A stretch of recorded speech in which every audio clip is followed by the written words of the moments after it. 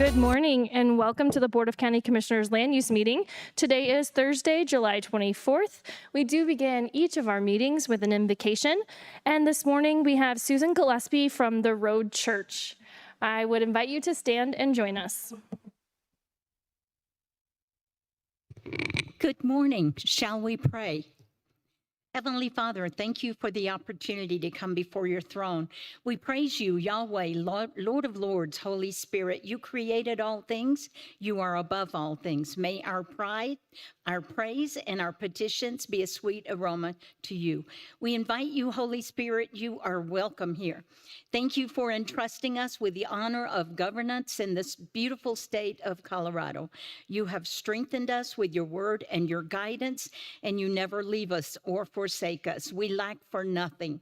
Please bless our efforts to your service as we administer the business of our county, ensuring a quality of life that brings glory to your awesome name and making decisions that are in line with your word. While these are times of tremendous challenge, we want to keep our eyes on you, Lord, and we want to walk in your ways. For we know that you are faithful. There is none like you, God, and we acknowledge our dependence upon you. Thank you for this time, Lord, and for the promise you gave us in 2 Chronicles 7:14, which says, if my people who are called by my name will humble themselves and pray and seek my face and turn from their wicked ways, then I will hear from heaven and I will forgive their sin and will heal their land. We seek your face, Almighty God. In the mighty name of Jesus, amen. And Vice Chair Williams, if you'd lead us in the Pledge of Allegiance.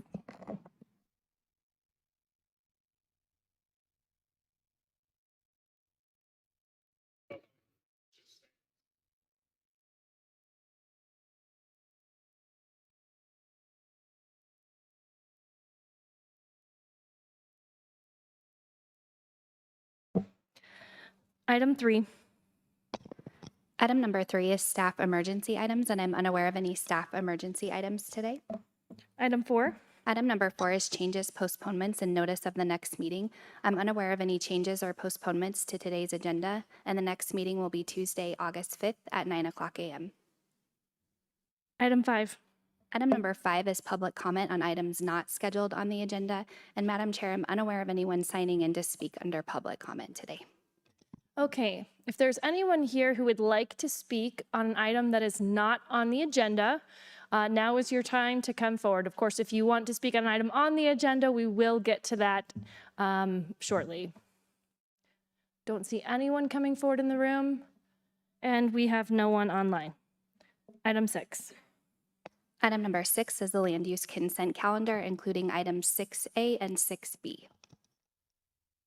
Is there anybody here who wishes to speak on an item on the consent calendar? See no one in the room and no one online. So I will bring it up to the commissioners for comments or motion. I would move approval of the consent calendar. Second. Okay, that has been moved and seconded. One more opportunity for any comments. Seeing none, I'll call the roll. Commissioner Wysong. Aye. Commissioner Nelson. Aye. Commissioner Applegate. Aye. Vice Chair Williams. Aye. And the chair votes aye. That passes 5-0. Item 7. Item number 7 is the called up consent calendar, and there are no items called up. Item 8. Item number 8 is areas and activities of state interest permit 1041, Colorado's Excel Power Pathway, Public Service Company of Colorado, PSCO, a Colorado corporation conducting business as Excel Energy, is seeking approval of an areas and activities of state interest permit 1041 permit to locate and construct major facilities of a public utility in El Paso County to be known as Harvest Mile Segment 5 Pathway.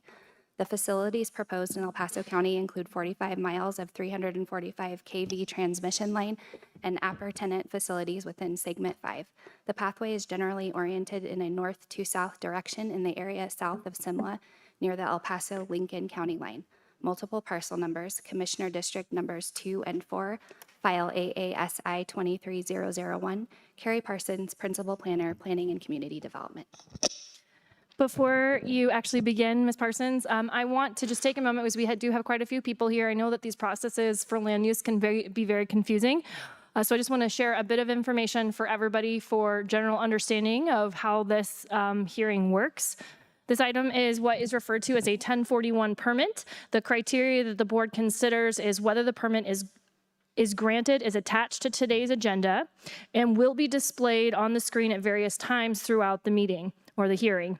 This item is quasi-judicial, meaning the commissioners are unable to discuss the matter with either party outside of this publicly noticed meeting and are only able to consider information provided in this hearing and in the backup materials, including the emailed comments, et cetera, related to this item. Finally, I'd like to note that some communications in the backup materials refer to Xcel Energy's use of eminent domain. Please note that a utility's independent use of eminent domain authority before or after this hearing is not part of our criteria, and we are unable to consider it. To ensure that your comments may impact this decision, please keep them directly focused on the items that are legally allowed to be considered in the criteria. It's important to note that there is a legal requirement for the record to have evidence that this decision is made per the criteria. And any decision made that does not do so does risk being appealed. Please proceed. Thank you.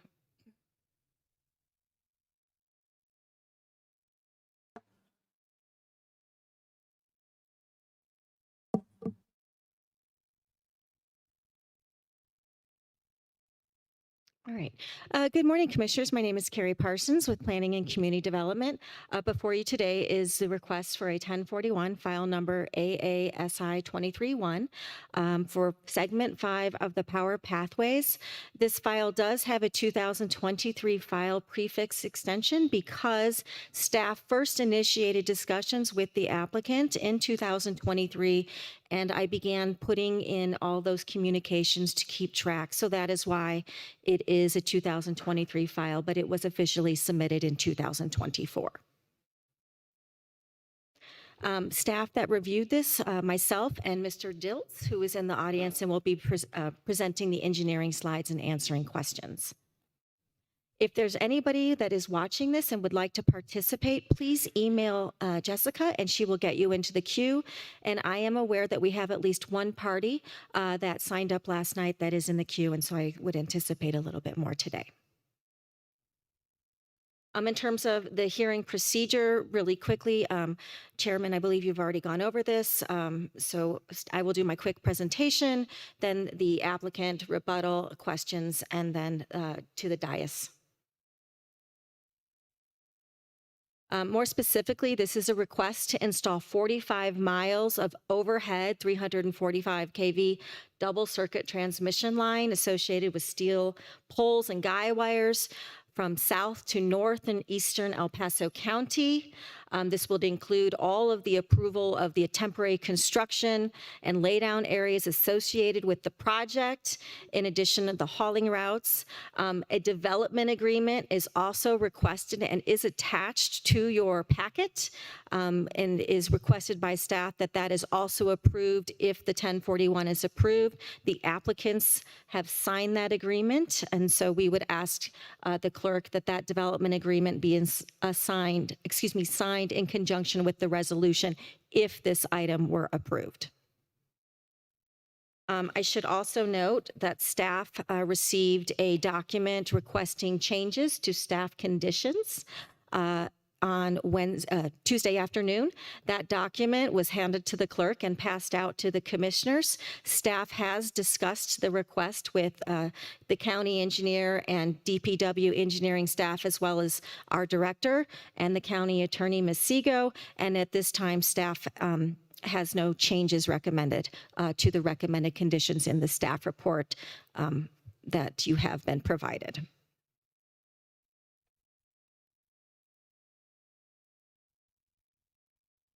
The review criteria, that has been officially handed out to the commissioners, and I will just go through it visually on the slides for those in the audience. And again, it should be rolling on the screens on the sides of the theater.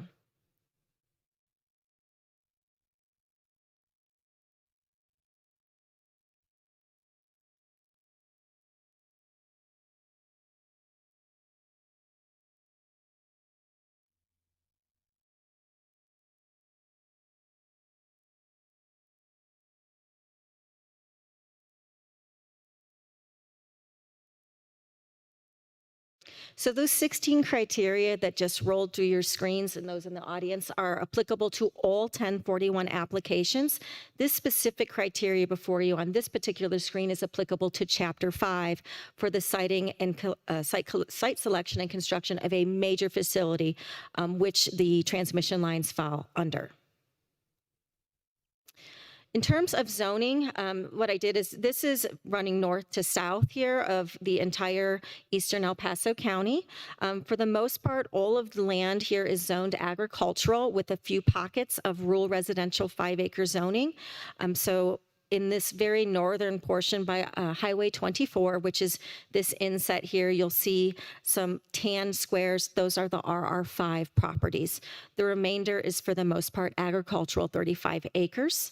The purple lavender highlights on the zoning map here on your west. Staff wanted to include those for the commissioners. Those are the United States Air Force Academy bullseye areas for training purposes. Staff did reach out to the USAFA, Peterson Space Force, and Schriever for comment on this, and they have no concerns with this request. They will not interfere with these training areas cited in El Paso County.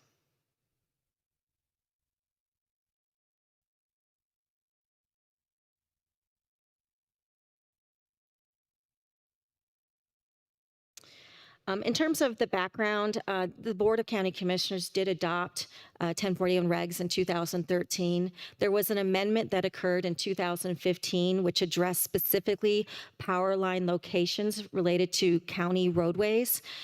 In that amendment, the 1041 includes that a power line of significance, so greater than 115 kV, cannot be sited within 105 feet of a center line of a county road.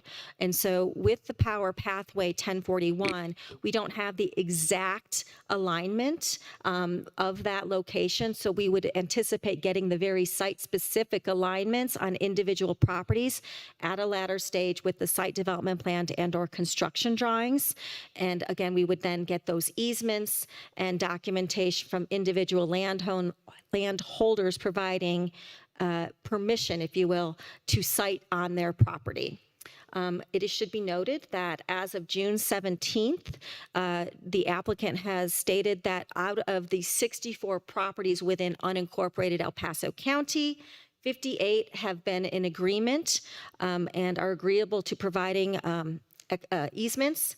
6 folks in El Paso County are not, and there are residents in Lincoln County adjacent that also have not provided those easements, but they're not included, of course, in our jurisdiction.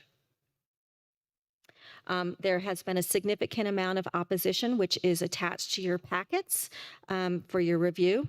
I should note that staff did attend a neighborhood meeting on Tuesday in Miami Yoder at the school out there, and it was not specifically for this particular project, although this project was discussed.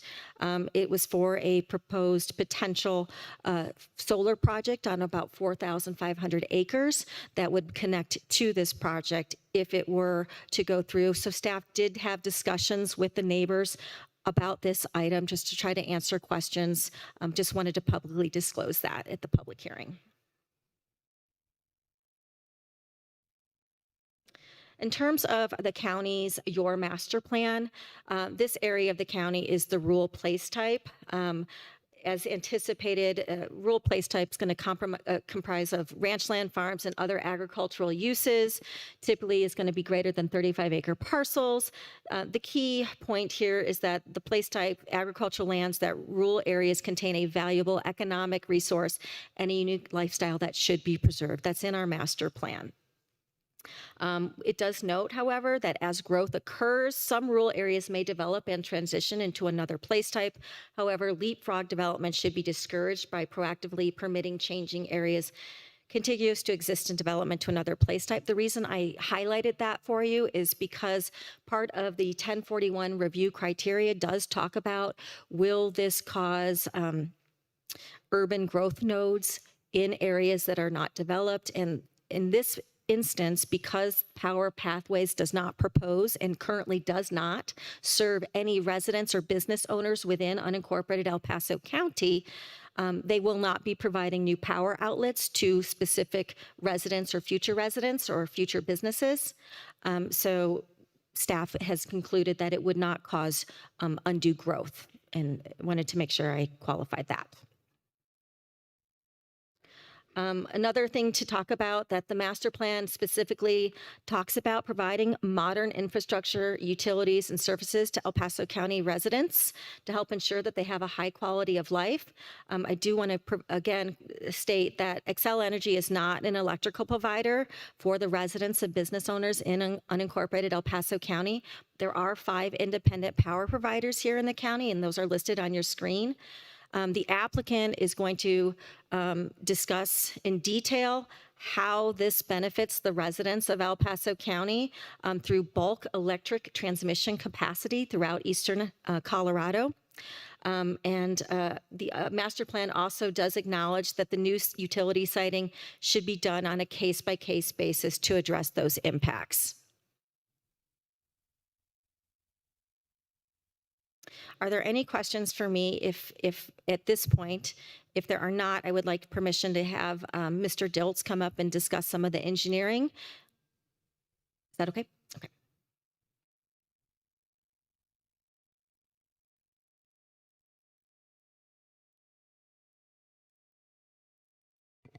Morning, Brett Diltz, El Paso County. A traffic impact study was submitted for review with this project.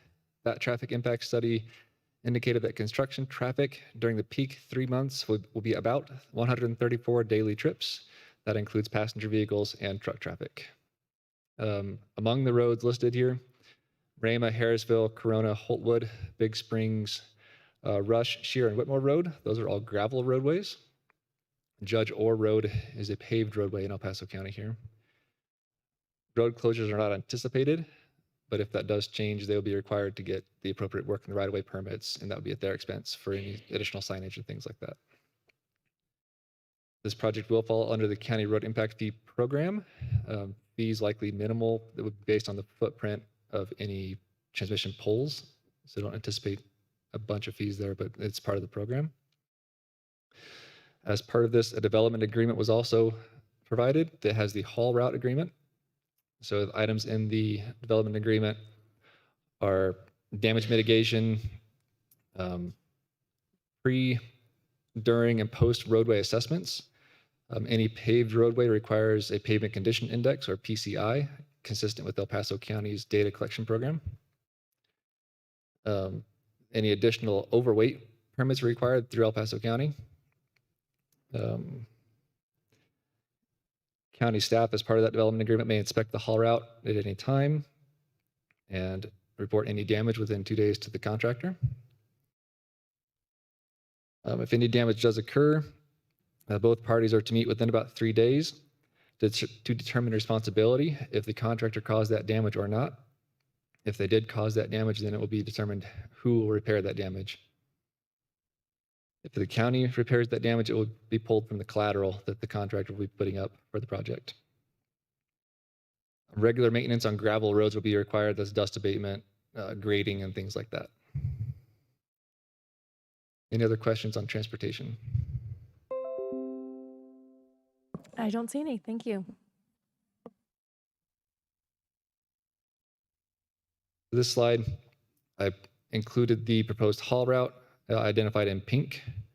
Those are all of the gravel roads in El Paso County. And then the purple here is the small paved segment we would require the PCI for.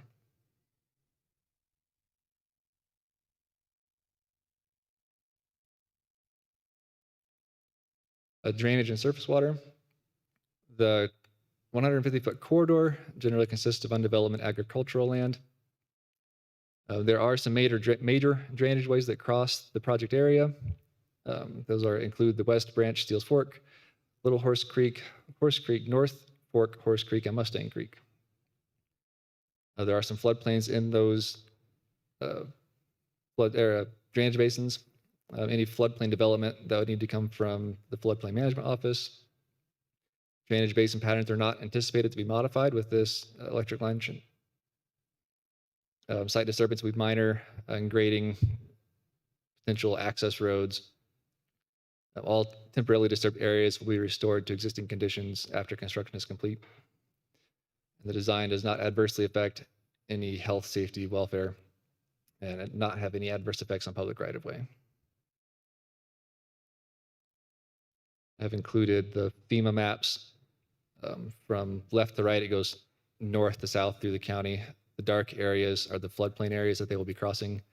They did indicate in their drainage report that they would avoid siting poles in the floodplains.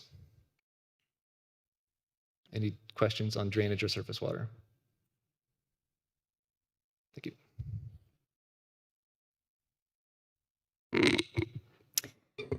Okay, so staff did a little bit of a different PowerPoint for you. Instead of addressing each topic, I grouped several of the topics of the 1041 criteria because it's so lengthy into categories for the commissioners and those in the audience so that I can just hit each kind of general topic that addresses the approval criteria in the 1041 application. So there are several references throughout the 1041 review criteria that is applicable to all 1041s and Chapter 5 that specifically address, for instance, wildlife and habitat or for visual impacts or noise impacts, so I've grouped them together for you. In terms of the assessments provided by the applicant and the environmental studies, there is a significant amount of wildlife in this particular area that has been placed on the screen. Additionally, the applicants did conduct ground-based raptor nest surveys and aerial raptor nest surveys in April and May of 2022 for the overall area. It did identify potential active eagle sites and other raptor nests within a half a mile of the proposed corridor route. So the applicants will have identified in their documentation submitted in support of the application that they will locate the infrastructure to avoid those nesting locations. Additionally, the electrical components of the transmission lines can be separated up to 1,400 linear feet to give them some flexibility to not only avoid floodplain crossings, but any potential habitat areas of concern. The applicant has also indicated in the studies that they submitted that they will use bird flight and swan diverters. Staff is not exactly sure how those work, so I will defer to the applicant to explain that to the commissioners and those in the audience. In terms of the next subject category, natural features, geology, and soils, the applicant was required to submit a geology and soils report. Staff did send that up to the Colorado Geological Survey for review and comment. In general, the CGS, the Colorado Geological Survey, did not have concerns about the soil types and geology in the pathway corridor. Again, with the flexibility of moving that 1,400 feet in between power poles, it helps to avoid any of those concerns. In terms of the agricultural impacts for the power placement, this is based on the applicant's material presented in their application. The applicant has stated that they have cited this route to reduce impacts to agricultural lands and to allow for the preservation of the agricultural and existing ranch lands in the area. As Brett mentioned, the applicant will be required to revegetate any disturbed areas. That revegetation plan would be submitted with the site development plan and/or construction drawings. Staff has requested the commissioners adopt a condition of approval that will allow staff to get that documentation with the next step if this application were approved. Also, the staff did ask the applicant to provide actual studies backing up their statements that there were no health impacts to agricultural impacts with this application. And so I summarized the two studies that the applicants did provide.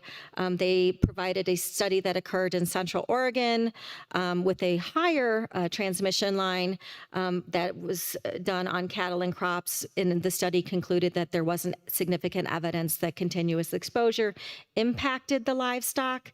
And then they also provided another study in Quebec related to pregnant livestock and the effects of magnetic fields on them, and that study was inconclusive. And so if there's specific questions to those studies in terms of how they impact the agricultural culture, I would request that we defer those directly to the applicants.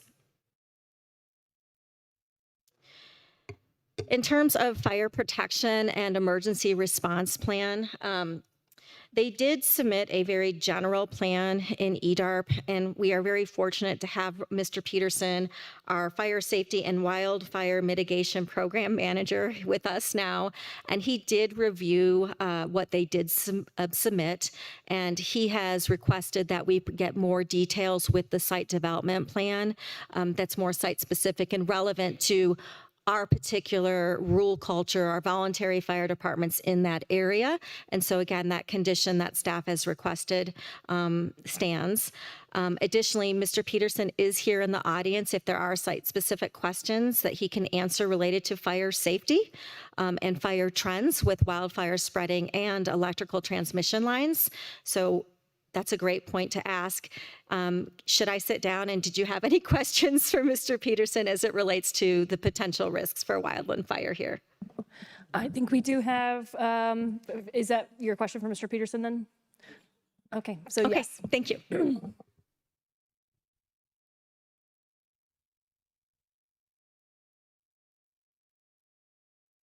Hello, I'm Roland Peterson, Fire Safety and Wildfire Mitigation Program Manager, El Paso County.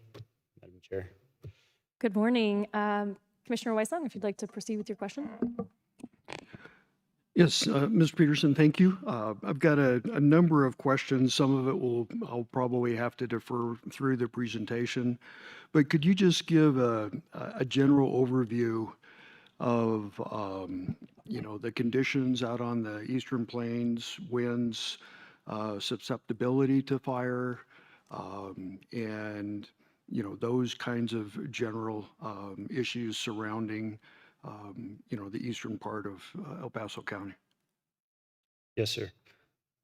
The eastern part of El Paso County, the area in concern is grassland and herbaceous shrubs. The fuels range from 1 hour to 100-hour fuels based off of the USDA Fuels Guide and the IRPG from the National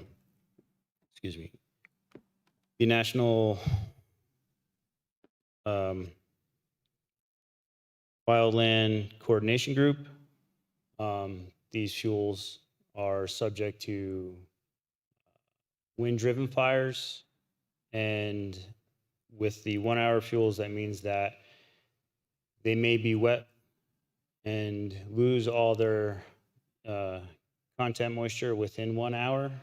And the same would be true for the 100-hour fuels, where they may retain moisture up to 100 hours from receiving it to the time of losing it through lack of humidity in the air.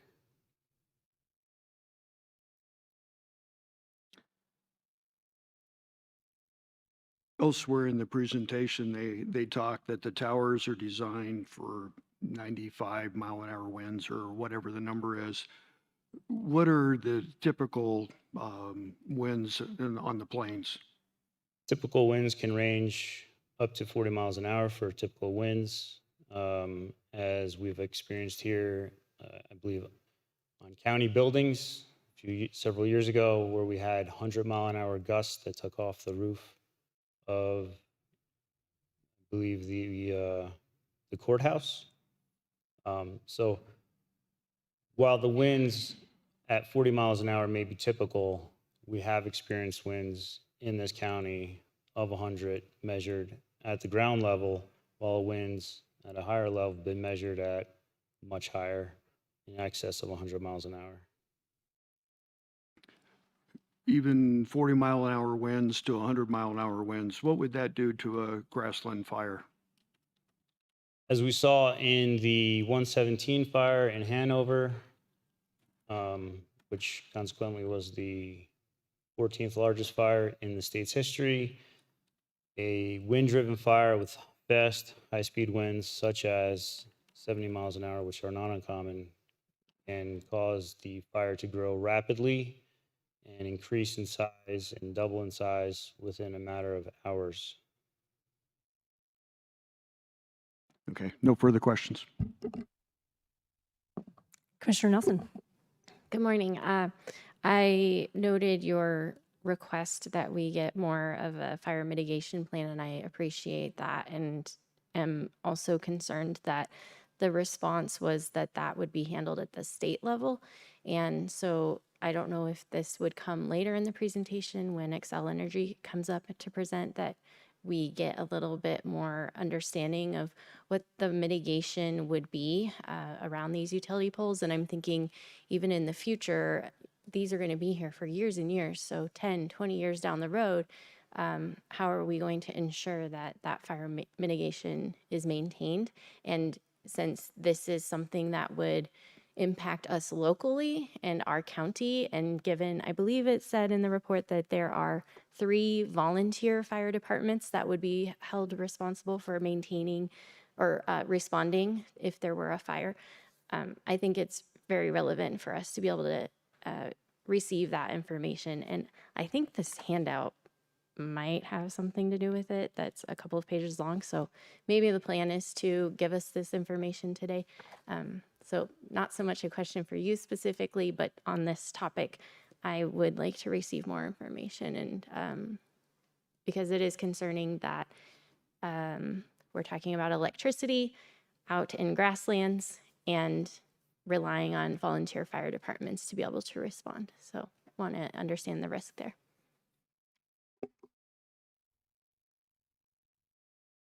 Any additional questions? Oh, okay. Anything else that you'd like to share with us? I will say that from research that I've done and I've seen, that Xcel Energy has submitted a wildfire mitigation plan to the Colorado Public Utilities Commission. Also, I'm unaware of what is in this plan. It has not been provided to El Paso County Planning, and they have not provided or mentioned any use of public safety power shutoffs for this transmission line in El Paso County. So perhaps those are some things that the applicant will address for us. Thank you. Thank you.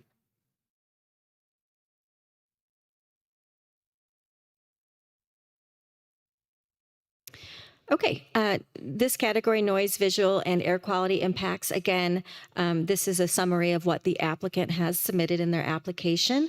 The applicant was required to provide a noise study and the impacts of magnetic fields with this application. And their study concluded that the noise results for both of the types of conductors that will be along the 45 miles of line running south to north are below 50 decibels. And so in comparison, a quiet refrigerator is around 50 decibels, whereas a vacuum is about 70. So that constant humming, that's about the equivalent of what would be anticipated around those lines. And then the study they provided on the magnetic fields, they actually measured at the edge of that proposed right-of-way for the transmission line corridor, and that was below 150 milligrauss. And hopefully I pronounced that right.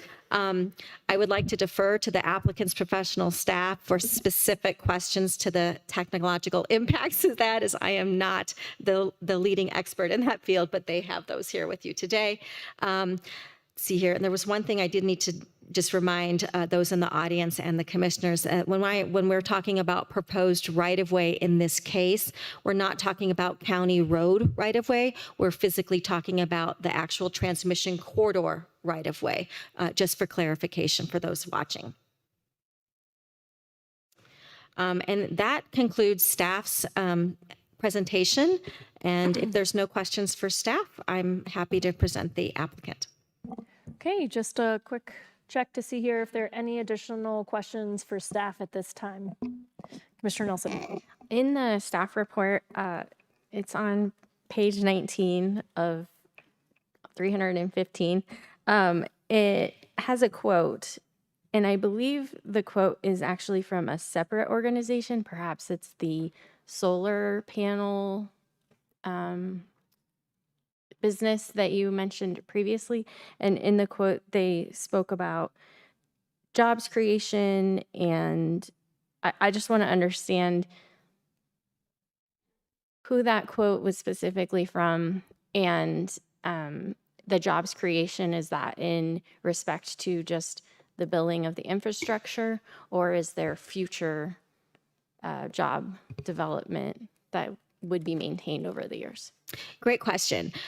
So the applicant has indicated that this construction project would create jobs for the construction project for, it's unknown if they're residents or if they're bringing people in, but they're stating in their application that it will create jobs. Of course, these would be temporary construction jobs because it's an unmanned power line. And so that's a quote from their application addressing one of the criteria. Okay, thank you for clarity on that. Appreciate it. Madam Chair, Commissioner Waisong. we'll probably get into some of the details, but throughout the documents, they've stressed that this is a transmission line, basically north to south, no substations, no feeding, anything directly within the county. Is that correct? It doesn't, they are not proposing new substations within unincorporated El Paso County. But as I mentioned earlier, we have already had contact, and staff did attend a neighborhood meeting in Miami Yoder, that if this application were to be approved, we already have a new solar farm, 4,500 acres, that is working on creating a submittal to this board for wind or for a solar energy overlay that directly connects to the proposed power line, this 325 kV line. And again, that solar field and this line would not directly serve any residents or business owners within El Paso County, unincorporated or incorporated.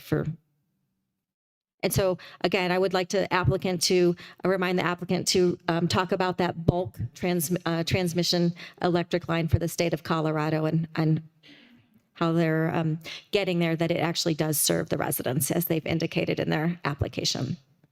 Thank you. No further questions. Okay, with no further questions for staff, I think we are ready for the applicant. Thank you.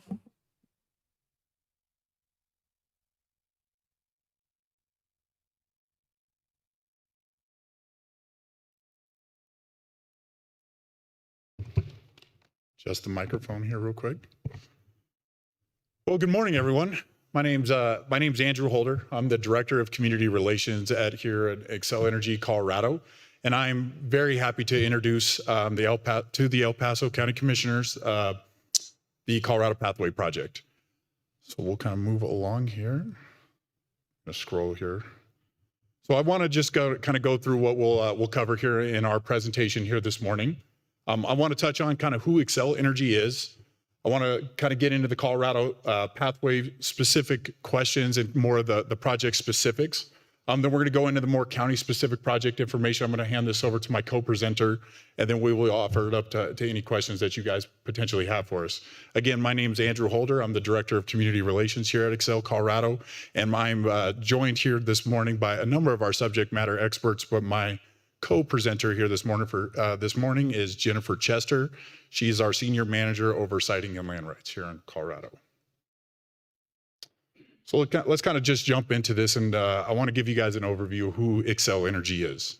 So you can see here in the red over the state here, that is our service territory where we have 1.5 million electric customers and 1.4 million natural gas customers.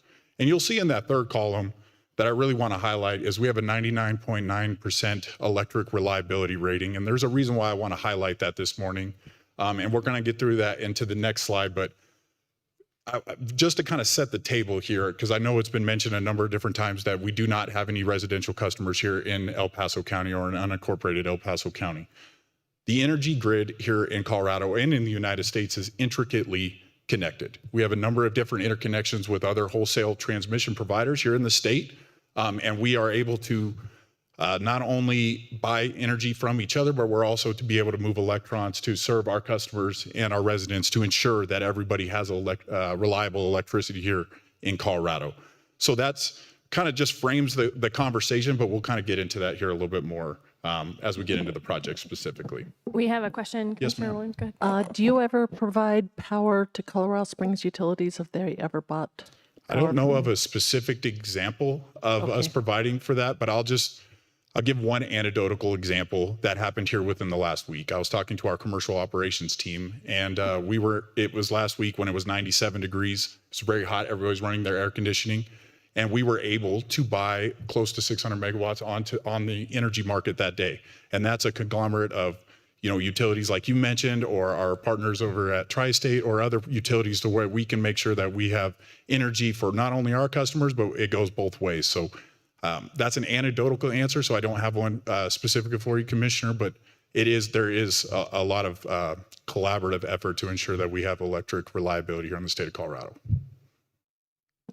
And I'll just follow up in the previous slide when you're talking about your reliability. Yes. That 99.9% electric reliability. Can you just tell us how you determine that? That's just the amount of time over a specific period that electricity is available to customers, or how is that defined? No, it's a great question, Chair, and I appreciate you asking that.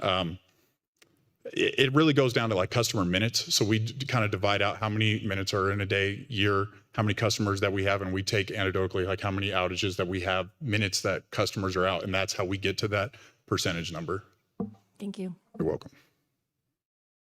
So let's get to the why we're here this morning presenting in front of you all. The Colorado Pathways Project.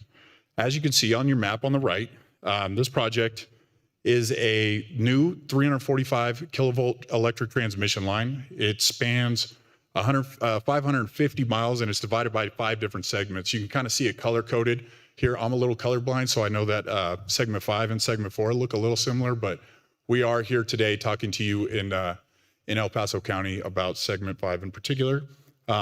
You can see, there is one extension on the southeast portion of your screen that is called the May Valley to Longhorn substation. That extension was not approved by the Public Utilities Commission. We're going to bring that forward potentially in another future filing. So the 5 current segments that are underway right now are segments 1 through 5.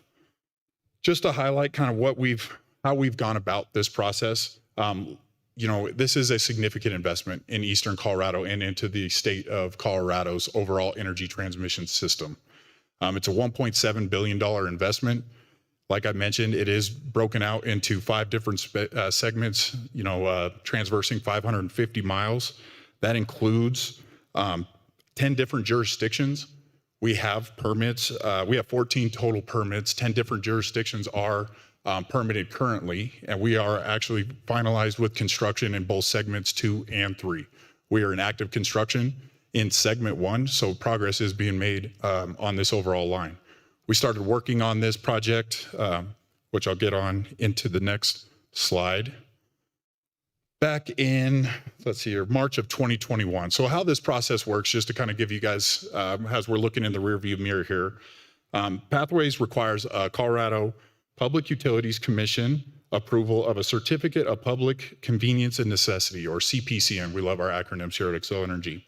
In March 2021, we took our first step in the approval process with filing an application in front of our Public Utilities Commission. And on June 2nd of 2022, the project was officially approved. It was approved for the first 5 segments, like I mentioned. Segment 6 is going to be looked at another at potentially another filing. And the PUC kind of determined to grant us that acceptance and that approval of the CPCN. There's a couple different criteria, but the main ones that I want to hit on today is this project is appropriately sized to accommodate the injection of more megawatts onto the overall grid, so that can interconnect into more projects that can ensure that we have the reliability that we have here in the state of Colorado. It also creates a looped transmission line configuration, which again improves reliability for the overall state. We can move energy from the north part of the state up there in Weld County down here into the Pueblo and El Paso region. So we have that true backbone, if you will, of additional resiliency on the transmission line grid. The cost estimates and the timeline of the projects, along with magnetic fields and noise level requirements, are both within reason, as the PUC determined.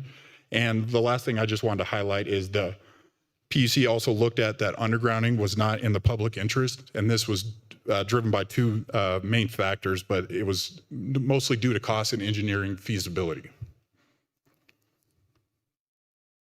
Commissioner Wiseau. Thank you, Madam Chair. I'd like you to talk a little bit more about the undergrounding. Okay. What is your definition of due to cost and other factors? I mean, are we talking magnitudes? Are we talking, single digit, double digit type percentages? What does that mean? Yeah, I'll speak at a high level. I'm not an engineer. I stayed at a Holiday Inn Express once, but I'm not an engineer, so I'm not going to pretend to be in front of you guys. But generally speaking, a transmission line is generally, for a mile worth of segment, is 13 times more expensive to underground it.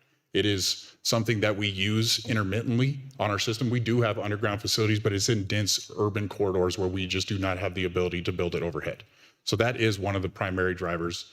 This project, as I kind of covered earlier, is a large transmission line.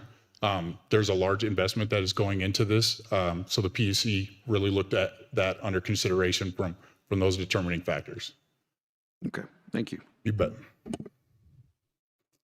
So going on to the next slide, and I know staff did a great job of kind of covering this at a high level, but I just wanted to cover some of the economic benefits that is going to take place here in El Paso because of Colorado Pathways moving forward.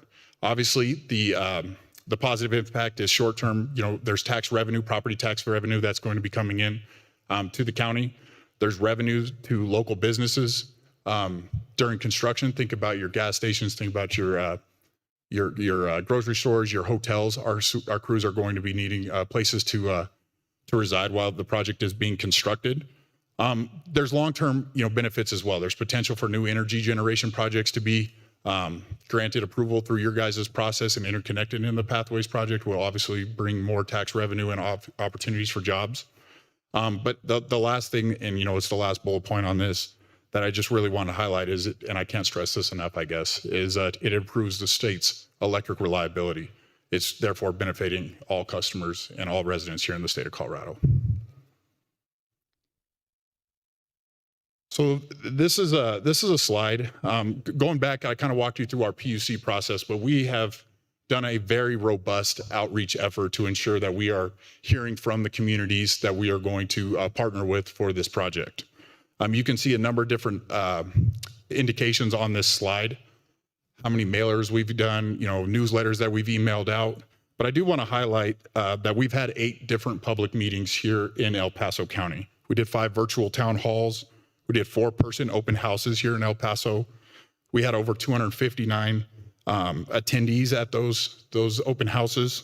We received over almost about 360 comments on the route selection itself and the project itself. So we were able to take a lot of that in, and I won't steal the thunder from my co-presenter because she's going to kind of go in on how that process really works. But we did a robust community outreach effort to ensure that we were listening to this community and to make sure that we formalized the best partnership possible to keep this project moving forward.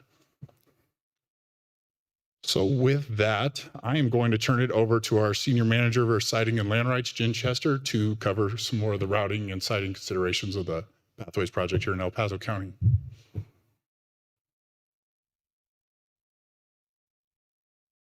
Thank you. Good morning. Andrew is much taller than I am, so I will adjust that. Hopefully that works for everyone and you can hear me better. Thank you all for allowing us to be here today to present and discuss the Pathway project. As Andrew noted, we conducted a very extensive routing and siting process for this to identify the preferred route that got us to the 550 miles that we're talking about for the project as a whole, but also the 45 miles we're talking about in El Paso County. On this slide, we have kind of two components here. On the right-hand side is the overview of what that process was in terms of the identification of study area early on, that those were included in our CPCN filing. We then, within those study areas, made some modifications to the boundaries. We mapped a lot of information, a lot of data. We conducted a lot of field review and study before we identified what we called links. So the lines on the map, here's where we think a transmission line could work when we consider a number of considerations, things that we need to avoid and things that may be compatible with the construction and operation of a transmission line. And that's represented on this slide in the kind of green, yellow, red coloring is how we viewed that in those categorizations.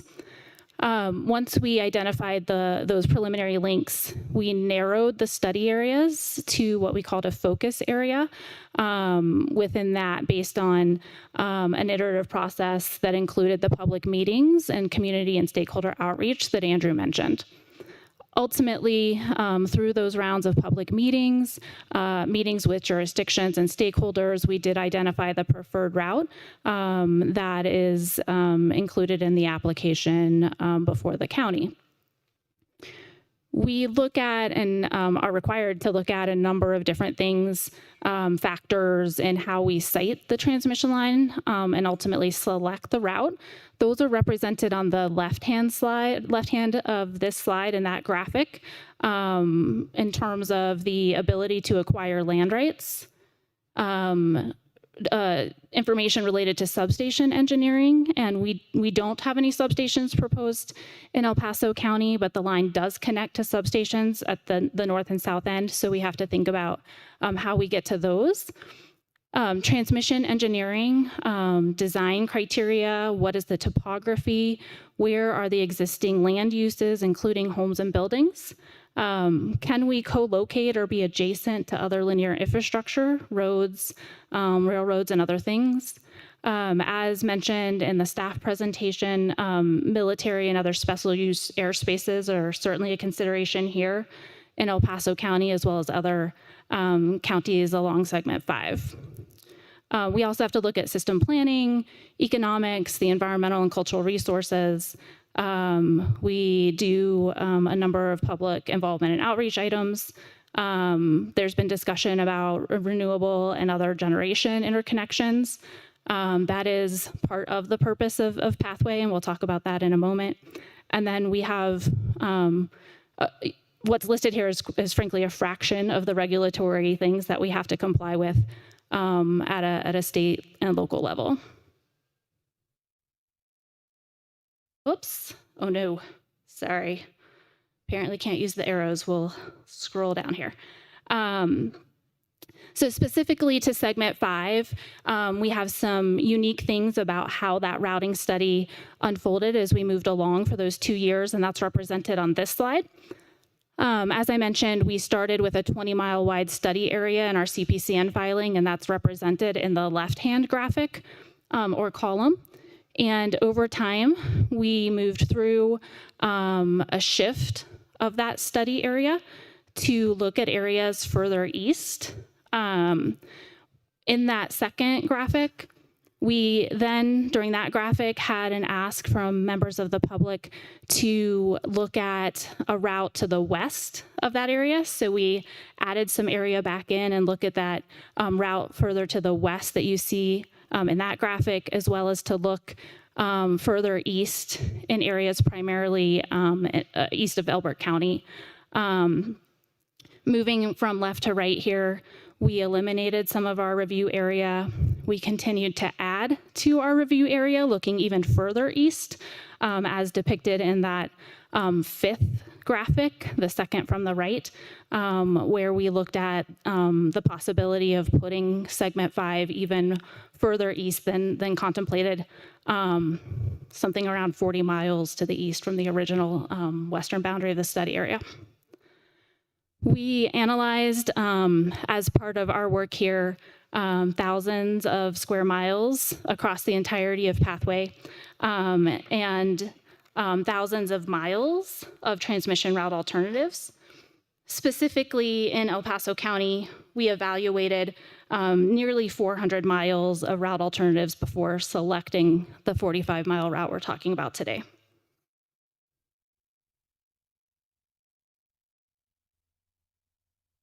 Specific to El Paso County, and the graphic on the right-hand side of this slide shows a number of factors that we had to overlay and route around as part of our routing exercise.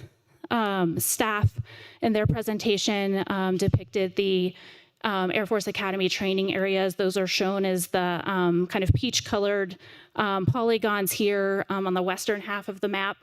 We looked at existing linear infrastructure that crosses the county to see if we had the ability to co-locate adjacent to that infrastructure. We pulled feedback from a number of sources, the public, staff, and other agencies that helped us place additional data into the analysis. We looked at where there are existing homes and buildings. Those are shown on this map as the green dots here. So certainly you can see the density changes as you move through El Paso County. We also looked at other land use patterns. So are there, in agricultural areas, pivots and other things that we needed to be considering in the analysis? Subdivided areas that may be intended for rural or other types of agricultural development now and in the future. Because of El Paso County's placement in the center or the middle-ish of segment 5, we also had to look at how we move the line to the north and to the south in other jurisdictions that are adjacent, as well as a small portion located in Lincoln County to the east. Also, as part of that analysis, we have to look at how we obtain access to the right-of-way for construction of the line and ultimately the maintenance of that line as well. Would highlight here that just a little over We half. could pause just for one moment. We have a question from Commissioner Wison. The question I have, the comment at the bottom, 25 miles, more than 50% are co-located along existing roads in electric transmission infrastructure. Could you break that down between, of that 25 miles, how much is roads versus existing electric transmission? I don't have the number in front of me, but I will ask if someone can pull that and run it down to me so I can respond to that shortly if that will work. Thank you. And so in that statistic there, again, over half co-located adjacent to roads and other existing electric transmission infrastructure. I do expect the numbers when I provide them to you to be primarily road adjacent, more so than existing electric. We've already covered generally, but just providing a different view of the Pathway Segment 5 in El Paso County here and the 45 miles of that new double circuit electric transmission line.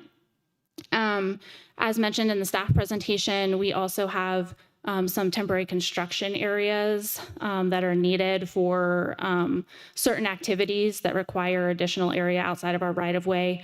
One of those would be conductor stringing areas, and those are generally located where the line turns, and we have a different type of structure there called a dead end. We do not have any substations proposed in El Paso County as part of the project, And currently, no laydown yards or construction material yards are proposed in El Paso County either.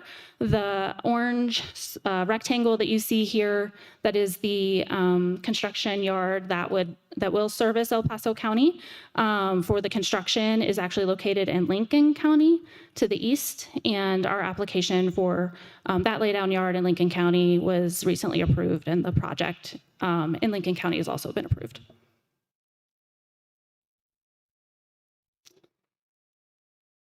So in terms of some of the engineering details, and I will ask our transmission engineering representative to come down and join me in a moment to answer some of the questions asked during the staff presentation as we go through this. But on the right-hand side is a picture or a graphic illustrating what the transmission structures will look like for this line. As mentioned, it's a double circuit line, and so you see conductors on two sides. There's 3 phases associated with a circuit, and so you see a phase, 3 phases top to bottom, and then we have a shield wire on the transmission structure that provides lightning protection in the event there's a storm and lightning were to strike the line. And this is located generally in a 150-foot wide right-of-way for the line. There's some instances where it may be a little smaller than that if we're able to reduce the width co-locating along a road, for example. Not in the case of a county road, typically in El Paso, based on the requirement to be a certain distance away, but in some other areas, we're able to overlap with CDOT highway right-of-way. The height of the poles is typically in that 105 to 140 foot range. They won't get any taller than 199 feet, although they generally don't get that tall either. And our engineering representative can talk a little bit about what that looks like for El Paso County. Specifically, as you may know, 200 feet puts in a lighting requirement with the FAA, and these will not be lit. No lights on these. We have typically about a little less than 1,000 feet between spans, but as staff presentation noted, we have the ability to increase that distance or shorten it up depending on what we may need to do to avoid certain constraints, whether that's topography or floodplains or wetlands, sensitive species habitat, and so on. They'll be brown in color. It's a weathering steel, so they show up on site and continue to age. And then we do have a number of design requirements that we have to adhere to related to the National Electric Safety Code. I am hoping that Christina can come down and join us. Christina Fabian is our consultant transmission line engineer to speak a little bit about the questions around wind that you all asked earlier in the presentation and that design criteria and why you may hear 95 miles an hour and think, well, the winds sometimes gust more than that, and what happens to the line in those instances. And then we can also perhaps touch a little bit on underground, your question about cost and feasibility. And I'll see if I can get the number on that co-location when I come back to the microphone. Hi, Christina Fabian. Thank you for allowing me to be here today. Here to field any questions on engineering you have. Regarding the one on the wind, NESC code requires a 95 miles per hour wind in this region, so that a sustained wind, meaning the 100 mile per hour gust, a little bit different weather situation. So it's high level. Any? Commissioner Wysong. Thank you, Madam Chair. You said 95. Is that sustained wind or gusts? So it's sustained? Yes, sir. Okay. What happens when you go well above that, i.e. hurricane, what have you? Tornado? Greatly depends on the situation. Typically on tornado situations and anything higher wind, it is the debris flying around that tends to cause damage to any of the lines. It just greatly depends on the situation. Okay. Another question. I think on one of the previous pages of one of the other documents that were provided, you can't construct the transmission line within 105 feet of the center line. there appeared to be some roads that aren't being used and you're going right across property. Whether you talk about it now or later, but I'd like to kind of understand why you didn't follow more roads than cutting across the property. That one actually may be a better question for Jen with the routing study aspect. Okay. Before Christina walks away on the wind speed, I just wanted to ask a question. In addition to the sustained wind speeds of 95 miles an hour, we have other design criteria, as I understand it. Again, I'm not an engineer myself either, for things like ice loading and so those sorts of things that also adds to the requirement of the transmission design. So it makes it I don't know what the correct engineering term is, but it's a higher rating overall than just the 95 mile an hour wind speed. I don't know if. Yeah, so it's a great point. So there are other NESC code weather criterias that we abide by, generally that govern. So the heavy ice case, the concurrent wind and ice case tends to govern the design for the structures, for the strength of the structures and the blowout as well. So 95 miles per hour tends to govern the blowout condition. But the ice and concurrent wind, which is a reduced wind, but with ice, it is a little bit of a stronger weather situation for the structures. So, since I know you're going to jump over to that pathway question, do you mind if I ask one more follow-up on the wind while we've got her up here? So, you've emphasized this 95 mile per hour sustain, but I still really haven't heard anything about, is there some specific measure around gusting? I would honestly have to look back at the code, but no, the concurrent ice and wind kind of governs it kind of takes place of the gusts. It pulls from the ASC data that I would need to look back at. Yeah, I'd love to get an answer to that because over 100 mile an hour wind gusting is not particularly unusual, even where I am a bit further to the west. So I know it gets pretty intense out there, and I'd want to make sure that we understand what the strength is in those gusting situations. Thank you. Mm-hmm. And I will say on other, sorry to interrupt, on other projects, looking at 100 mile an hour wind, the concurrent ice and wind does govern that typically as well. So, Commissioner Applegate. So before we go too far, I had a question on the line lengths because you had said, if you go back to a couple slides, there was a line where you had said pathway they were running on 25% of miles or 25 miles of what already exists. And you said that was about 55%. But then in the next slide, you said we need to put up 45 miles of transmission lines. I'm in trouble with the math there because you said that was 55% of it with 25.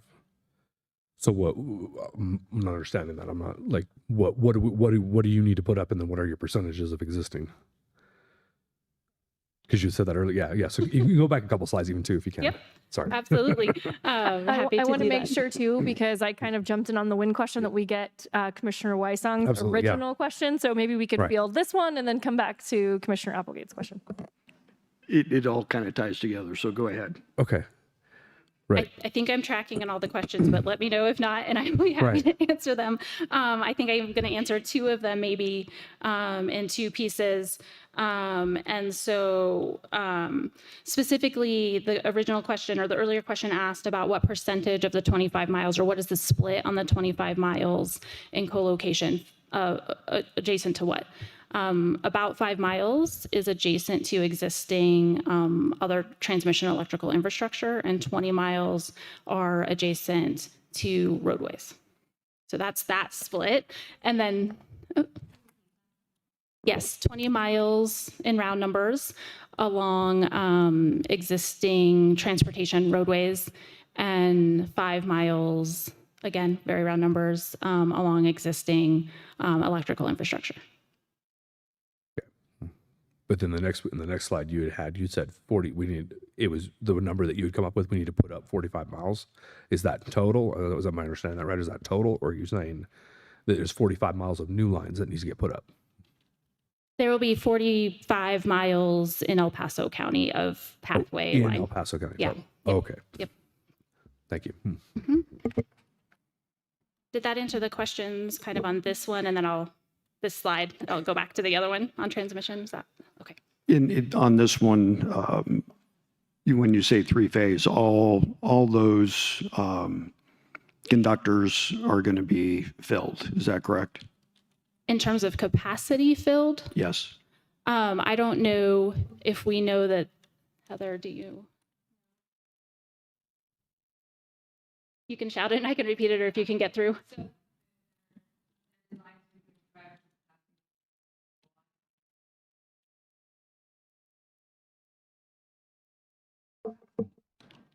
So the middle, Yeah. So just to repeat We that. need to make everything to go on the record. Yeah, So yes, so- if you could please. Yeah, so I'll repeat that. Pathway project is designed to accommodate around 5,500 megawatts of generation.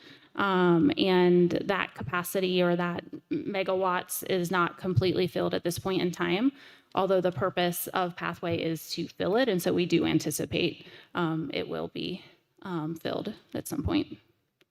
okay, so on segment 5, with a tower of this height, is there room for expansion or not? If you're putting 345 kilovolts on this tower, can it be expanded? To be upgraded to a different voltage, for example, 500 or what something you've like that. done elsewhere? Yeah, I think engineering would have to do the analysis on that to determine if the conductor could be replaced and the weight could support that. I don't know if you have additional thoughts, Christina. The quick answer would be no, due to the clearance requirements. So at the structure itself, between the phases and between the circuits are designed such that at 345 kV, clearances will be met. 500 kV and up tends to be larger and larger clearances between the conductors, that being of the phases and of the circuits from each other, as well as ground clearance.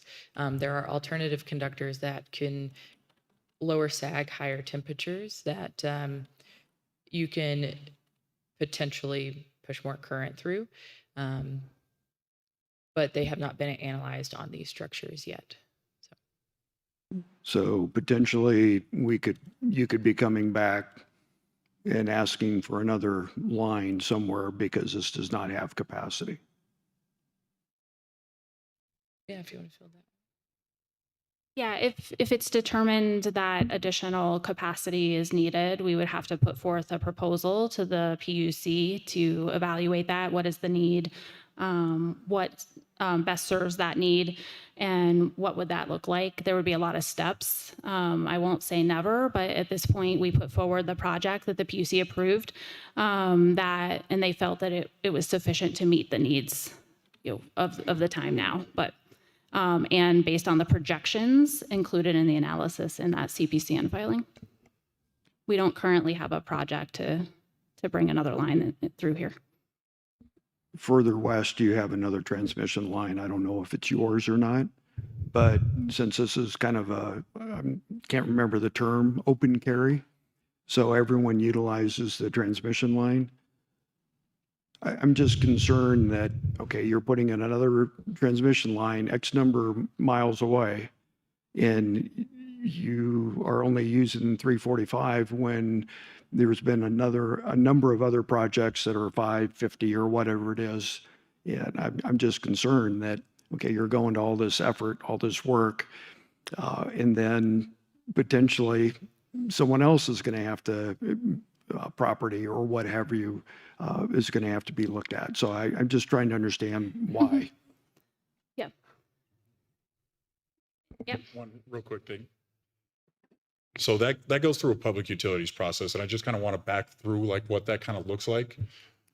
So back in 2018, we filed our energy resource plan called the Clean Energy Plan, and that's where we contemplated 6,500 megawatts. That's some of this that's getting connected into the Colorado Pathways project. So those additional transmission projects that you're referring to generally go through that PUC process when we do an electric resource plan. We currently have an additional electric resource plan in front of the Public Utilities Commission called the Just Transition Solicitation. It's duly named that because we have two retiring coal plants, one in Hayden and one in in Pueblo called Comanche 3, and then we have the Hayden Generating Station. Those are coal plants that are due to retire. So it's trying to find replacement generation for those two areas in particular. So to answer your question, we are forecasted out between those two energy plans once we go through the process for the just transition solicitation to get us to 2032. That's our energy mix for those, like I mentioned, to 2032. And then we'll be looking if we're going to be needing additional megawatts after that. But that's too early to tell. We've seen, unprecedented growth here in Colorado just over the last years. If I want to just talk about megawatts overall to answer your question even more deeply, Commissioner, we've been serving Colorado for 150 years. We've seen a stagnant 2% growth of electric need on our electric system since 1910. We've seen two deviations from that 2% growth. One was in the late 1950s with the invention of the air conditioning. And we've seen an additional jump over the last 3-4 years with the rapid adoption of EV electrification, building electrification, and then also some large users in there in the state like data centers and manufacturing. So there's deviations to that 2%, but I hope that answers your question a little bit further. Or if it opens up a whole nother can of questions. Both, but for now, we're good. Well, you did open up a bit of a can of worms for me, so I actually have a couple of questions. So you're referencing kind of the coal plants and that, but my understanding is the EPA recently made some pretty interesting statements about Colorado grid reliability and the closure of those. Do you foresee any impact based on those decisions at this point? Great question. Our team, our federal affairs team and our federal regulatory team have been studying those very closely. As of now, like I mentioned, our clean energy plan has been approved. We are in active conversations with our just transition plan, but we are moving forward with the portfolio that we currently have forward, which does include the retirement of Hayden and the transition or potential replacement generation in that area and the retirement of Comanche 3 unit in 2031. So to answer your question. Yeah, you're going to understand a lot more than I do, but my understanding is that the EPA is saying we really should not be closing those plants. So if the EPA comes back and, is really concerned about reliability based on those closures, if those closures were not to take place, I would assume that would impact this project or both the need and potential financial feasibility on this project. Yeah, I understand the line of questioning. I will just state from an electric resource plan that it has no impact in regards to the Colorado Pathways project. Like I mentioned, the clean energy plan has already been approved. So a lot of the projects, we have 3 wind projects, for example, that are moving forward in Kit Carson and Cheyenne County that are going to directly interconnect into this project in particular. The replacement, the just transition plan is where a lot of these conversations are going to be happening in front of the Public Utilities Commission over the next 6 months. But as I stated, like the clean energy plan has already been approved. We're moving forward with that one. And the just transition solicitation is going to contemplate to make sure that we have reliable energy. And those conversations are happening right now. And also related to that, obviously we're seeing a lot changing on the federal landscape in regards to funding related to green energy projects. So can you just speak to what the impact of that would be on the project, as well as the potential for, obviously our state budget is a very huge problem right now. We're expecting a lot of significant cuts. I don't know if any of those are likely to impact the project. No, again, great question. Projects that are in flight, we're obviously still going through a lot of the different conversations that are happening, including like the IRA tax credits and things of that nature. Projects that are in flight are not going to have impact, including this project. We're going to be able to continue to move forward with this project. Future energy resources is something that we're really diving through the weeds in regards to some of the executive orders and some of the things that have come out through the OBBB. So more conversation to be had. But again, going back to Colorado Pathways, this project is funded and is under construction and is going to continue to move forward. Thank you. You're welcome. Before we move off of that topic, I think Commissioner Nelson has an additional question. Before we move on from this slide, I have a question. So on that right of way bullet, where it speaks to center line from roads, is there guidance or regulation on right of way from homes or businesses, like distance from current existing infrastructure and where the power lines will be placed? Sure. We cannot have occupied buildings or structures within our right of way. That's really the guiding principle. So there are no homes within that 75-foot or the 150-foot total right of way. Much like other things that are built, skyscrapers, for example, or things like that, taller buildings, those don't have a setback to say the next one has to be equal to the height of the pole or something like that. So outside of the right of way, we don't control that, and a landowner would have the ability to do whatever they see fit. When we decide on the width of the right of way, part of what we're doing is accounting for clearance requirements in the event that a landowner were to build something, so that we make sure they could build outside of the right of way and do so safely as it relates to clearance requirements for our line. So as it stands, the plan today is total clearance 150 feet from any existing buildings, infrastructure, homes. It would be 75 feet on either side of center. So in the instance that a landowner wanted to build an outbuilding, a barn, a workshop, outside of that 75 feet on either side, they could choose to do so. Okay. And then, I don't know if this is the right place in the presentation to ask, but can you help me understand, of the 64 properties, what the acreages of those are? What range are we talking about? Are they 5-acre lots? Are they 30-acre lots? Just help me understand what the scope is. Sure. I don't have the answer on hand, but hoping maybe our team can kind of just dig into some of the parcel data. I know we have our GIS folks kind of working behind the scenes to see. I know that we have a large number of them that are very sizable parcels, and we do have others that would be smaller parcels in El Paso County. I don't have the exact acreages, but we can certainly try and pull that before we're done. Okay, There's a few more slides to go. Yeah, we'll see if we can get the information, if that works. Okay. Before we move on, I wanted to see if there were any questions about underground. I thought this might be a time to talk about it a little bit more, or we can wait until the end. Happy to address the original question a little bit in more detail, or wait. We can wait. Okay. You're just ready to see a different slide, maybe. So in terms of what the line does look like, we provided in our application and have a series of slides here of photo simulations that were created for the project in a select number of viewpoints in El Paso County here, trying to represent some different conditions that may exist for the line. So this is one where there's some other infrastructure, both road, transportation, and electrical infrastructure in the area. And we're looking east along Harrisville Road here, and Pathway is located on the right-hand side of this picture amongst the other infrastructure that you see there. It is the poles that look like the slide that we saw just previously as an example here.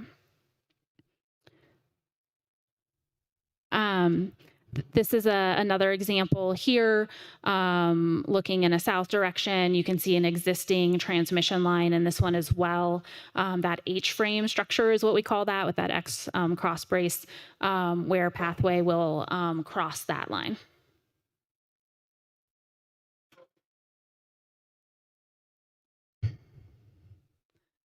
This one is a little bit of a more distant view of what the line would look like.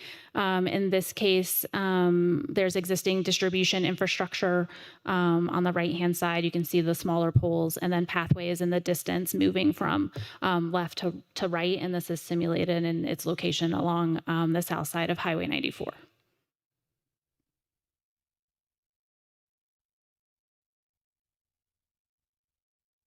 A different view here without maybe some other infrastructure in the foreground. You can see distribution in the background behind the line here, but again, Pathway line represented here, moving across the image from left to right. And so you can see there the span of the poles, for example, very different than like a distribution line that has a very short span. So you would have more poles in a distribution line, and transmission, we can span further and have fewer of those.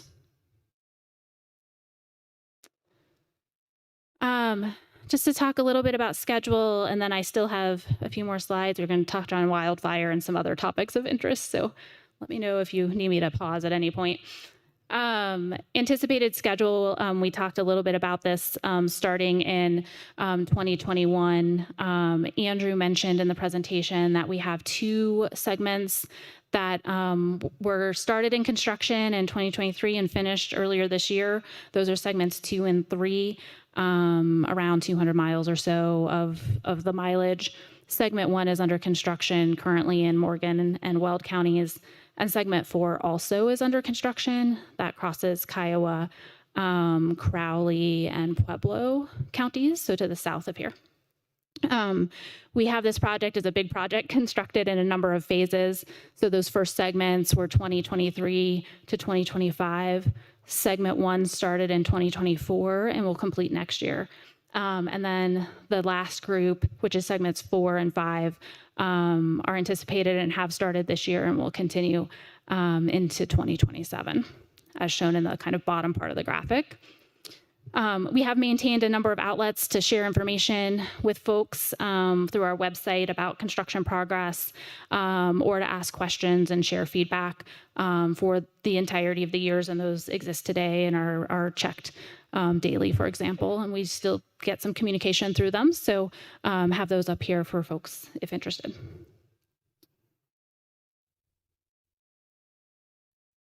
Hey, wildfire. So a lot of words on this slide here, apologies for that, but trying to convey a lot of information. This slide is discussing our most recent wildfire mitigation plan. There was a prior mitigation plan that covered the years up until now. This is a plan that was submitted to the Public Utilities Commission and verbally approved by them on in early June 5th specifically. There are a number of components in this wildfire mitigation plan that touches on across our service territory. So when we say we plan at a state level, that's not to imply that we don't also look at things more regionally or locally. It's that we submit plans for the entirety of our service territory to the PUC as a requirement to do that. And then we look at the very specific areas around wildfire risk zones and tier mapping that inform which of these approaches may need to be considered for a more local area. So that plan includes a number of things like situational awareness. That's where we have weather stations to monitor conditions and identify high risk fire conditions. So we have awareness around that. We have a number already in existence and are adding many more. Tripling is the number here. Artificial intelligence cameras, you may have heard of those as Pano AI cameras as one company that provides that service. You may have seen in the news a lot of information about that in certain jurisdictions not too far away from here about how those have aided in the early detection of wildfire and the deployment of crews to be able to put those fires out. We also have on our team meteorology and fire science experts as well that continue to evaluate, inform, and help us move through our wildfire mitigation plan and implementation of those things. System resiliency is the next category here. I won't read everything on the page, but we use those tools, whether that's inspections of various types, drones or other technologies, to understand what's out there relative to our equipment and potential high fire risk or threat areas. We continue to inspect and replace equipment that may be older infrastructure, for example, that it's a good time to just go ahead and replace that.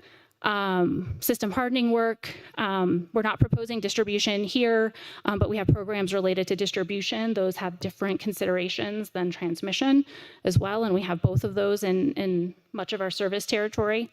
And we certainly look at vegetation management as well as part of that program. There was a mention of public safety power shutoff earlier in some of the staff presentation. And this is a tool that we have under that operational mitigation section at the bottom of the slide that we do analyze and deploy as needed based on that evaluation. Madam Chair, Yep, go ahead, Commissioner Wesson. do you consider Section 5 a high fire zone risk? Section 5 fire zone risk. We do our own wildfire tier mapping for the state in our plans. I'm talking about this segment. Oh, sorry, Segment segment 5. 5. I heard section 5. Section 5, as part of our analysis in El Paso County, is in a lower wildfire risk tier than other parts of the state. For example, the mountains or the heavily forested area, but it is mapped by us and is part of our plan in operating our facilities moving forward. And then in an earlier slide, it was referenced that fires move rapidly through grasslands. So I guess in one sense, I take exception that you're not classifying this as a high risk area. Then you targeted underground and distribution power lines in high risk area. Again, that's distribution, not your transmission lines, correct? Yeah, so I'll touch on a couple of things there, and certainly Andrew can come up if he'd like to add anything. But from an underground feasibility perspective, distribution undergrounding is very different than transmission undergrounding, not only in terms of cost, but schedule and impact. So most folks are familiar with undergrounding transmission. You may have seen it in your neighborhoods or nearby, where a small piece of equipment, a ditch witch type thing, cuts a very small trench in and the cable's laid in and the dirt's placed back over it. That's a typical distribution undergrounding scenario. For transmission undergrounding, what that takes, and I don't think we have the slide here, but in the event that I have the ability to pull things up, I can certainly pull additional slides. That takes for undergrounding transmission of this voltage, very wide trenches, very deep trenches, because what we place in those and is required for transmission is a series of large conduits that are placed in an arrangement, a certain number by a certain number, 3 by 3, for example. And then every so often, around every, I think, 2,000 feet, the length of a cable that we can get on a reel and transport, we have to put in underground vaults. Those vaults are the size of maybe not quite a single car garage, but it's the closest thing I can say for comparison. They have the ability for people to be in them, so an individual to stand and work in them. And that's where we splice cables together for those underground runs. And so we have those that are that deep, and our trenches are that deep. The trenches, once excavated and that conduit arrangement is placed in them, they're backfilled with a thermal material, kind of a concrete-like material, specific to what is needed to insulate that underground line. And so in terms of installation, it's much more impactful than an overhead line. And in terms of identifying an issue from a maintenance perspective, it's also much more difficult for us to do that, which can lead to extended outages, which is a concern for electric reliability, as Andrew spoke to earlier. And then for a voltage, a transmission line of this voltage, there aren't any underground transmission lines of this voltage in existence in Colorado, and very limited in other places. And that underground infrastructure has to be studied for feasibility, requires transition structures that are very large and have equipment mounted on them or around them. And so the cost adder, the time it takes to construct those, the impact from that construction are all much greater. And before underground could be considered for a transmission line, there's a great deal of study that goes into whether that's even feasible and for how long. It may not be feasible, for example, for 40 miles. It may be feasible only for a short distance without adding things like additional above ground stations that continue the signal and push it along in the system. So for those reasons, as outlined in our PUC filing, undergrounding wasn't the solution here. Although we recognize for distribution lines, that's a different scenario and can be undergrounded there. And do you have anything you want to add?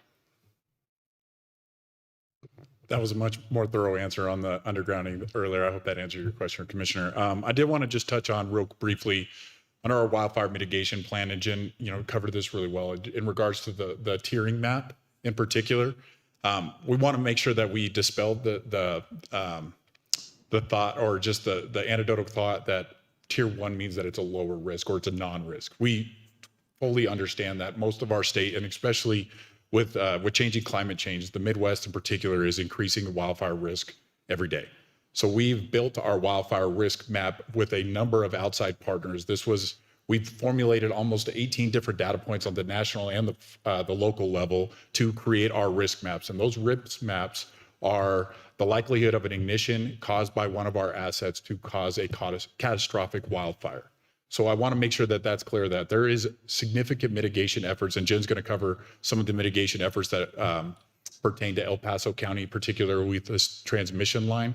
But a wildfire risk tier 1 does not mean that it is a non-wildfire risk area. We understand that grassland fires can move extremely quickly. Here in the state of Colorado, we've mentioned some of the wind speeds that can potentially happen here on the East Plains.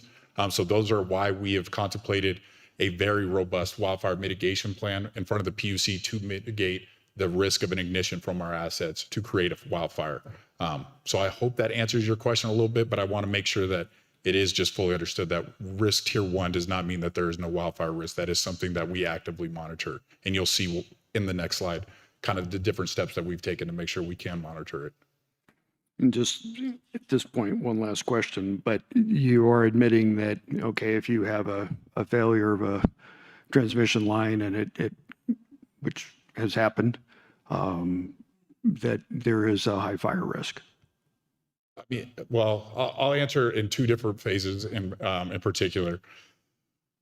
This is a critical need for the state of Colorado. There's high voltage that are going through these lines. We are taking extreme caution in regards to how we are operating our facility, not only with the mitigation efforts, but you can kind of see at the bottom of the slide, these improved operational mitigations as well. Not only just the system hardening, making sure that we're doing inspections and keeping our equipment in good industry practice, and some of the things that Christina kind of covered earlier from a design perspective, but we also have operational mitigations.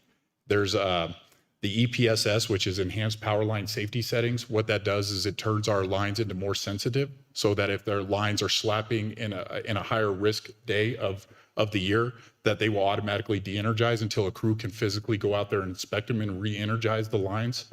This is great industry practice. We've used this. We've taken that industry operational mitigation from some of our peer utilities from around the country. And then also the tool of last resort is a PSPS. I know we kind of covered this earlier from a design perspective, but if we are seeing elevated wildfire risk due to relatively low humidity in the air, fuel moisture on the ground, and we're seeing P97, which is 97th percentile wind gusts, or sustained wind, which is what we were talking about earlier with 95 miles an hour, we will de-energize the lines to ensure that we keep our community safe and we won't have an ignition on our system. So there's operational mitigations that we can do to ensure that we keep the community safe while we're seeing some of the climate change here in Colorado. Okay. Commissioner Nelson. So everything on this slide is sort of Xcel Energy's overall plan of your infrastructure across the state. What specifically here will we see in El Paso County? What tools or mechanisms are we going to see AI cameras placed along this transmission line, for example? That feels like a great preview for the next slide that we'll cover right now, Commissioner. Great.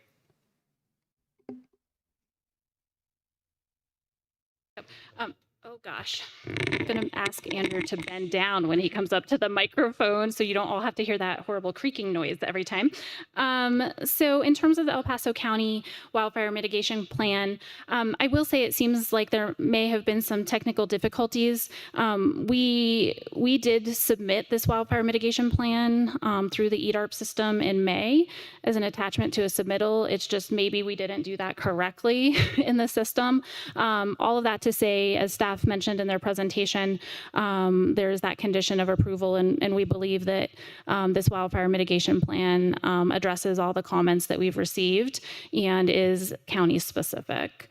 Sorry, you look like you may have wanted to say something. Okay. No, that's okay. Go ahead. And so in that plan, we have addressed in the plan, we've addressed a plan. We've included a plan for wildfire mitigation during not only our construction, so what our construction crews will do, what they'll have on site on hand, how they report out emergencies, and what they do in those events, whether it's a fire emergency or other, but also operational wildfire mitigation plans specific to El Paso County and that broader state plan, and those sorts of situational awareness and other tools that we would have available to utilize here.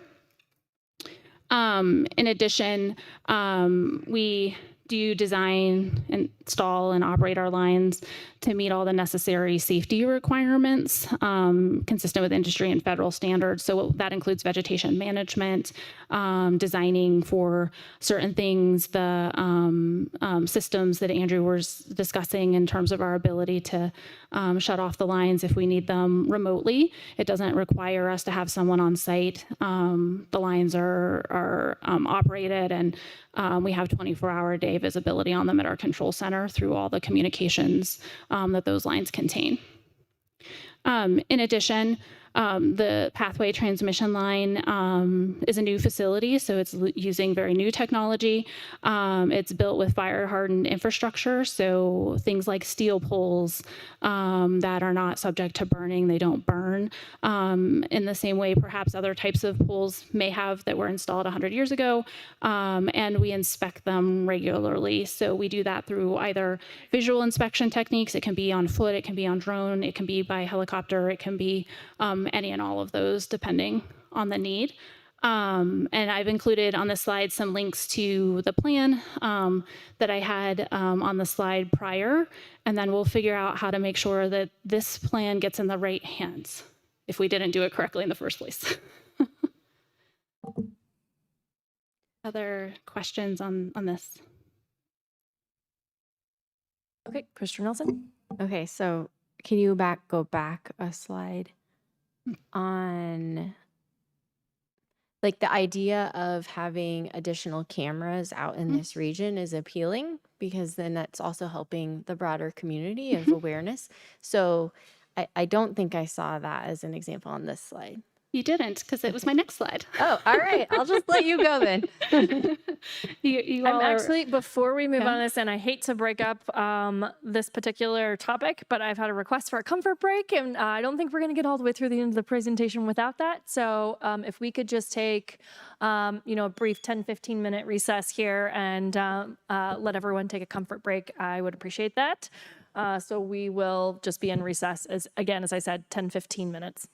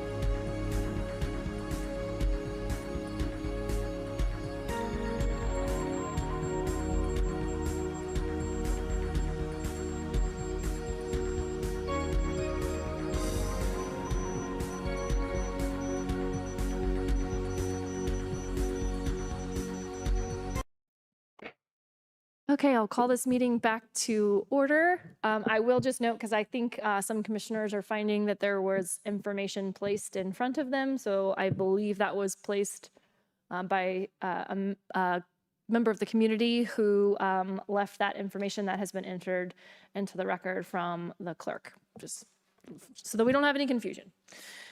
Okay, I think we are ready to proceed. And I'm sorry, I just want to clarify, I think everyone, during the break, there was a request for the public input portion to be moved up because we have individuals that need to leave. The applicant has agreed that they can get through 3 more slides, and then we could allow that to accommodate those folks who need to leave. So that's what the agenda will be as we move forward. Thank you. Thank you. I'll pick back up here. I wasn't sure in what was just stated about information that was entered into the record, if we're able to get a copy of that at all, or?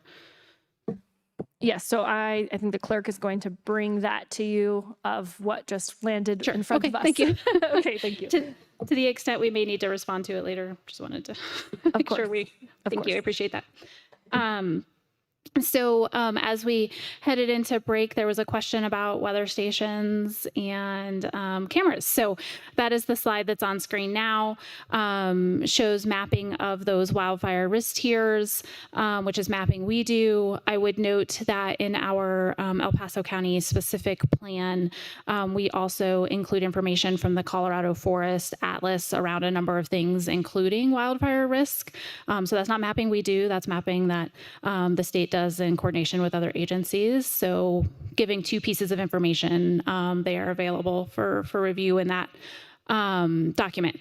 So on the map on the slide here, pathway is shown in that pink line on the right-hand side. And then segments 4 and 5, which are not in El Paso County, but to the south, they're in green. And then we have other existing transmission in the county towards the western part of El Paso County, more towards the Springs area, that is shown in that kind of cyan teal color, excuse me, on the map. So that's kind of the lay of the land there.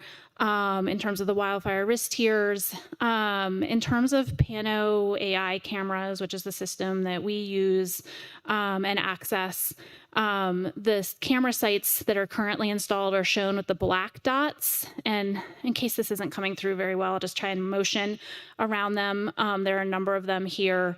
And we will continue to evaluate the addition of new cameras as needed. Those cameras are mounted typically on higher types of facilities like existing communication towers, so that they have a very broad view in what they are able to see. They have like a 360-degree like fisheye typey thing in the cameras, so they can see very far and wide. And so we'll look at the existing coverage and see if we need to supplement that as part of that 2025 plan that got that verbal approval from the PUC. We work with jurisdictions and local OEMs to get access to the cameras that we have, if that's of interest, so that they can utilize the technology as well for the ones that we have the ability to do that on. So is the black dots that are currently here, can you tell us approximately how far they are able to see? Ooh, good question. I am not our wildfire person. Will, do you know, or can you? Andrew, do you know? I mean, there's a number of different criteria that goes into like the Pano AI selection process. One of the big things that we try to do is put them in elevated areas so they do have a 360 degree view vantage point. I don't know what the limitations of how far they can see. I know for one example in particular, I know Jen referred to it earlier, where we have a Pano AI camera that's over in Jefferson County. It was able to detect a wildfire that was 43 miles away from where the Pano AI camera was located and notify our fire chiefs and our emergency responders to send crews and first responders to that location, and they were able to put the fire out. So to answer your question in a roundabout way, I guess, it depends, but we do try to put them in strategic locations to get a good view. So the closest cameras that are located, can you guarantee that if there was a fire on this line that it would be able to see and notify? We strategically locate them so that they can see our assets in particular and the locations of where those fires could potentially be ignited around those. So yes, that was strategically planned to ensure that we can see east facing so that we can see our assets. So I'm going to press you on this. So Yes. you can guarantee me that the cameras that are here right now could see a wildfire that was started as a result of this transmission line. So no, and I appreciate. I want to make sure I'm answering your question clearly, Madam Chair. So I appreciate the line of questioning. The camera that is out there now currently has a 360-degree view, so ensuring that we can see east. If we do not have the ability to see our assets through this camera lens in particular, which I would say that I'm fairly confident that we can, we will look to determine to strategically locate more AI cameras in the area. So that's concerning to me because I have no way of holding you to that. And that's why we like to get things here in writing when we have these conditions, when we have these pieces, because you can tell me that, and I probably would say, you know, I would trust what you're telling me, but we have the trust but verify thing here, and we got to have everything in writing, as you well know. So that's a bit concerning. The other question that I have regarding those cameras, you're saying they can detect a wildfire. At what point, you know, how large are those fires when they are being detected? Are we talking, you know, at an initial spark type situation, or are we talking not once it's already an acre? This is not a technical term, but it's the initial poof of the smoke. And it has an AI algorithm that it's able to filter through to ensure that it's not diesel exhaust from an engine or a local campfire. So there's different particles and debris that go into those poofs, and those are the ones that early detect. So it gets very granularly focused in to make sure that we answer this before the end. I've already reached out to our wildfire team to ensure that we answer your question directly. Great, I appreciate that. And the one that you mentioned specifically, since that is data that you have, and you may need to maybe reach out and ask that question, but when you say it was 43 miles away, what was the fire, what was happening with that fire in terms of size when local authorities were notified? I can get that answer for you. That would be great, thank you. And I want to add to that, if I may. Commissioner Williams asked me if you don't mind if we go to her, and then we'll come back to you. Well, mine is relatively easy. Do you intend on putting any cameras along this line? Because I think it would be safer to have another camera further out east as well. So that's part of what our team is evaluating, as noted. And the reason we can't give you the exact answers today is because that wildfire plan just received the verbal approval in June that allows us to do the work to get the funding to put the cameras in.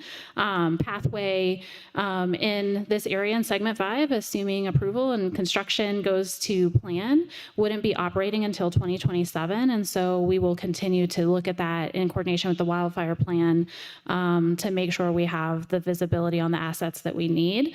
In terms of, you know, the cameras that exist today, those are shown on the map, and we'll continue to look at the installation and whether there's other partnership opportunities that may come up. We also use weather stations. So you asked about what was the condition of the fire, for example, that was used in the example. Was it a high wind day, a low wind day? What was the humidity? We access publicly available weather station information. There's a broad network that already exists across the state. That's how the local news reports. That's how other agencies evaluate risk as well. Those publicly available weather stations cover very wide ranges. I think maybe, for example, people have seen the radar that covers large sections of the state. So those are shown here as well, and the different types of weather stations are not my area of expertise, but we provided that detail in the map. So we utilize these, and I don't know if El Paso County's departments use them, but they would have availability and access to them as well because they're public stations. And if the county resources don't currently utilize them and would like to learn how to get access to them, we're more than happy to help that happen. Commissioner Wilson. Thank you, Madam Chair. A couple of different questions. We could look up information on this camera, but I would request that not only you tell us, but if you would provide the make, model, and all the rest of what cameras you currently have installed with the technical specs so that they can be looked at over lunch or whatever. Sure. How best can we communicate getting that information? Who should we send it to or through or by? Because I think it's going to come through electronically. Yeah, I think if you can send it to the clerk, to the board, that would be Okay. great, and she can help distribute it. Okay, someone can grab the email address so we can get that to you. Happy to share that. Great, thank you. This is the map I was looking for earlier when I was making reference to another power line. So segment 4A and B, it looks as though that's yours. That's correct. That's part of the Pathway project. Okay. So that's the loop that you were referencing, that the importance of putting segment 5 in. Is that correct? Sorry, I may not have understood the question. Andrew, I think made reference that the criticality of segment 5 is to create a loop for yes. redundancy. Sorry, yes. So both of those are Excel. Because my original question was, okay, now you have redundancy, but if you need more, you're going to have to put in another transmission line versus building one that is capable of expanding or just adding additional conductors. Yeah, so the purpose of Pathway is to create that loop transmission, as you mentioned, and as was discussed before, in the 5 segments. One of the things that maybe we didn't touch on in detail, in case it's helpful, is that the 5 segments have substation endpoints in each of those segments. Some of them are substations that we're constructing as part of the project, and some of them are substations that already exist today that are interconnected with the rest of the grid. So we don't have Pathway sitting out there, it's its own line. And part of what we're able to do because of that interconnected nature at those substations is our system planners and our control center can operate equipment to push and pull power around the line and across the system, and kind of organize that in the way that is needed for the power flows for the day. Again, I'm not that person in the company, but there's a lot that goes into that. With our regulator, as a regulated utility in the state, there is a balance of what we propose and put forward, the cost and the schedule and what they will approve. And that's part of all of those things, the energy resource plan, the just transition plan, our future looking studies. As a utility, we have to provide those to the PUC so that they're able to make educated decisions about what we need and where we need it. So we aren't in Colorado typically overbuilding, to potential future states if we don't have a need, because that comes at a cost that has to be approved by the regulator. So it's a little bit of a fine balance. Certainly appreciate what you're saying in terms of the size, and we do our best with what we know to look ahead to the future and size things appropriately. And if I remember correctly, there's no substations in the county on the due segment 5. Are there any substations on segment 4A and 4B? Yeah, so the southern terminus of segment 5 is in Pueblo County to the south, and I'll just point on this, but I can also go back, but I know we're trying to get to some other folks talking other than me. So we have a substation called Sandstone. That's a new substation. It'll be in the location where the pink and the green meet on the southern part of this map. So that is a new substation, and segment 4A and 5 connect into that substation. And then segment 4B, not very creative naming on our part, but 4B goes from Sandstone to the west, kind of through the scale bar here, to an existing substation called Tundra, that's also located in Pueblo County. And that Tundra substation is located adjacent to and connected with these cyan lines that are the existing transmission. So it's getting connected to the existing grid at that point on segment 5. And then on the north side of segment 5 up in Arapahoe County, we have an existing substation called Harvest Mile that segment 5 will also connect to at that point, and provide that connection to the existing grid that way. So for segment 5, we have those kind of 2.5 connections that will put that into the grid and allow our system folks to move things around power-wise. Second half of that question was, are there any substations on segment 4A or 4B? It would be, I would say the one that probably most directly relates to that is the Sandstone substation. 4A and 4B connect into that Sandstone substation in Pueblo. And then 4A has an eastern substation called May Valley, and that's located in Kiowa County. So we have, looking at least here, 2 major transmission lines traversing El Paso County with no drops within to serve the county. There are substations, and I don't have the existing system map. Maybe I can get that on a thumb drive if we want to talk about that after lunch. There are existing substations along the existing network, I believe in western El Paso County, where we have joint connections potentially with other utilities that may also pull power from the system at those points. Okay. And then just to follow up on Commissioner Nelson's earlier statement, we've got 45 miles of transmission line, 3 volunteer, with the emphasis on volunteer fire departments in a massive area. Not sure how many square miles.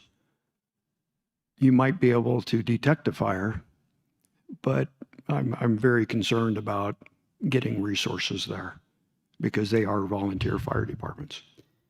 Sure. And again, just trying to be respectful of the time. Our transmission line engineer has answers to some of the earlier questions about wind and so on, tornadoes, and can maybe cover an answer to that question about what happens on the line and why transmission lines don't typically start fires. So when we're talking about the Pano AI cameras, while they have visibility on our lines, those are also detecting fires that start very much typically not for any cause of us. It's a cigarette tossed out of a car, a glaring window on a certain part of grass, and so on. But we can spend some time talking about that if you want us to address that too. We can do that after lunch. Thank you. Yeah, so I'm going to ask, I know we all have a lot of questions, but we will still have the opportunity. So if we can let her get through these next couple slides so we can get the public to be able to comment and get them out of here by the time they need to get out of here, I would appreciate everyone's cooperation with that. So we're going to let you move forward on some of these slides. Okay. I'm hesitant to talk about this one because we might have more questions. So maybe I'll just say I have this. We can talk about the bulk electric transmission. I think that answers, again, goes to some of the questions that were just being asked about interconnections and how that works. We can talk to this graphic if that would be better after lunch and talk about that more, and I'll try and get the system map available as well. Probably the main point here, though, that I do want to highlight is the last bullet in terms of these bulk transmission lines and how the state views them and their importance to the electric system. Even though these bulk electric transmission lines, which is represented in the graphic up here, those don't serve homes and businesses directly. They serve a system that serves those homes and businesses through additional lines and additional substations that bring voltage down and distribute the power to those homes and businesses. So they serve a purpose in the electric grid that are different than a distribution line. And the state legislature, has stated a position on that regarding the benefit of those bulk electric transmission lines, even though they're not direct load serving to customers.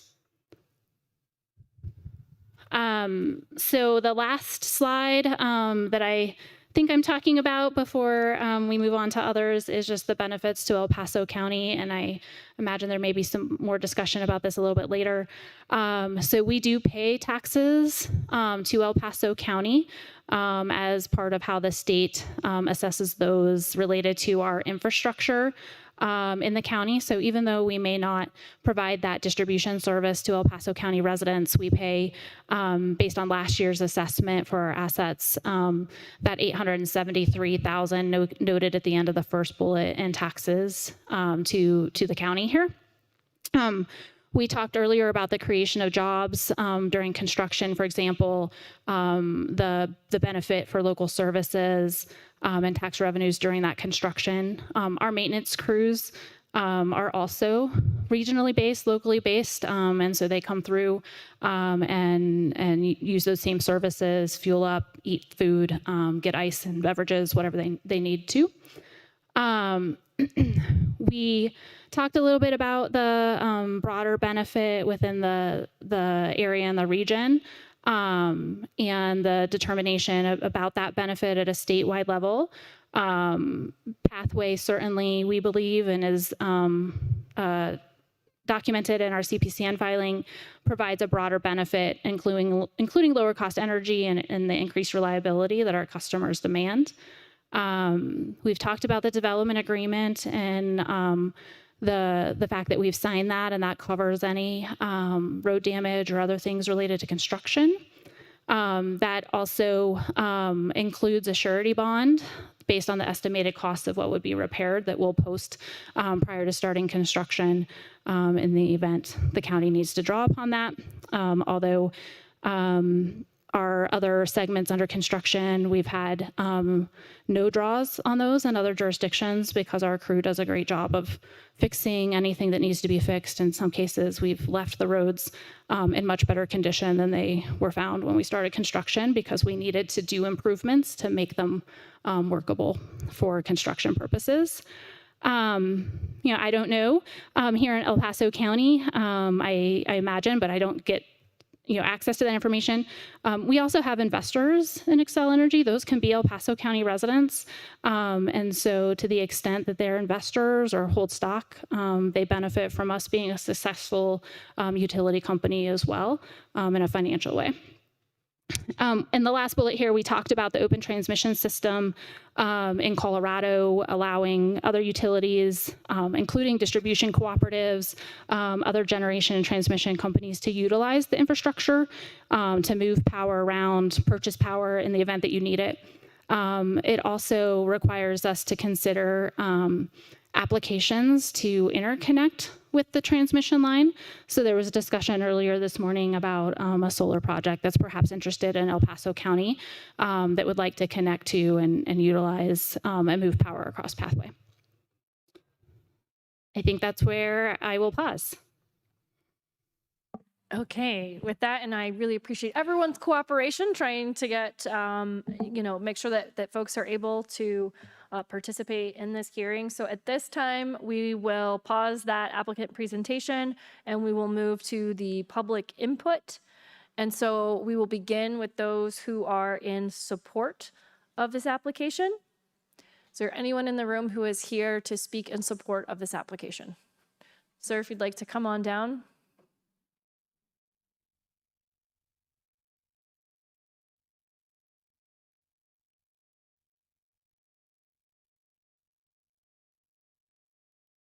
And as you're coming down in a good direction for everyone on this, we do need to make sure that you are signed in if you have not already. Please speak. I have signed in. Great, thank you so much. Please do state your name for the record and speak directly into that microphone so we can capture everything you have to say for the record. Yes, okay. My name is Ray Tiemann. I was born and raised in Rush, Colorado. My parents were born and raised in Rush, Colorado. I currently operate a ranch in Rush, Colorado. So I have some interest in this whole thing. To be transparent, I am a landowner where the pathway will proceed through. So obviously I have an interest. When my background is always been in agriculture. My degree is, I have a degree out of CSU from agriculture. I worked for the Farm Service Agency out of Hugo for 20 years, servicing both El Paso, Elbert, Lincoln counties. So I know much about farming and ranching in this area also. 2005, I quit my job and have my own ranch. We operate out of Lyman is our headquarters. And of course, I live in Lyman there and operate. We have around 6,000 acres near the Rush area, some of which I own and much of which I lease. What I guess where I go back to is kind of my roots. I don't know when utility easements became such an issue. I can remember my father, at that time, whenever something was coming through like this, as a farmer or rancher, you looked at this as an opportunity to produce additional income, which helps support the ranches. And we've seen this for many, many years. And I've had opportunities to lease my property for oil and gas. We've done for solar up by Lyman. Never got a solar one, but we were able to draw some lease money. We've done underground pipelines. All these things are, and if you start looking at buying land, just look at how many easements are already pre-existing on the land that you purchase. So, that's always been an income stream for farms and ranches. And I think that this is what I look at on this is just another opportunity. And of course, I didn't realize at the time when I felt like that when Excel came to me and made me an offer, it was what I considered a very generous offer. I didn't hesitate to go into negotiations with them because they treated me nothing but fair and honest, straightforward. We've done some renegotiating and different things, so been treated very fair in that area.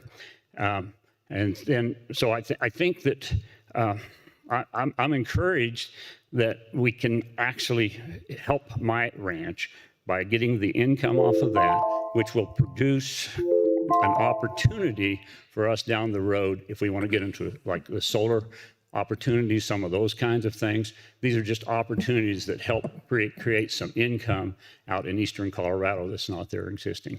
One other last comment would be, we were in South Africa just 2 years ago, and so I experienced rolling blackouts. And if you don't have infrastructure built to handle the system, the demand, because we have nothing but continuous demand on our utilities. And if we don't build the infrastructure now, it's going to happen down the road and it's going to be more difficult and you don't want to get to rolling blackouts.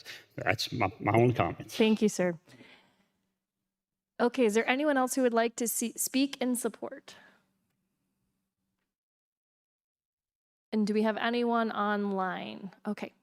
All right, so we will move to those who are in opposition.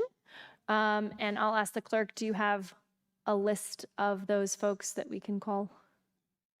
Okay, I believe I'll just call out the first three speakers, David Boyd, Scott Prosch, and Jeremy Gardner.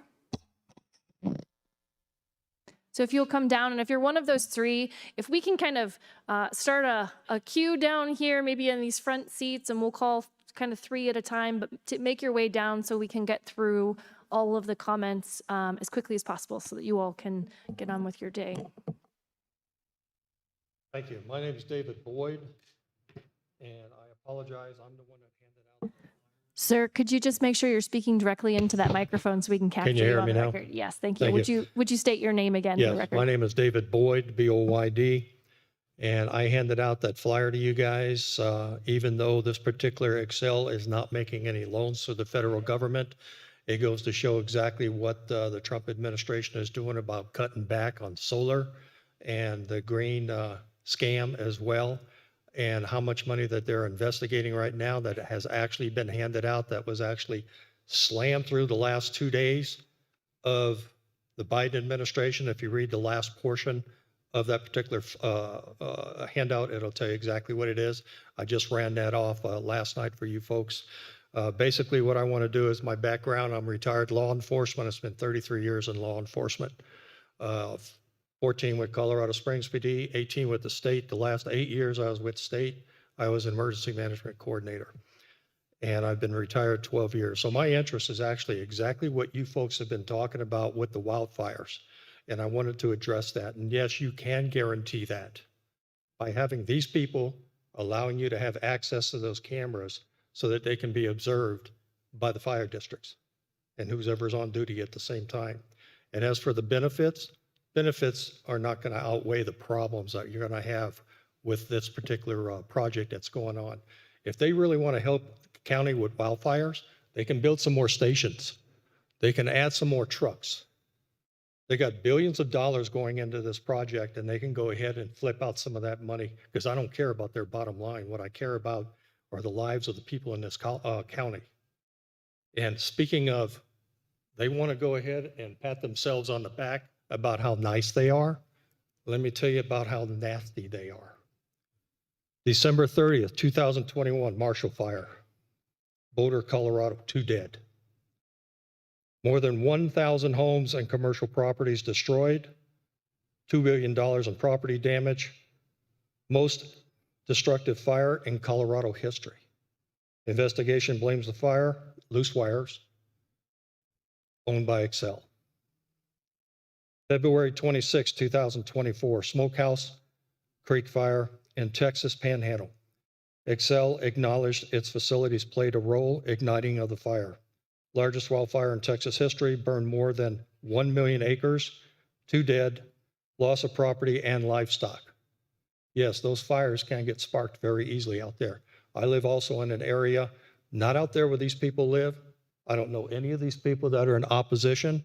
I don't live out in that area, but I am concerned about El Paso County. And I've lived here since 1972 when I came back from Vietnam. And I've been here ever since.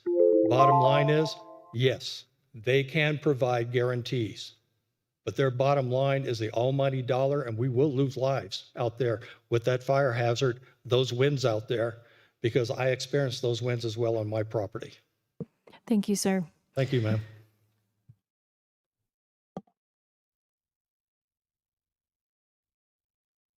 Scott Prosuch. I live in El Paso County, have been there for almost 25 years. I live in an RR5. Well, let me back up 2 steps. I'm a professional engineer, have been for almost 50 years. I've worked projects all over the world. And in my last kind of stint, I did very large-scale renewable energy projects, mostly on tribal lands, but on the order of several megawatts. Obviously, putting in renewables is trivial, the big challenge, and I appreciate what you're trying to do, but gaining access to the grid is very difficult. So capacity is a big deal in America, but there also needs to be considerations when we do some of these projects. Similar to the last speaker, I live in an RR5 zoned area, and about 15 years ago, we suffered the 110-foot steel power poles, and they are literally go right through the middle of our HOA. We're obviously on larger land, but you can hear the hum. Visually, it's terrible because we look right through them at Pikes Peak. And anecdotally, I have no scientific background, several people developed health issues, some cancer-related, at a disproportional amount that lived right in the pathway or nearly under the lines.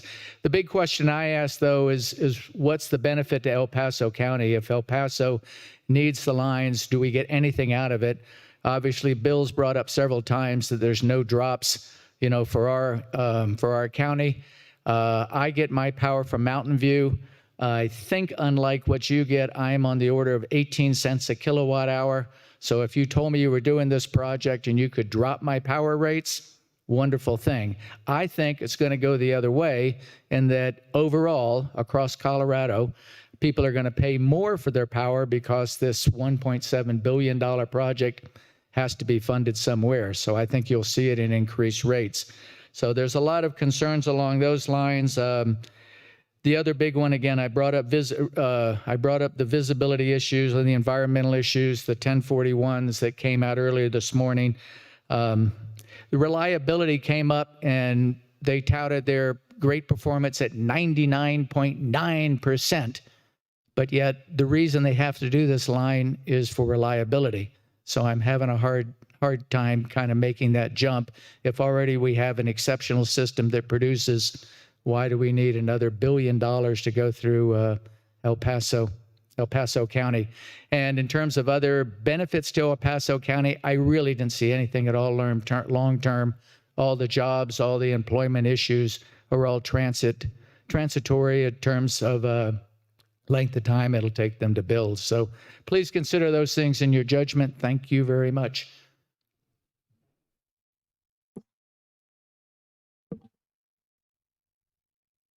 My name is Jeremy Gardner. I am a 4th-generation resident of eastern El Paso County, and I am directly affected by this attempted land grab as it goes through my property.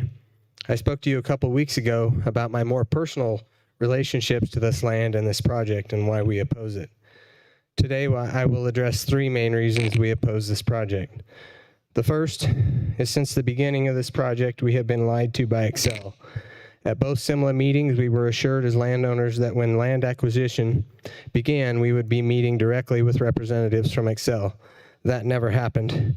Instead, Xcel used outside contractors to do their bidding.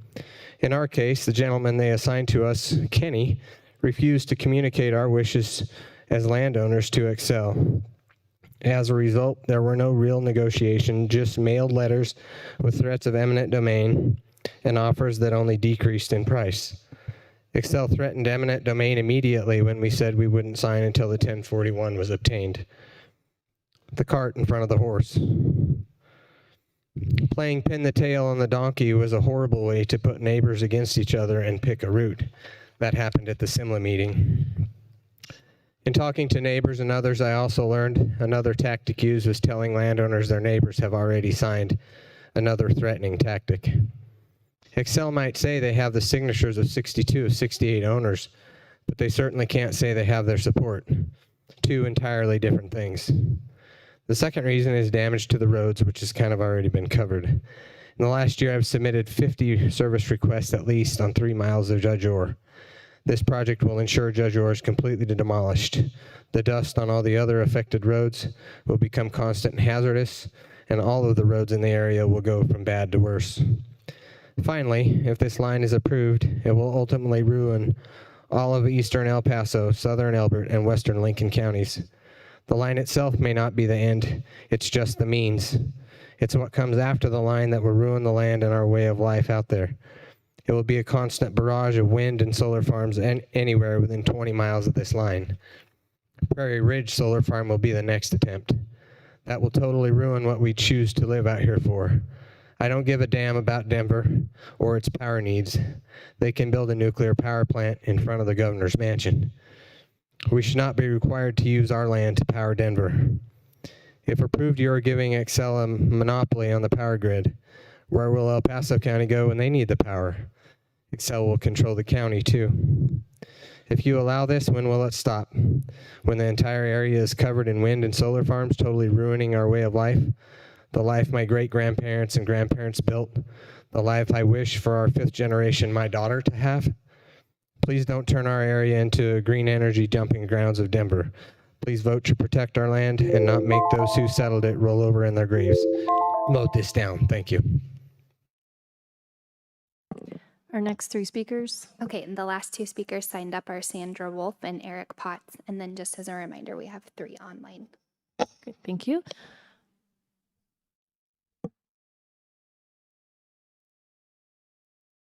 Hello, my name is Eric Potts. I also own a small ranch in Rush, not quite the size of Mr. Tieman's.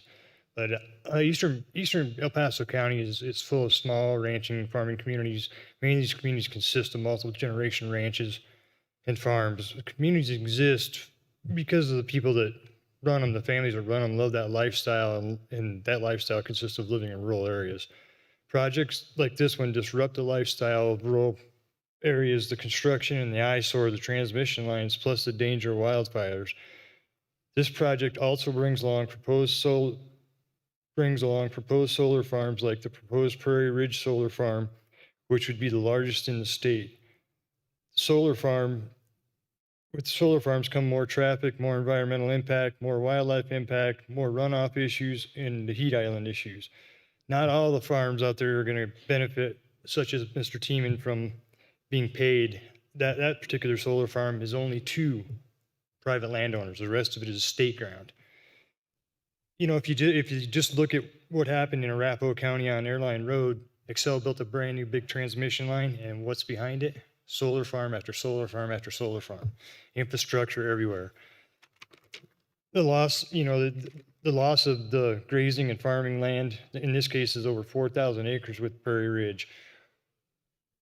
As we know, ranching and farming not only feeds these communities, both in food and financially, it also feeds the country. Eastern El Paso County does not have the infrastructure, roads, or fire protection to support these kinds of projects. It's already been stated that the power is not supplied to any residents or business, so it has no benefit to these communities. As for the job creation, I built transmission, distribution, and gas lines in the 90s. These jobs are trade specific. They will not just hire anyone to do it. And really, we have no hotels or grocery stores, so to benefit from them staying, and if they were going to hire locals, why would we need hotels? They sat here and stated they were going to need, hotels would do benefit.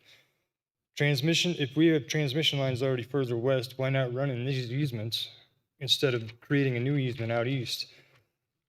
Or along the I-25 corridor where we already have railroads, roads, power lines, it all exists. Why is the project of this magnitude already started before it was fully approved unless there's a plan to just get it done and make it happen? It makes no sense to run this project so far east.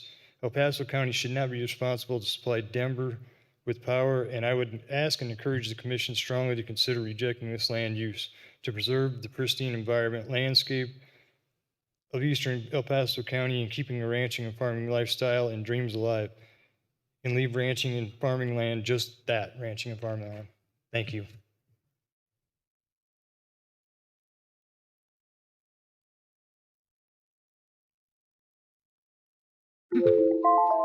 Okay. My name is Sandra Wolf, and I fought hard against the Golden West Wind Energy Project. And 8 years away from our acreage in El Paso County has told me that I didn't fight hard enough. My husband and I are permanently damaged.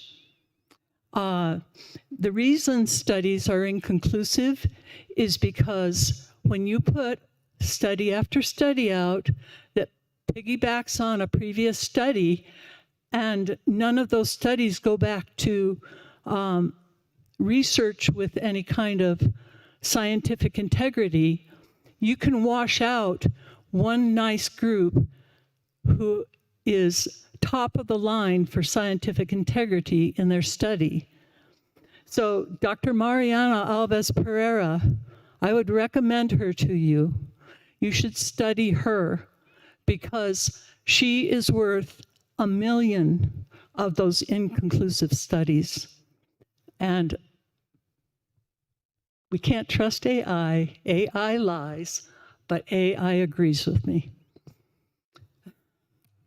It took me a long time to get AI to agree. Okay, so I do have a little list. Oh, and we conducted a health study. Our health study showed these are dangerous. Our health study was also well received. Our health study's big problem was that we had only a small handful of participants because we had no money. But our health study itself was impeccable, and it showed a vasovagal response to the power lines and to the wind turbines. And I wouldn't be surprised to the solar because I am now off grid, and we had to move our itsy bitsy little solar array 100 feet from our house. That's how sick we got. And it's a nothing burger. So there's a sensitivity problem. So you are going to see a permanent project that destroys the land for people. You're going to see what you're seeing with the Golden West Project. You're going to see people moving in, moving back out, or you're going to see people staying and they don't feel it because everybody's different. And then one day they just drop dead.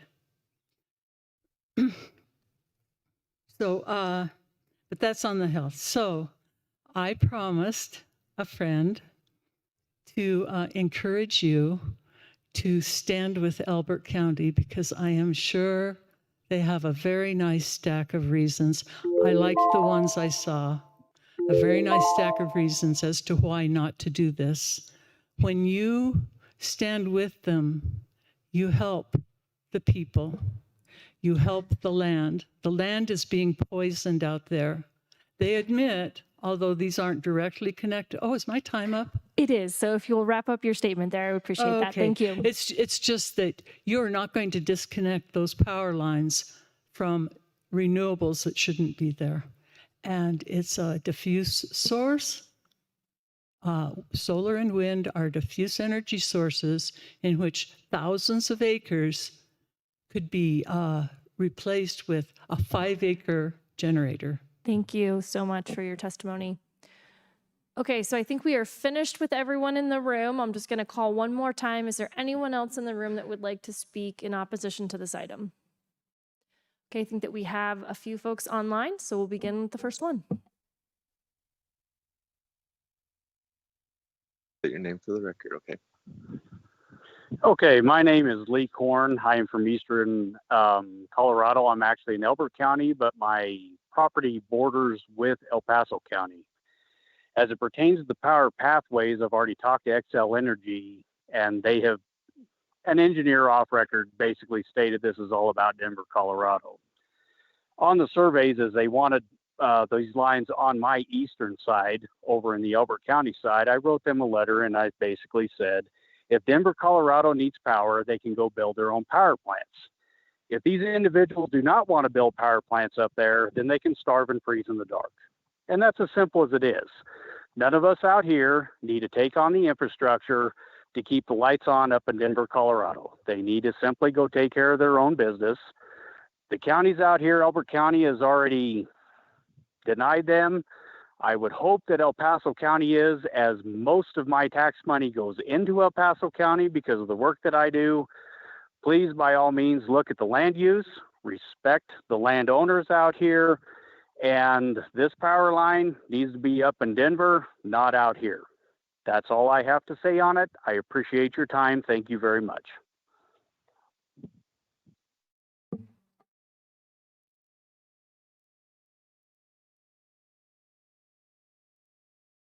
Thank you.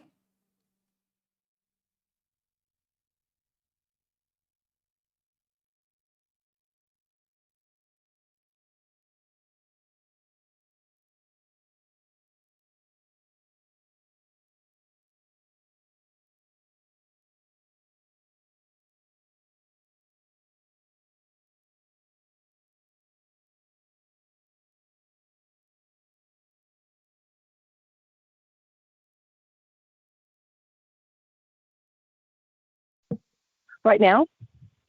Yes. Yes, ma'am. You are live in the Board of County Commissioners meeting. Please do proceed with your testimony. Good morning. My name is Cynthia Hutt. I've lived out here in rural El Paso County for over 15 years. I've watched this area be overlooked time and time again. No infrastructure, no investment. Our roads are still dirt, narrow, crumbling, and dangerous in generally every weather. I've lived through blizzards, fires, 100-mile-an-hour cyclone bomb. I had a front row seat for that. Those roads barely handle 2 passing vehicles. They can't support XL trucks and convoys. And yet, suddenly, this community is being targeted as a transmission corridor, pushed on us without benefit, without choice, and without a plan for our safety. XL wants to plant 105 to 140-foot steel poles across a mostly dry, remote area. Helicopters will string wires overhead. That kind of activity in this bone-dry plains with high winds and no water infrastructure appears reckless. Our volunteer fire department is understaffed, under-resourced, and overextended. If one spark drops, we're the ones who burn. While Denver and DIA flip on their lights and carry on totally unaffected. Not a single person who will use this electricity will suffer the consequences of a fire. We will. I followed XL's advice and brought the infrastructure fee issue directly to the El Paso County Commissioners. I've called into the meetings 2 or 3 times, separate times now, just like I'm doing today, asking why they aren't charging XL a franchise fee to help cover the impact on our community. Each time, not a word in response. So I raised the same issue, at the welcoming meeting at the local volunteers fire department. They were concerned and made some calls of their own. What they were told by someone in the planning department is that El Paso County can't charge franchise fees for this project because, quote, there is no billable customers out here. That is absolutely false. It is not supported by statute and is not how other towns and districts operate. In fact, I provided my fire department with examples of towns like Hugo, Fowler, and Ariba. All of those collect franchise fees from utility providers to support local services. And they don't need a single kilowatt hour to flow through someone else's toaster just to justify it. And if it weren't enough, I found something that made me even more outrageous. I went to the PUC's website and read the sworn testimony of Ryan J. Hubbard from the Tri-State Department, saying that it's very clear. Tri-State will not connect to the providers. We won't get anything. Who else will benefit from this? It's DIA, doubling or tripling their electrical demand over the next decade.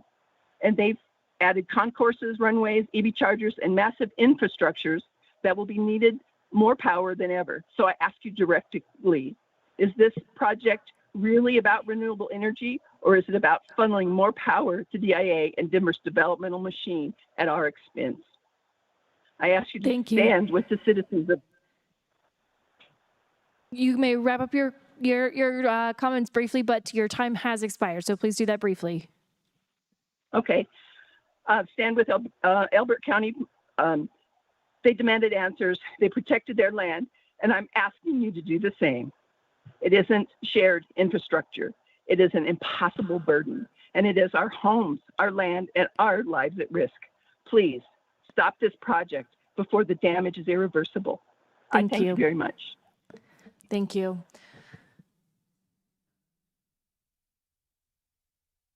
Okay.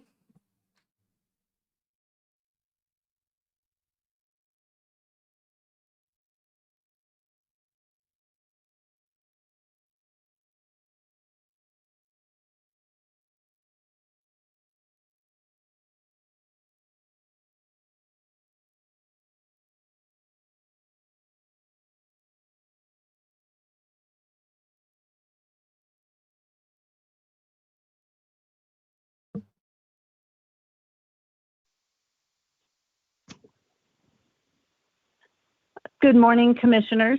My name is Dawn Shelstad, and I oppose Xcel Energy's Colorado Power Pathway, specifically Segment 5, through El Paso County's rangeland due to fire risks, agricultural harm, and the failure to pursue undergrounding despite Xcel's financial capacity. Overhead high voltage lines are fire hazards.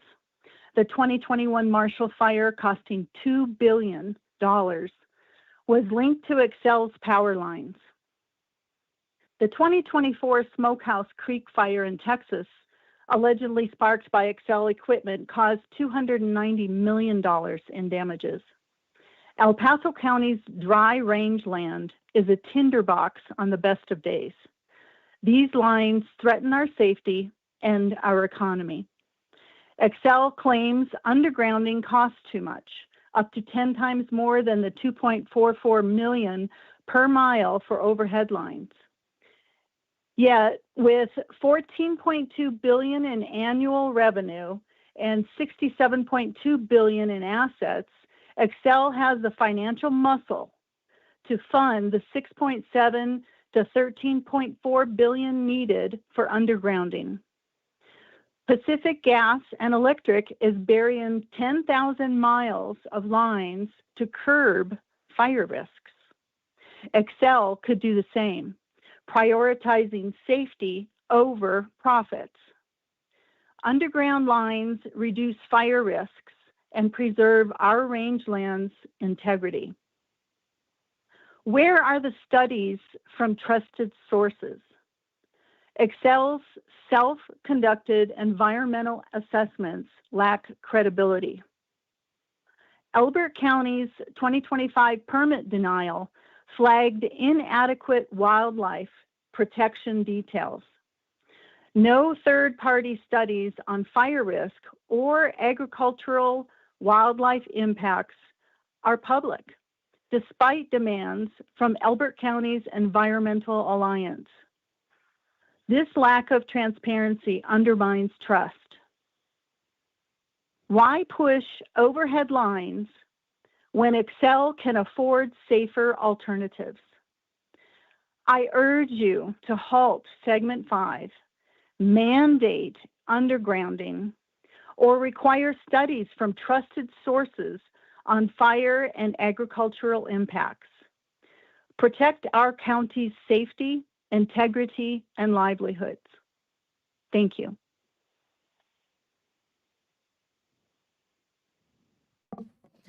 Okay, so I believe that we have come to the end of the public input process at this point. I think we're at a very good stopping point at this point because it is just about 12 o'clock to take a lunch break.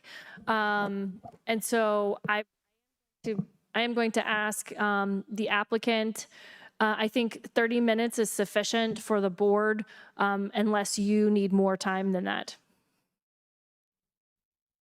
Okay, so we will take a 30-minute lunch break and we will reconvene at 12:30. We're in recess.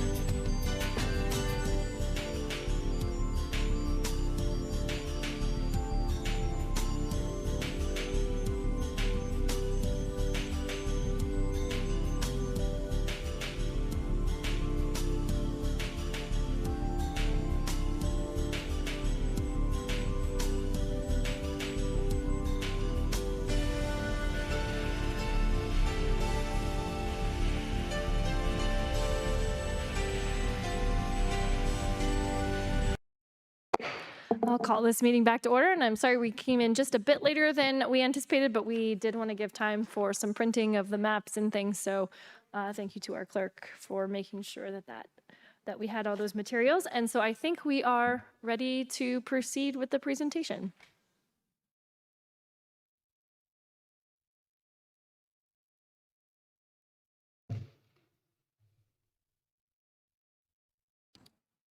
Okay, I guess I was the last one at the microphone, but I shrunk over lunch. So I think we have a couple of things that I'll probably call upon here in a moment. I know we're scrambling to make them available in terms of our system map.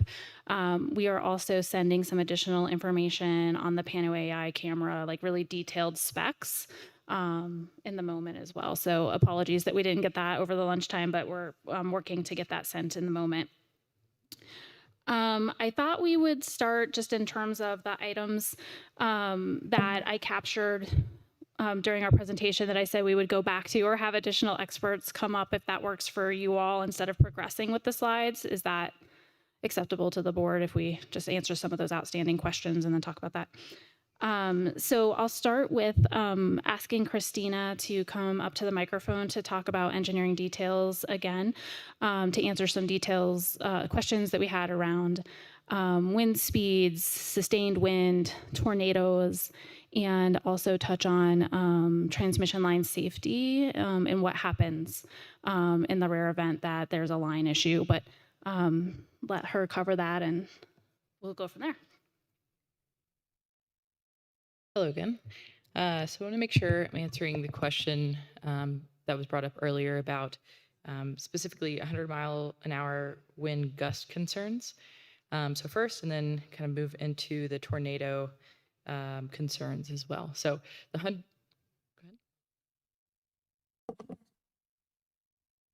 Sorry. Yes. You're welcome. So in regards to the 100-mile-per-hour wind gust concerns, went back and listed some of the assumptions that can help better identify how we currently design and the assumptions that we do make for our criteria. So I'll be referencing the National Electric Safety Code, as well as the ASCE standard, American Society of Civil Engineers standard, 74 specifically.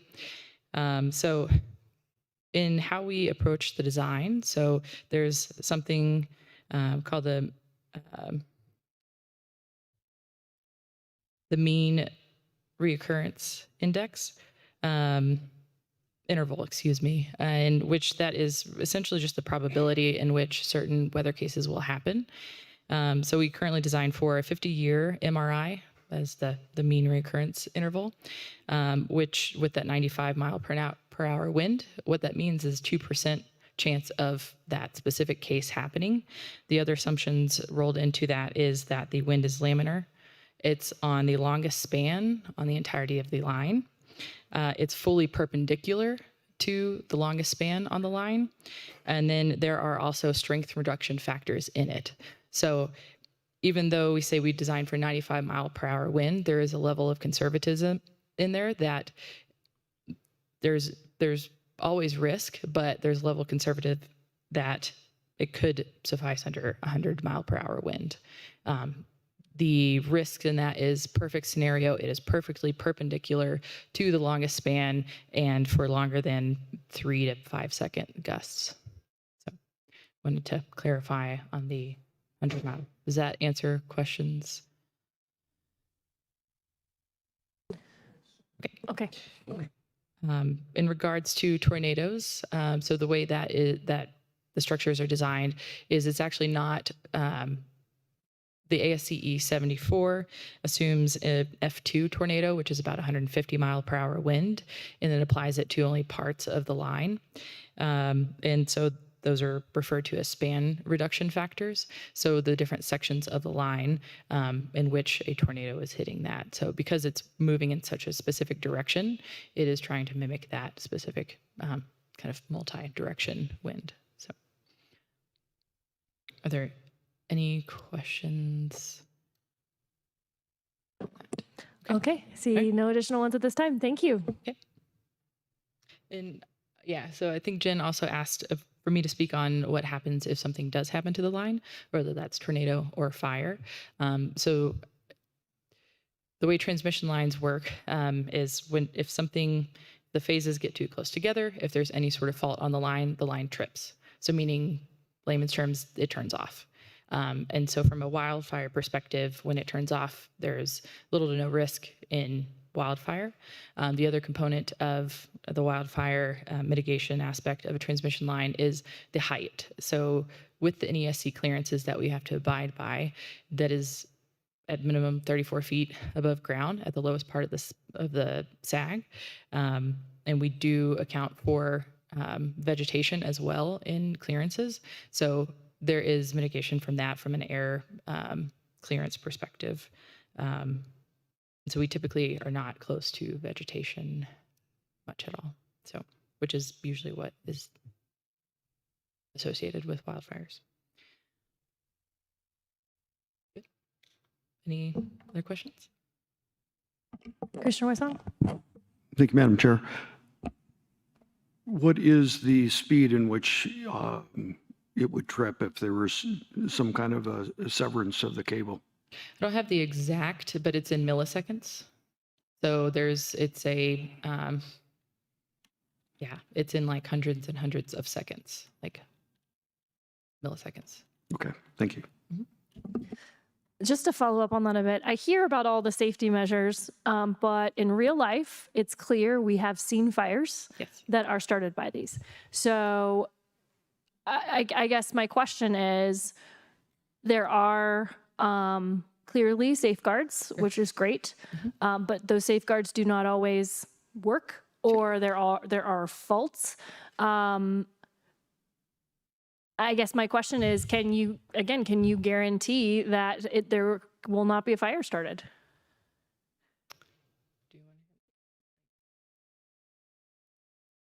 I mean, and it's hard for me to wonder that you can answer that, because we've seen it happen in Colorado to the point of other fires. So, I mean, unless you can speak to that and, how all those things failed in the situation, the situations previously mentioned, and maybe what has changed or what is different.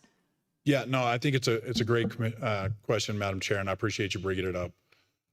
What I'll say is there is, from an ignition standpoint, it's more proportionate to happen on the distribution system than it is on the transmission system.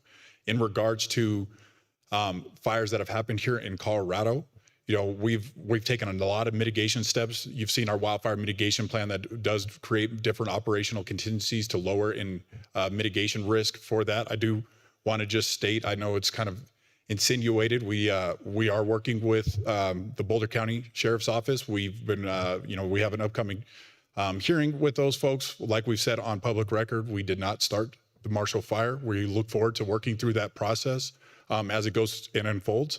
But outside of that, we have built in a lot of contingencies. There was already plans in place to mitigate wildfire risk ignitions from utility assets. And you can see that we've taken another step forward as we've seen increased wildfire risk here in the state of Colorado.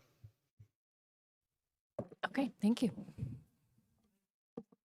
Commissioner Williams? So ours is going to be a transmission line, and then was it the loose wire in the Marshall Fire? Was that a distribution line? Is that?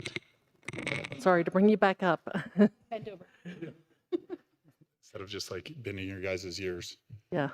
So details in regarding to that case is going to be talked about here in September when we have the hearing date. Okay. We have, again, just to state on record again, we did not, we believe, based on some of the investigation that has been taking place in the Boulder County area, that we did not start the fire. And we're looking forward to our time to address the investigation in particular. Okay, thank you. Appreciate it. And I thought I would just go back because I think oh, good. It's only one slide. I won't make everyone hopefully motion sick, just to talk a little bit to answer the question about what is this line? Is it a transmission line that Pathway is proposing? And that is correct. It's what is noted as a bulk transmission line on this graphic. Its purpose in life is to move power from the source of generation to other substations where it's further stepped down, and then ultimately achieves a voltage that can be distributed to homes and businesses.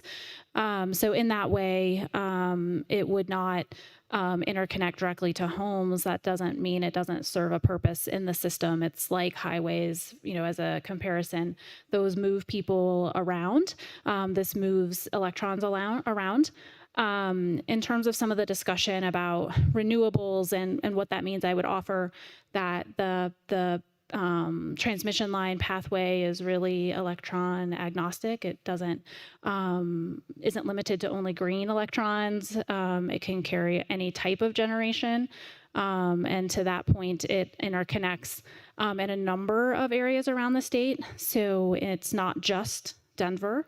If it were just serving Denver, for example, it would be a loop and there would be no intermediate substations and it would go straight to Denver. Certainly it interconnects in Denver, but also interconnects in the existing grid in the Pueblo area, up north, south of Greeley in our Fort St. Vrain area, and then out east in the Brush, Fort Morgan area are those interconnections where it gets to the system in more of one of these substations here in the middle and can then be further distributed.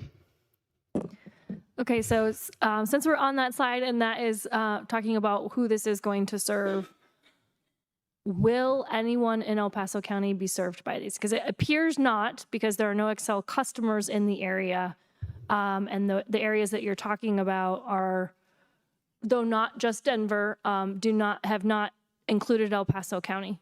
Sure, and I'm wondering how we can access maybe our system map as Heather comes up to talk about that a little bit. That was one we sent earlier. I thought I saw it maybe being brought up on screen. Is there something I do on my end or elsewhere to bring that up?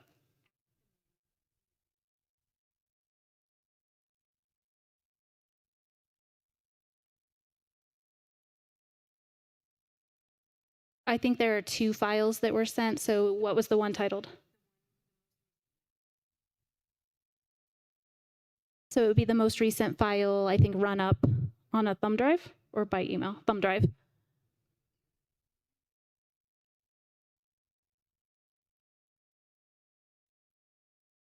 Yeah, second one from the top.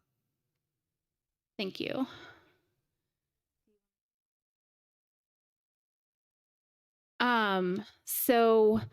The electric grid is super complicated, and that's why it's hard to directly answer your question in terms of, does this line connect to a home? It does not. It doesn't anywhere on the system because that's not its purpose in the electric grid. Its purpose is to provide power to other substations that step power down and move it around the grid. So the reason I wanted to share this map, is everyone able to see it? And we do have that map in front of us. Okay. And on print, that's what we were waiting for. Okay. So we can see it, though you'll have to, oh, is it? Okay. Yeah, Looks so very- you have Okay, it doesn't have the you green. have the version without the green lines. The green lines here are the pathway project, just to kind of overlay that with the existing system. And when our system planners look at and evaluate where is new generation coming in, where is generation being converted, where is additional generation, that can be renewables out east. We have proposals in our system for other types of renewables, combustion turbines, and other dispatchable types as well. That are on the system. And so this map shows the existing transmission system across Colorado. And you'll maybe note in the lower right-hand side, the colors of lines indicate ownership. So whether it's a PSCO line, a tri-state line, WAPA, a jointly owned line. So we have many lines across the state where we participate in those with other utilities, including tri-state and WAPA, for example. And other partners that take transmission service from us so that they can serve load. And as we look at where Pathway interconnects and the area in El Paso County specifically, thinking about the cyan lines that were on the map earlier showing existing transmission, I had mentioned that there was interconnection at those substations where other utilities connect. So one of those is our Schaefer power plant. We have multiple utilities that interconnect at that particular substation, and Heather can also talk to that a little bit more, where multiple utilities connect, and then they move power on their transmission to get to distribution substations. So the path of an electron in the grid is complicated. It's not down the street to down the street from generation to homes. So I understand it's complicated. Can you conclusively today say, yes, this pathway is going to serve in some capacity the residents in Eastern El Paso County? Not in a system planning capacity, because that's not my area of expertise. I think, I don't know if Heather has anything to add as it related to the PUC work and studies. So I'm Heather Brickey. I'm the project director for the Colorado's Power Pathway. We do not directly serve any residents. That's not our service territory. So nobody's going to get a power bill from Xcel Energy. So no. But as Andrew said and Jen said, where the power is needed, we all have partnerships. If they need to get power or we need power from them, that's where those places where we're interconnected, we share. So power that is generated and traveling on that line could be used by Colorado Springs Utility, or there's also opportunity for those entities that support Colorado Springs to be like, we're building our own renewable generation out east. We need a path to get back to us. They'll actually put in an access request so that they'll actually use that line. I can't talk about anything that's in the works, but that's the intention of the system. So it is a bulk electric. It's for the whole entire electric system in the state. All the users have access to the line. Okay. And then in terms of some of the providers that obviously we saw a staff report, there are many providers that are providing services in these areas. Have you had any conversations with any of those providers about their support or non-support of this project? Do you have any information on that?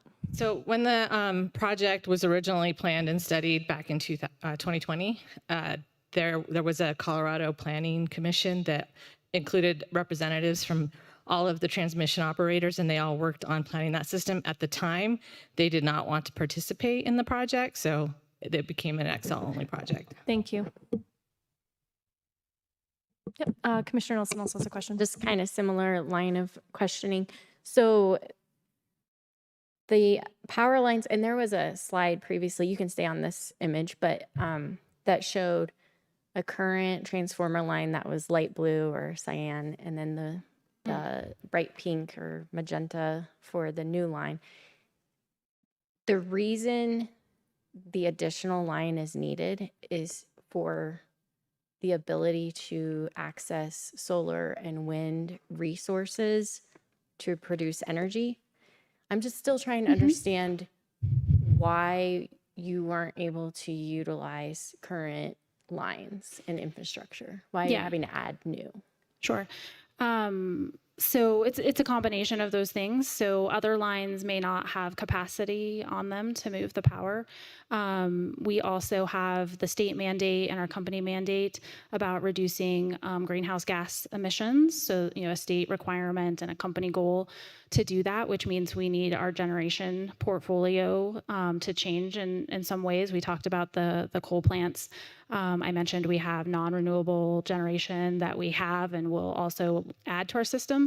But the purpose of Pathway was to help in addressing the statewide mandate to reduce greenhouse gas emissions 80% by 2030. 80 by 2030 is the shorthand. And the renewable generation zones are strongest in Eastern Colorado for wind and for solar. And so Pathway was designed as that system loop in those high value resource generation zones to be able to connect and bring that power back to the Front Range through the existing system. So I have a couple of questions then to follow up. Is the project financially viable without future projects of solar and wind development, or is the project sustained through grants or other, because it's a green project, maybe there's federal funding or state funding that's helping support this development? Yeah, no federal funding on the project, no state funding. It's approved in its configuration based on the need with the PUC. So in the event that it connects a number of types of generation, yes, it would be viable. I think the PUC likely wouldn't have allowed us to put that cost out there if they didn't feel it was going to be something that could be utilized, because it is a large investment in the electric grid around the state. But so it's dependent upon future projects and future development that haven't been approved or are taking place yet. The reason I'm asking is one of our criteria for consideration, and I'll just read this. The project shall be reasonably necessary to meet projected community development and population demands in the areas to be served by the project, or to comply with regulatory or technological requirements. The determination of whether the project is reasonably necessary may include, but is not limited to, the following considerations: relationship to reasonable growth projections and local land use plans, relationship to other provider service areas, and C is whether the project is not in compliance with regulatory or technological requirements or will not be in compliance in the near future. That was a lot that I just read out. So I'm just trying to grasp okay, the benefit to the area. Currently, there is none. Yeah. And then there is potentially future technological requirements, but. Sure. Yeah, I'll start, and Andrew will kick me out of the way if he has something to add or that he feels I didn't state correctly. So in our CPCN application, we had to demonstrate that there was a need for the project based on the foreseeable need for capacity and in alignment with the energy resource plan. So our energy resource plan, the first one that Andrew was talking about earlier, that's been presented to the PUC and approved. So that mix of generation, the projects in that, that's approved. Those projects are under construction in many instances. Andrew mentioned wind out east. We have solar down in the Pueblo area that are all under construction as part of those purposes. The JTS, the Just Transition Plan, is another one that that Andrew mentioned, which is forward-looking also. And we anticipate that projects in that plan, based on what we're seeing, would also interconnect to Pathway. Even though the federal government and current administration may have certain perspectives on renewable generation, there is still a state mandate and still a company goal to develop those. And so it is in our plans to continue to do that, to meet the requirements set forth from the PUC and the approval of our CPCN, which demonstrated a need that the PUC felt was justified, and the cost for the project, the location of the project, and also the configuration of the project being the overhead 345 transmission. The only thing that I would just add, because it was part of your question as well, Commissioner, is both of those projects, the approved mechanism for cost recovery for Xcel Energy customers is approved. So that is moving forward. So I know you were asking about grants and things of that nature. These projects, like I mentioned, and the Clean Energy Plan and the Colorado Pathways Plan are funded, and that's what we're paying for with the active construction and the project construction lifespan to get segments 4 and 5 in service in 2027. Okay. How I just have to ask, how come the solar and wind farms and this infrastructure isn't being built closer to Denver, since it is primarily going to be serving that community? Why they have the same sun we have out east of Denver? No, it's a great question, and part of our generation portfolio is to ensure that we have a diverse, not only diverse from an energy generation perspective, but also geographically diverse. We need to make sure the grid stays whole, that you have generation assets around the state.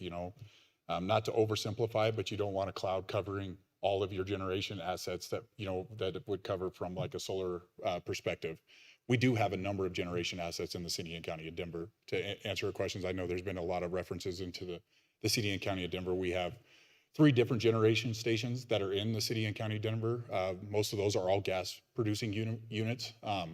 But to Jen's point earlier, the Eastern Plains has been nationally recognized as some of the best wind and solar resources in the country. So to ensure that we can tap into the best resources in the country is part of the criteria that we've kind of talked through the PUC process. Okay, I think that's all my questions for now. Thank you. The other thing I would just add to that, if I could, is I think probably part of that too is timing. So the eastern Colorado segments were constructed and put in service first. So I think developers, they're business people, they're developing a product and hoping to be successful and making money on that.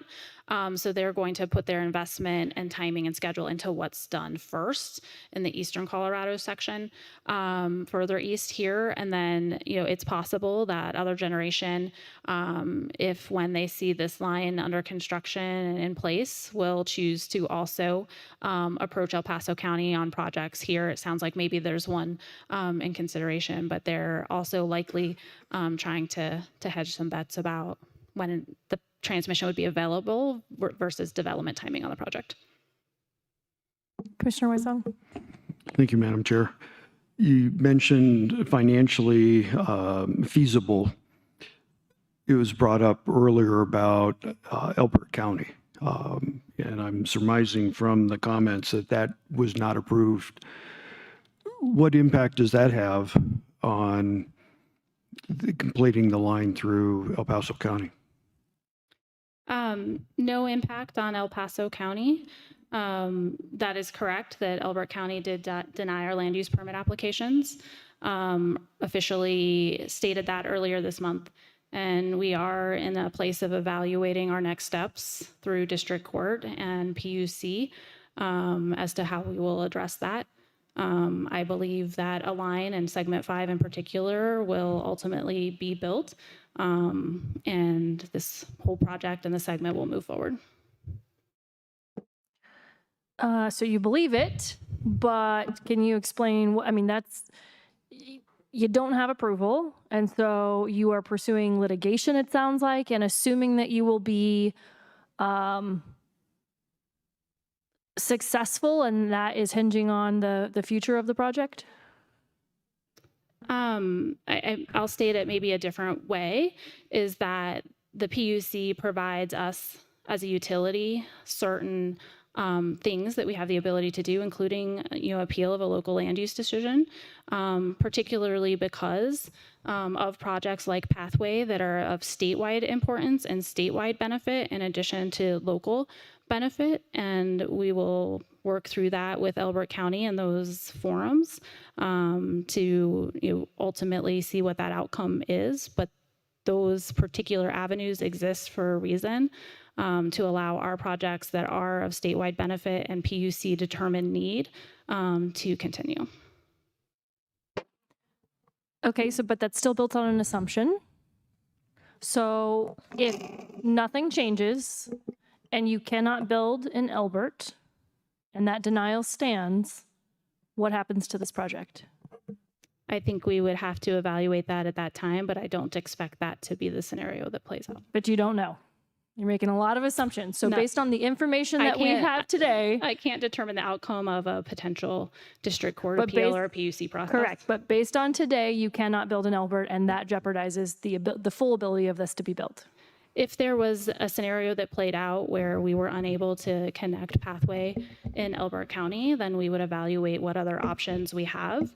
The company is pursuing building segment 5 per the PUC directive to do so in the approval of our CPCN. So why not wait, considering what a huge potential detriment and just complete non-feasibility issue that is? Why not wait to resolve that before coming to El Paso County? The schedule for development and construction of Pathway, as we were talking about earlier and demonstrated on the schedule slide, is a phased approach and a multi-year process. So we don't have the ability in terms of schedule requirements that the PUC put on us in that PUC CPCN decision to do a linear process. It's not possible for us, it wouldn't have been possible to meet the schedule requirements to go county by county in a linear way seeking land use permit approvals. We also cannot construct the project that way. So we don't construct the project holding on an entire segment to receive the approvals. We have to move forward in a linear way to have projects, to have the project constructed and have our crews moving down the line. We have the ability in the construction planning to move around based on project approvals. And so we can start in Pueblo County where we have approvals. We can work in Lincoln County where we have approvals and continue to move our construction as we get the approvals in order to meet the timelines. The PUC in their decision set forth a need for the project and a timeline by which this was needed to support the state's energy goals and to support our energy resource plan that they also approved. So we're bound by our regulator to meet certain commitments, which then ultimately dictates the schedule. Commissioner Williams? Okay, at the risk of trying to explain this, so what you're saying is the Elbert County decision can be appealed to the Public Utilities Commission. That's correct. Just as if they were a court. Kind of. Sure, yeah. Quote unquote, okay. So that would be what I'm hearing is that you're going to appeal the Elbert County decision. Whether or not that's approved is something you would not know until that goes before the PUC. From there, if the PUC were to deny it, and I may have to have our look at our attorney for this, if the PUC were to deny it, does it then go to court, like district court? There's a couple of different appeal avenues that we can take in the order of operations, and if we institute any of them is subject to our current evaluation. So it's not necessarily that if the PUC denies it, we would only then go to district court. We can appeal through district court, and we can appeal to the PUC. Okay. And then a totally different track, unless people want to still ask questions on this one. So while I might disagree with our state legislature, they have set these greenhouse gas emission targets. It would seem to me that the easiest way to reduce the greenhouse gas emissions is actually by building these power lines.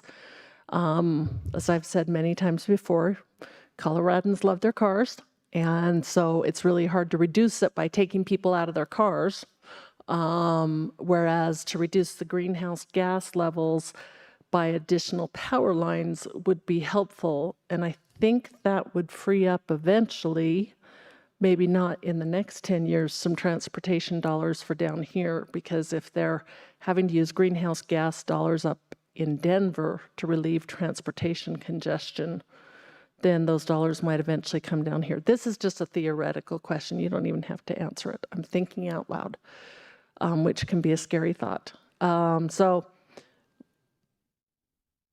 that's what I see as the building of this line, the using of the Eastern Corridor to build these lines are essentially a way to relieve the greenhouse, to meet these greenhouse gas targets.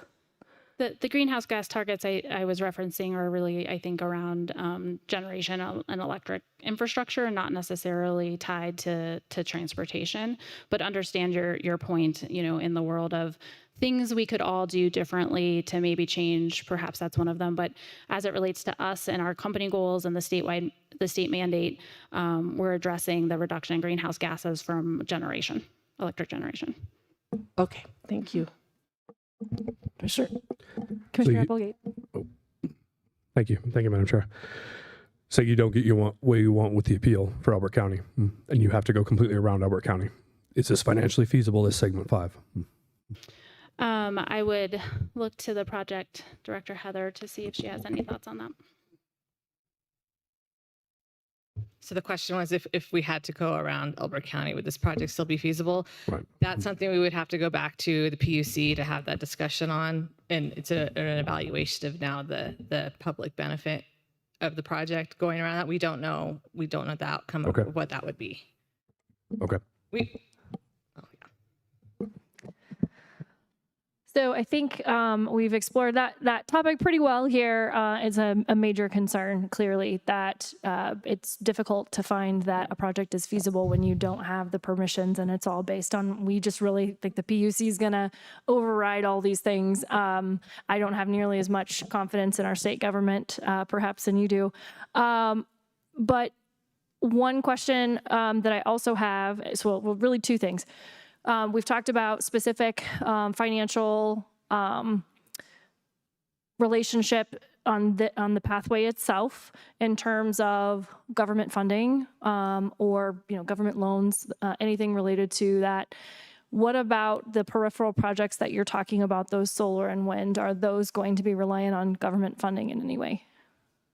I can't speak to the ones that are not Xcel Energy projects. Those developers, I don't know where they get their investors and funding from. So we have a number of mechanisms that generation projects interconnect with the transmission system. They apply and go through an interconnection process, and they maintain ownership and operation of that facility and interconnect to the line. There are some projects that we as Xcel own and are currently constructing, wind projects out east. Our projects don't have that type of funding. We work through the PUC as our regulatory agency to get the funding. So if these peripherally related but not owned by Xcel pieces could potentially be impacted by some of the changes that we're talking about in the regulatory environment and some of the policies at the federal level that would impact the use of this pathway? I can't speak to those facilities. I can say the ones that are in our energy resource plan that are approved are moving forward under construction for many of them. And in the event that one of those or any of those chooses to not move forward, we have backup projects in that portfolio as well that would come into play. And then lastly, specifically as it relates to the coal plants that you're speaking about, you've mentioned both state requirements and company goals. Specifically, as I mentioned, my understanding is that the EPA has rejected Colorado's energy plan specifically because of the closure of those coal plants and problems related to reliability of the grid. If the federal government continues to pursue that and does not want to see those plants close and is successful in getting there, would you continue to operate those plants and would you still need this pathway? I'm not sure I can speak to the EPA piece of that. I don't think it's my understanding that it's exactly that, but I don't know, Andrew, if you have. Kind of like I stated before, Madam Chair, and just to continue to make sure that we address your question, because I think it's an important question. Not only do we think of these as, and not to oversimplify this, but or not to get too far into the depth, but we don't look at these as just generation assets. We have over 80 employees at both of these generating facilities, both in Hayden and in Pueblo at Comanche 3, which is why they are for replacement generation under the Just Transition Solicitation. Understanding that there's been federal mandates out there, this would be first in time that the federal government has got into energy policy at the state level. So this is in an unprecedented time. We are reviewing it at a very close perspective. But I will just state, emphatically that we have our clean energy plan moving forward, which is 6,500 different megawatts of different type of resources. I've mentioned a couple of the wind turbines that are moving out east. We have a large solar array that is happening down in the Pueblo area. We also are converting 2 of our plants currently, one out in Fort Morgan, to natural gas under that portfolio of projects. But as it pertains to our plan as of right now, we are going to continue to move forward unless we get more into, like I mentioned earlier, with the One Beautiful Bill and the things that have been mandated by out of the EPA and the things that you guys have mentioned here today. But as of right now, as we stand on, July 24, 2025, we are going to continue to move forward with not only the state statute that requires us to reduce greenhouse gas emissions, but our own company goal, which is to reduce them by 80% by 2030 and then be 100% clean by 2050. And that's all based on 2005 levels.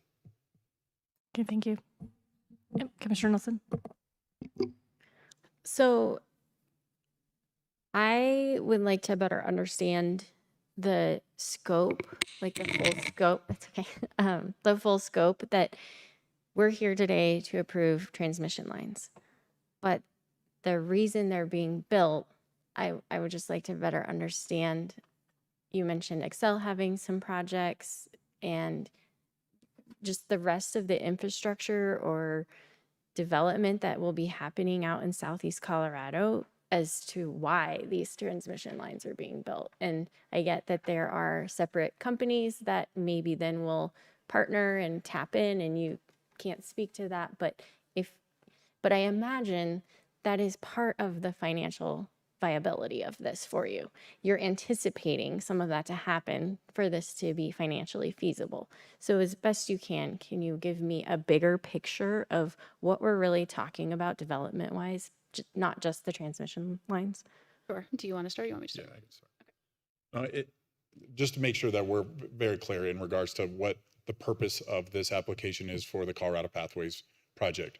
First, it is for overall state reliability on the energy grid, like we mentioned. A lot of the transmission lines that you're seeing on your map here on the Eastern Plains are at capacity or nearing capacity.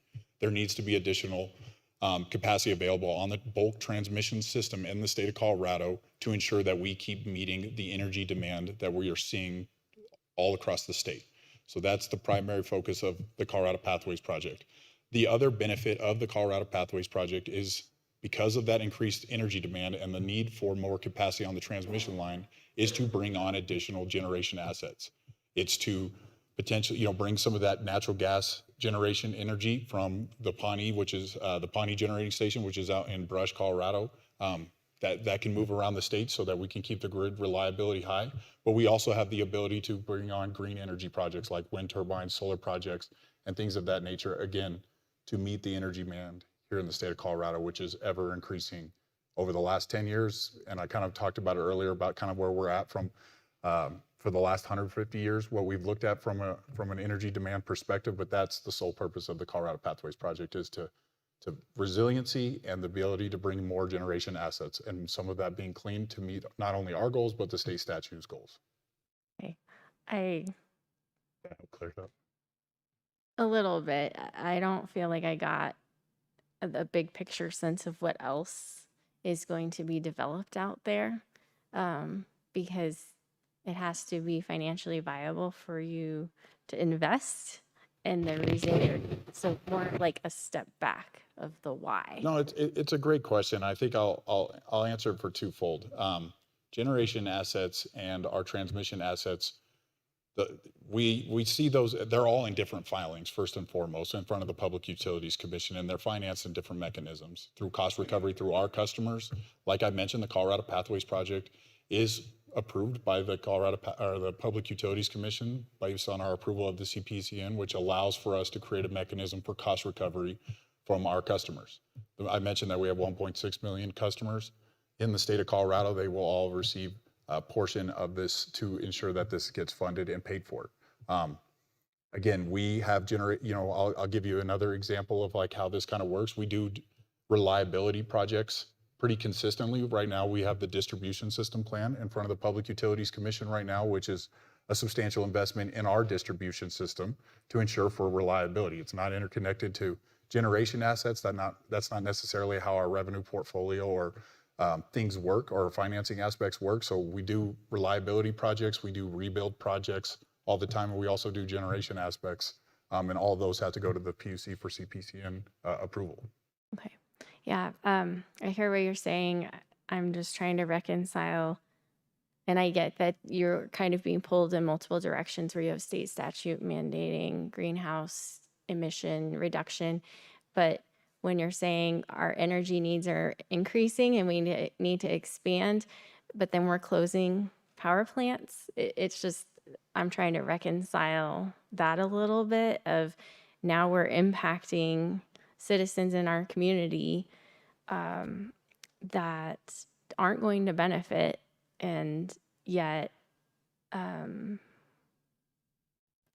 that I think there is going to be a broader impact with further and future development that is behind why these transmission lines are being built when there's already infrastructure in place, further west and lines already in place. So And Commissioner, if I would just, if you guys would allow me to just respond real quick, I want to make one thing, very apparent, which is we are not closing coal plants. We are transitioning those generating assets to different technologies. I'll use the Pawnee generating facility as a great example. That was a coal generating facility for the last 50 years. We are swapping those turbines to run on natural gas. We are going to continue. That's why the just transition solicitation is for replacement generation in those two communities. It is retirement of coal. We'll be clear on that we are expected to be retired from coal by the end of 2030. That is when the Comanche 3 unit is scheduled for retirement on coal generating assets, but we are looking for replacement generation. So it is truly a transition to a different fuel. Okay, thank you for that clarification. And that also helps me understand why those current transmission lines can't just be utilized if they are still going to be maintaining capacity. It's just through a different source. Absolutely. Thank you so much. Sorry, we had to kind of talk around that, but I'm No, glad. and I sort of got there just through, I'm a think out louder also. So thank you. No, do you have a question? Do you want to go ahead? Commissioner Weisong. Can you help me understand that when you have, I'll use the term fossil fuel, whether it's gas, coal, whatever, you can pretty much manage the grid to a known power source.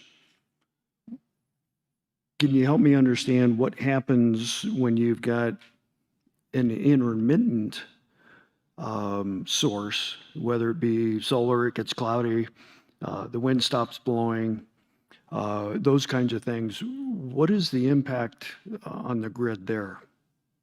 It's a fantastic question, Commissioner. So I do want to make sure I answer this fully. So we don't refer to. Could you raise the mic up just a little bit? Thank you. A little bit taller than Jen, sorry. We don't refer to it as fossil fuel generation. We call it dispatchable fuel generation, which is because That's a longer word. Yeah, dispatchable. But the reason why we call it dispatchable in particular is because, to your point, it's always readily available as long as there's not any maintenance or the system's down or that plant's down for any number of reasons. So we do call it dispatchable. But that goes to my earlier point, that is the reason why you need geographic diversity for some of these assets. Not only do we have solar farms up in Morgan County, we're looking at some of the wind generations. Oh, there we go.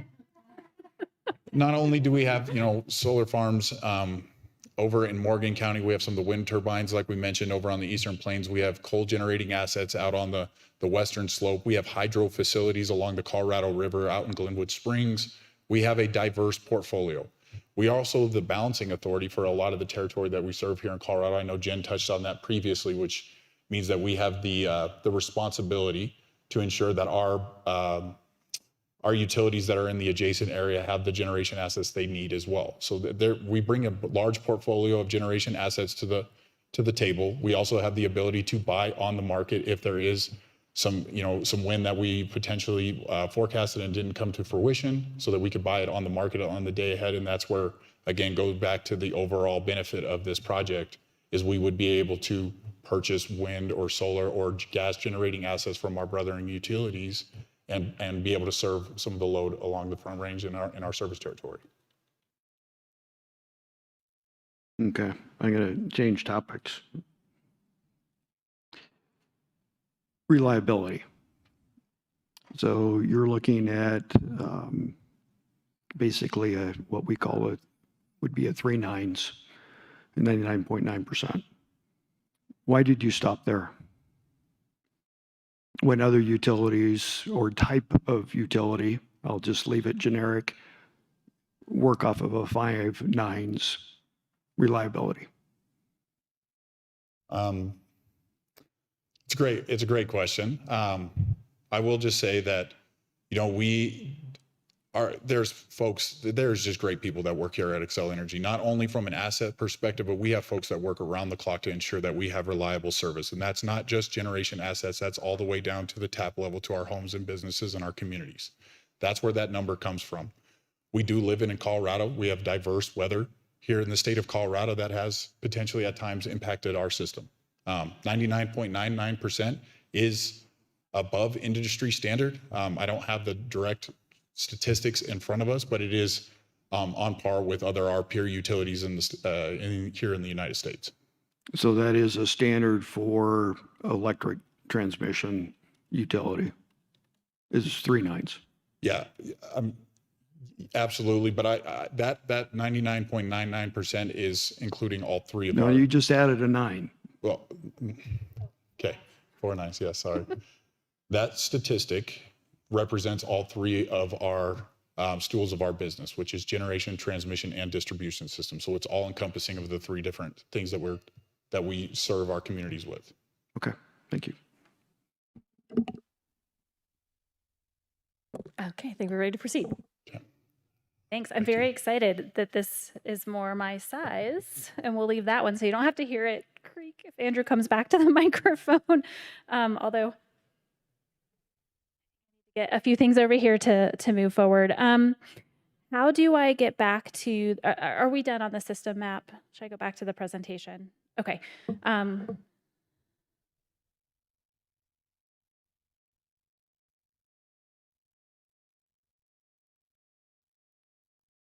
Okay. Thank you. So I think we've touched on this, and I guess I'll just end before moving on to the next section. That again, the reliability and the generation and all of that is part of, and really the reason for this. And we as a regulated utility in Colorado don't get to just go out and build things because someone in a back office in our system planning group decides it'd be really cool to do. We have a real obligation and requirement to clear those types of projects with the PUC, which is the purpose of that CPCN filing. And they look in detail at all of the information presented and either agree or disagree with us. It's not always 100% yes or without some discussion around that, because they do look at what is needed, what does the system need, how is it interconnected, not only what does Xcel need, but what does the Colorado grid need. And in terms of, specifically El Paso County and the question around, people in eastern El Paso County bearing an impact to benefit others, whether that be people in Colorado Springs, because our lines do connect with substations in Colorado Springs located in El Paso County, or other substations outside of this particular county. As we saw in the system map that you have in front of you, there are very limited transmission lines in eastern El Paso County. The people that get electricity in eastern El Paso County have it because others have those transmission lines to the west. So it's a tough balance always, that there is someone that has an impact, whether that be for a transportation network or a transmission grid investment such as this, to serve the broader and the greater state of Colorado, regardless of the actual utility service. So I touched on this slide before the lunch break and went through everything here, but just wanted to pause because I know I ran through it quickly earlier. Are there any questions or details on the benefits related to anything here, taxing paid to the county, and the development plan that you need me to touch on before I move forward? Commissioner Nelson? Not directly tied to this slide, but I had asked earlier about the range of the parcels or plots and what size the land or property owner's land is that will be impacted. What was it, 64? Yeah, I have the quick statistics, and I'm just pulling up the detailed statistics here. So generally speaking, the parcels that the line crosses in El Paso County range from a little less than 1,000 acres all the way up to several parcels that are nearly 3,000 acres in size, so quite a range. We did a double take on the 3,000 acres parcel size as well. We have 17 parcels that we cross that are less than 40 acres, 21 less than 100 acres, The average parcel size that we cross in El Paso County is 438 acres when you average across all of the different values. So the smallest lot size was, did you say 100 acres? Just confirming nine. The smallest lot size is 9 acres. Okay. And then the largest was 3,000. Yeah, 2,885 acres, it appears. Okay, thank you. Commissioner Wesson. Since we're change topics here, have a number of questions about right-of-way. So we have 150 feet wide throughout the length of the project, whatever the property is. What can be done with that right-of-way? Once the line is built, there's a lot that can be done with the right-of-way. There are some things that cannot, and that's how we arrive at our compensation number. What we pay the landowner is based on what changes essentially after we're there and the use of the right-of-way. So as I mentioned earlier, we cannot have homes and buildings within the right-of-way, so no construction of those things. We are not removing any of those things as part of the project. Those are not within the right-of-way that we have proposed here. People can continue to do agricultural operations, pivot irrigation. We place the poles outside of that if there's pivot irrigation to allow the pivot to continue to go. People can graze and ranch and cut crops or grow crops and cut crops. We allow for the height, as Christina was mentioning, of the lowest wire is sufficient for equipment to move under and through. We don't allow tall trees within the right-of-way. That's a vegetation management standard set by NERC and FERC and federal requirements, but low growing vegetation, shrubs, and those sorts of things that folks might want to put out are allowable. People can build driveways under the line. So if they own a property today that maybe they don't have a home on, but intend to do so in the future, a driveway can go under our line. Fences, for property division, ranching operations, agricultural operations, those things are generally allowed. Super tall fences, we want to work with folks on just to make sure those go in and are safe and relative to that. Work with equipment that is very tall or can extend to be very tall can be restricted under the line for safety. We don't want anyone to come in contact with the line. That's a run through of things, but if there was a specific can this thing, I'm happy to talk through that. No, I think you answered that. Thank you. Okay.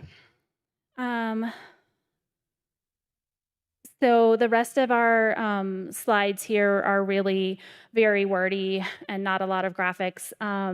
So just checking my list from earlier comments here to talk about that.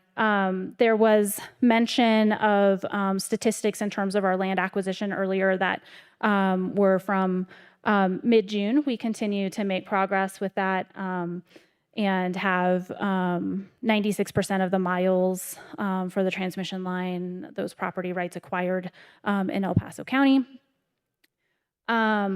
We had mention of programs that other utilities, PG&E was specifically mentioned, undergrounding lines, and I wanted to clarify, when you hear figures like a utility is undergrounding 10,000 miles of line, that is not transmission line.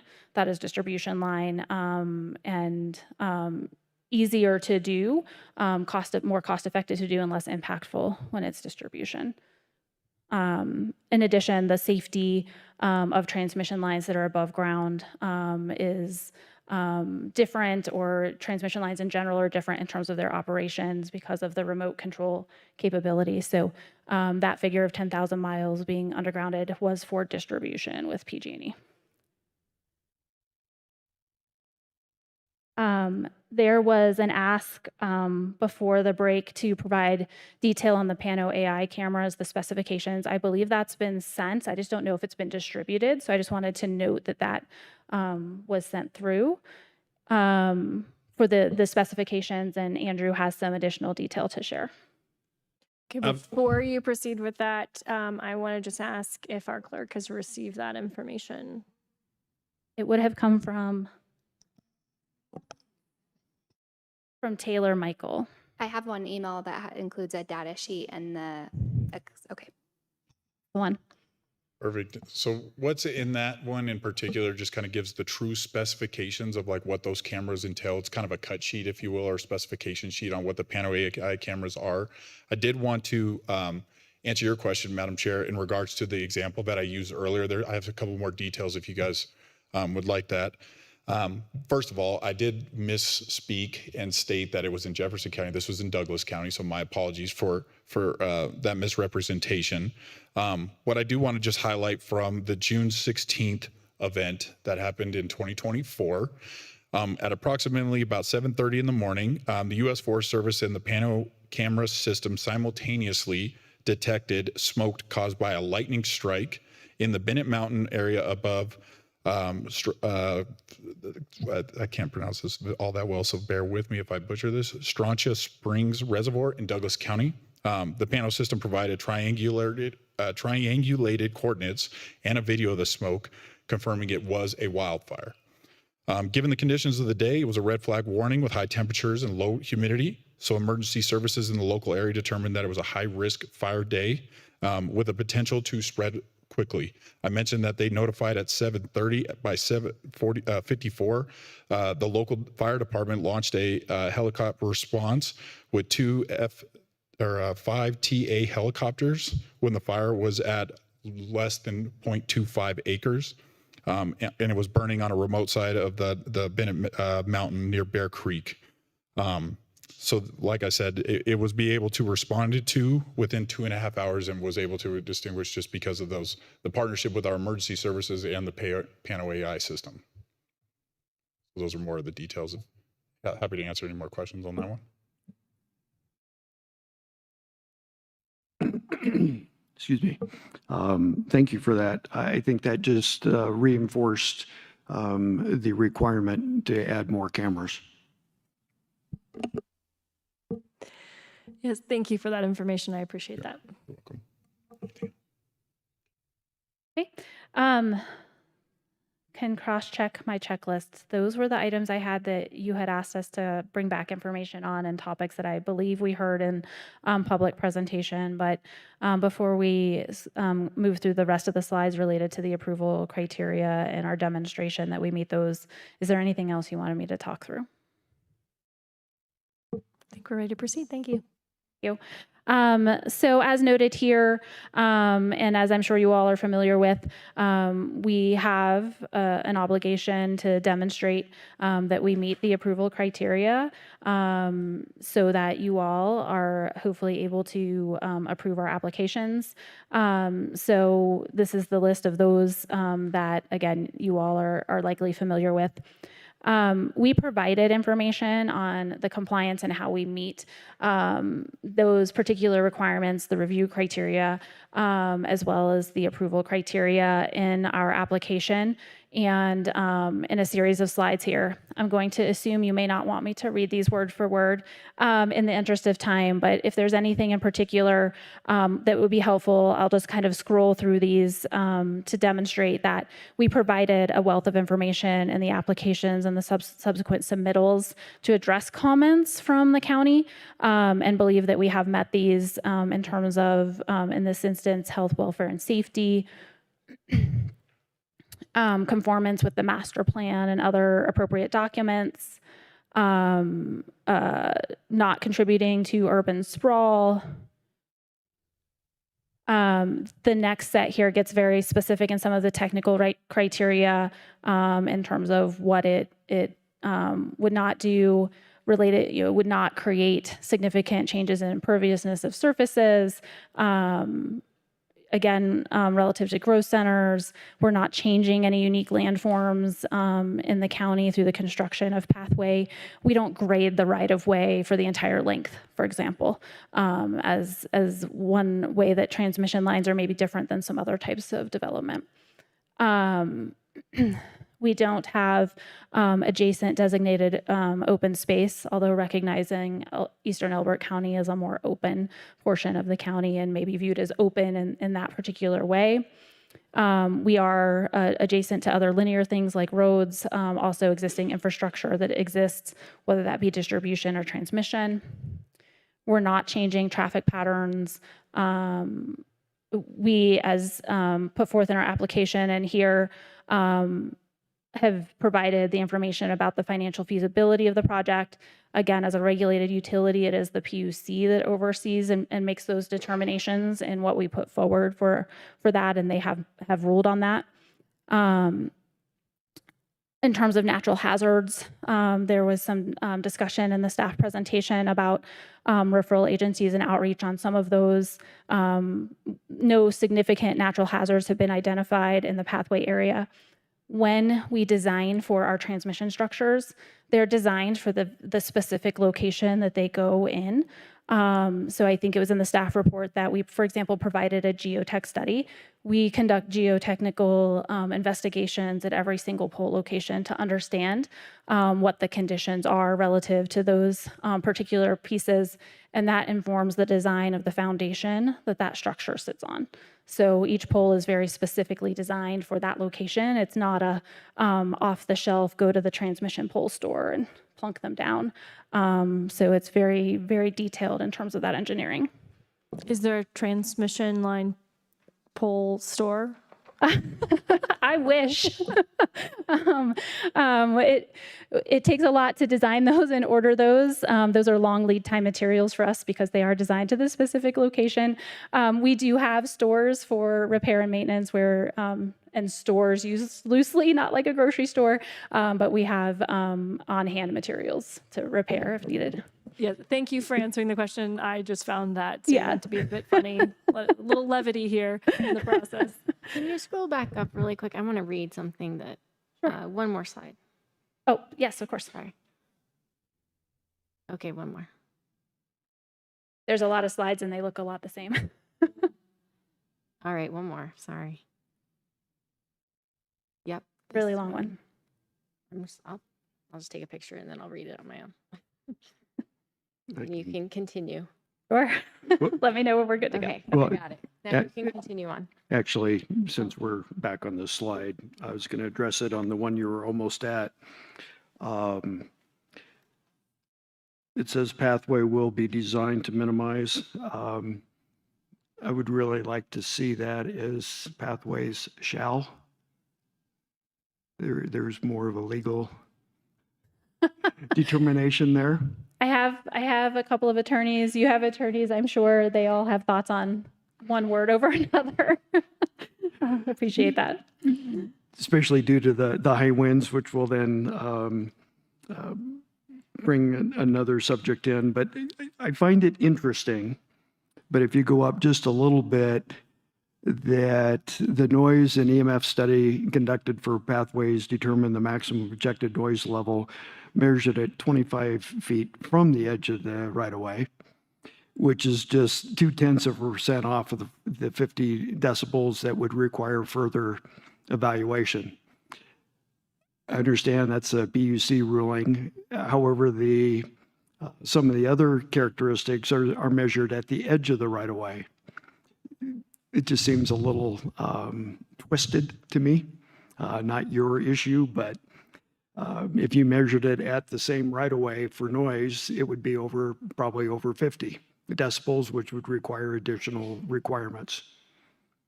Sure. In the study submitted to the PUC, which was conducted by a third party, our engineers didn't do that study themselves. It shows kind of that noise level, and as it relates to EMF levels, you see a bell curve, and we do depict where that is at the edge of right-of-way so folks can see it. Just words on the page here mentioned that. The PUC again sets that reasonableness standard, and then there's a state standard around noise. To the extent that that's a concern for El Paso County, I believe there's a recommended condition of approval around noise of the line that has been proposed. Okay, I'll let you go to where you left off. I don't remember where I left off, so apologies while I scroll here. For The wildfire hazard. See if I can get there. We were talking about natural hazards as it relates to kind of the design. And we heard earlier the feedback from the Geologic Service that they didn't see anything as it relates to those types of hazards. On the next slide here is wildfire hazard. I know we've had a lot of great dialogue around that and the project today.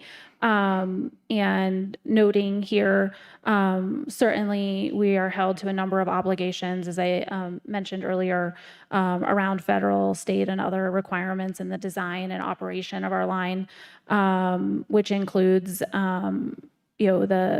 the standards, engineering standards that Christina discussed, as well as the Colorado revised statutes referenced here. In the state of Colorado, again, we have prepared that county-specific wildfire plan. Again, not sure what happened with the technology there, but certainly willing and able to send that to you if you're not able to get to that in any way. And again, there's a condition of approval proposed around that particular component as well. Before you go. It's been brought up, and the ignition source, I guess, is going to be determined a little bit later, but I believe you can't dismiss how quickly the Marshall Fire traveled and the devastation it caused. Now, I still have an issue, and maybe it's state, but maintaining and calling it a low fire hazard zone, I have trouble with that. Not necessarily yours, but then again, that's why I'm coming back to, that you'll take a look at the wind. And if you look at you may not be able to get to it, but in the manual that we got where you supplied all the different maps, if you look at page, sheet 1 of the soils geologic and natural hazard area. I'm not sure if that's easily looked up, but one of the soil hazards, and I'm not even going to try to pronounce what type of soil deposit that is, but it says windblown. So if you've got a windblown soil deposit, you've got high winds. And so that's just something I again want to reinforce, that there's just so many mitigating factors that are coming together on this project that when it comes to the safety, the wildfire risks, and all the rest, I don't quite see the level of attention that I'd like to see, and I'll just leave it at that. Thanks. I don't have that map in front of me, but I'm just going to take a guess. Was it Aeolian? I don't know. We have a geomorphologist here. Did I get it right? I don't know. What is it? Yeah, I think Eolian, E-O-L-L. I'm not sure if that's an I-A-N or not. Too small print. No worries. Thank you. Thank you. Just to clarify, we're not saying there's no wildfire risk. We wouldn't have a wildfire risk zone identified. We certainly recognize that that is the state of Colorado, whether it's Eastern Colorado or Western Colorado, and certainly our wildfire plans and those wildfire risk designations and other information published by state agencies working together. That's why we provide visibility on that, not just what we have proposed, but those understand that you may or may not agree with all that's in there, but want to make sure that we're acknowledging that we do have those in place. And then you had made a comment that one of your engineers made reference to, you typically don't see any issues with your transmission lines. There's a few cases of transmission line failure that has caused mega fires. So I'd like to know a little bit more. Have you done any tests, or do you have any kind of engineering data that, okay, what's the probability of something failing? Granted, when it's brand new, as you said earlier, you've got splices every 2,000 feet. That was for underground, to be clear. But, Okay. yeah. How long of a reel do you have for above ground? And there are splices. It's just handled differently for transmission. I don't know if it's roughly the same distance.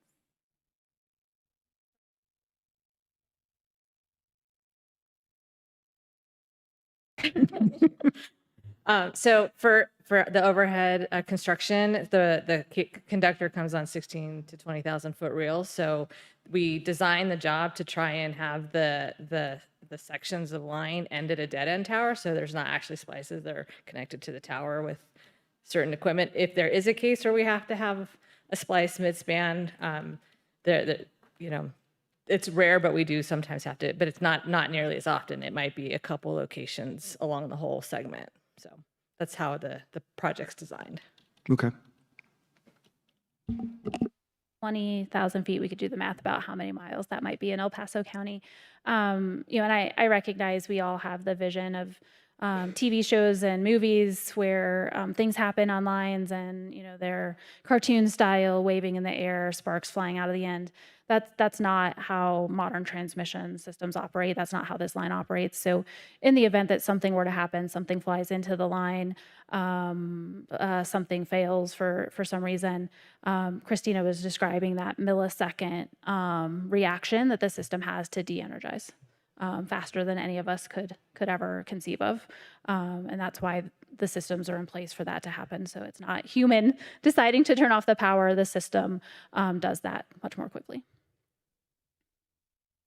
We talked about floodplains earlier in the staff presentation, also discussed this. We have a lot of flexibility in the placement of our structures because this isn't like an underground pipeline, for example, or an underground transmission line even.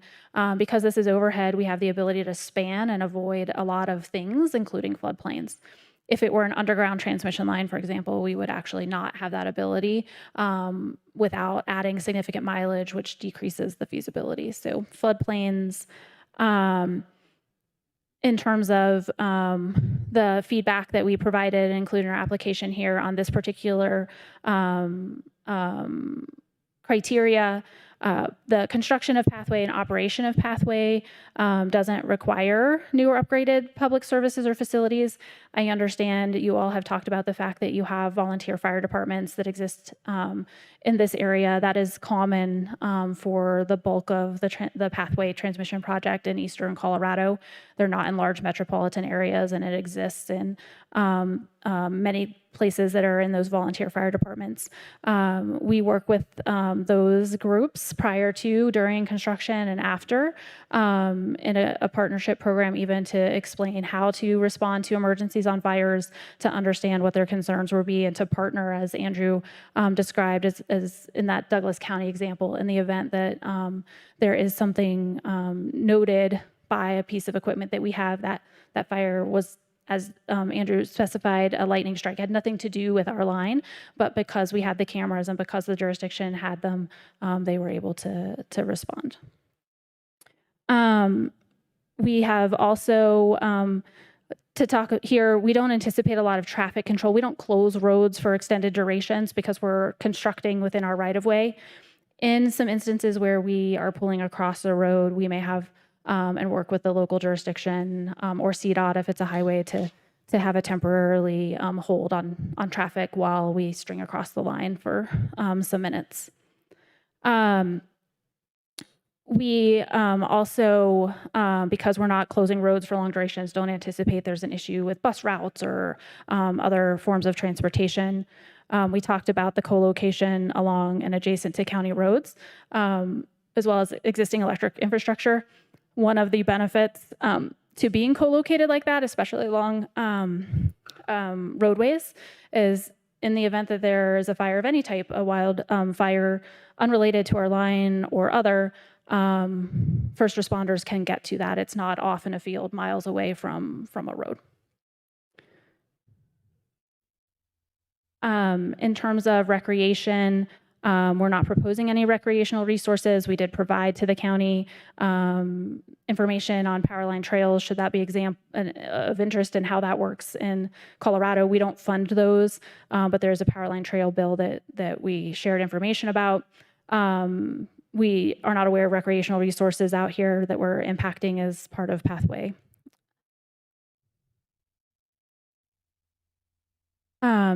Air quality, we acknowledge that there can be temporary impacts during construction related to dust. You mentioned a certain type of soil, for example, that is windblown. We do have to take appropriate measures to control that during construction, and then we restore our areas impacted during construction in accordance with our stormwater management plans at a state level and local level when those are required. And we do have to get, in certain instances, an APIN or that air pollutant emission notice for that. So certainly something that we have to look at. We employ water trucks or other forms of dust mitigation. Sometimes it's mag chloride, depending on jurisdictional preference and other things. In terms of visual impact, we shared in our presentation earlier some example visual simulations. There were more provided in the application materials as well. What that would look like. Certainly, a transmission line is visible in certain instances. Sometimes it may be tucked behind a topographic feature, and certainly distance matters, as we were trying to show in the simulation set that we provided earlier. So there's not a way to effectively screen a transmission line from view, but it is sited again along other things in hopes of minimizing that impact.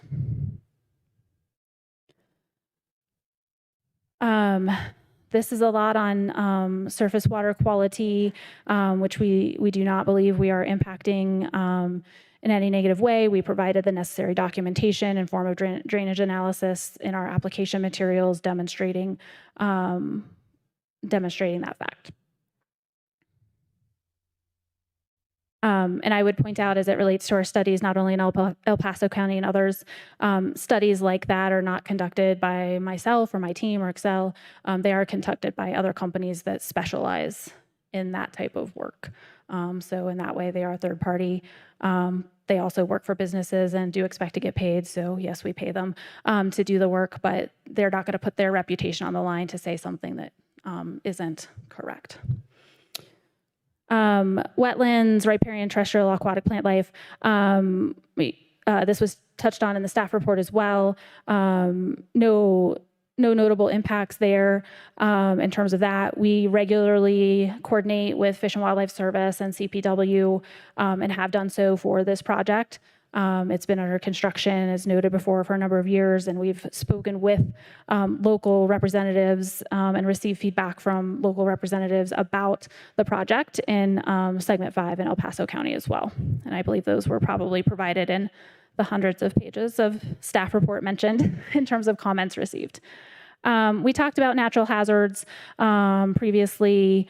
We've talked a little bit about nuisances, whether that's, certain things. I mentioned earlier, these are not going to be lit. These structures aren't going to be lit, so we're not providing light pollution or creating light pollution. We will have some construction disturbance, but we work to minimize that, which includes condition of approval requirements, for example, around construction hours and days that would be allowable for the project.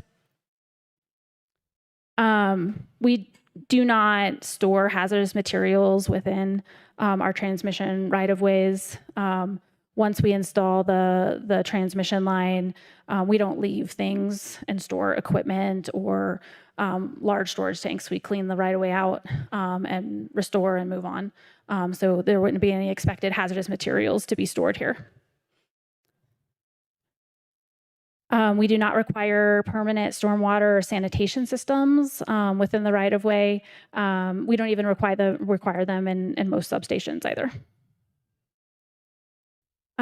We talked a lot about this particular requirement earlier. reasonably necessary. That is part of the PUC's determination in accepting the CPCN. The PUC doesn't render that decision and then go away on a project like this. We do have semi-annual reporting to the PUC, and they continue to be engaged and aware of the project through that mechanism. This is a bulk transmission system, as we discussed. It provides that loop system and has been deemed necessary to meet a number of goals at a state and company level, both in the CPCN approved and our energy resource plan that has also been approved by the PUC that we are moving forward with construction on. The PUC also in our CPCN decision represented in that we use and apply the best technology and industry standards for transmission. We've heard Christina talk about design standards. We've talked about the fact that we had to go through a Colorado coordinated planning process as part of the project. And then the PUC takes a look at that and says, we think that, in fact, you are using the best technology for this purpose. We did provide a really detailed segment 5 routing and siting study with our application. I touched on some of that in the slides, but that's, again, a lot of pages that were summarized into a short slide to explain what was literally years of work to arrive at the current route. In that, we certainly followed a feedback loop around how and where we looked for alternative routes and how we considered those. So as I mentioned, there was some early look to the west along I-25, for example. In our original study areas, we identified things further to the east. Of that, the Air Force Academy had concerns, which pushed us additionally more to the east than that, ultimately arriving at where the proposed location is today. And we document in that study all that we looked at to arrive at that, which is a balancing of factors. Some of the routes were not going to be accepted, for example, by the Air Force Academy. So there was discussion in the staff presentation that they don't have issues with the current project as proposed. If we had put that further west in those areas that we showed on the map, they may have had a different response. So we're working to balance everything the best we can in order to identify that route. We provided a monitoring and mitigation plan in our application attached to the application to address this particular approval criteria and discuss how we will mitigate and minimize adverse impacts. In addition, we've provided the county-specific wildfire mitigation plan on that specific topic. Again, we've talked a little bit about this in terms of government services, traffic congestion, and so on.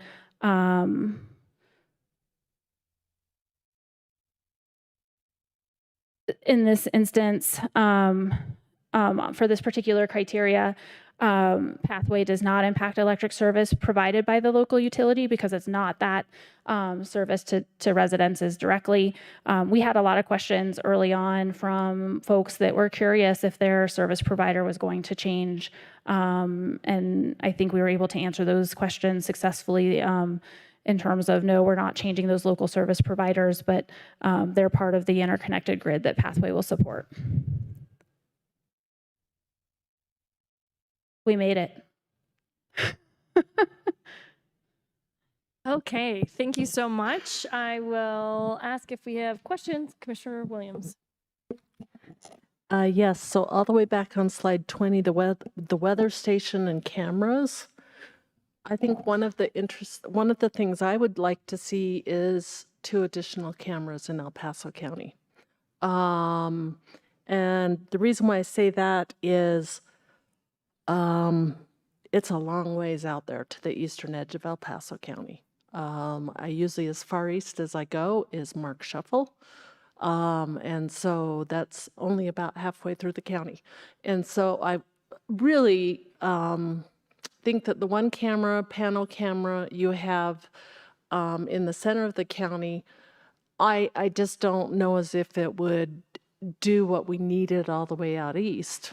And so I didn't know, and our staff can certainly answer this, and you can all consider this.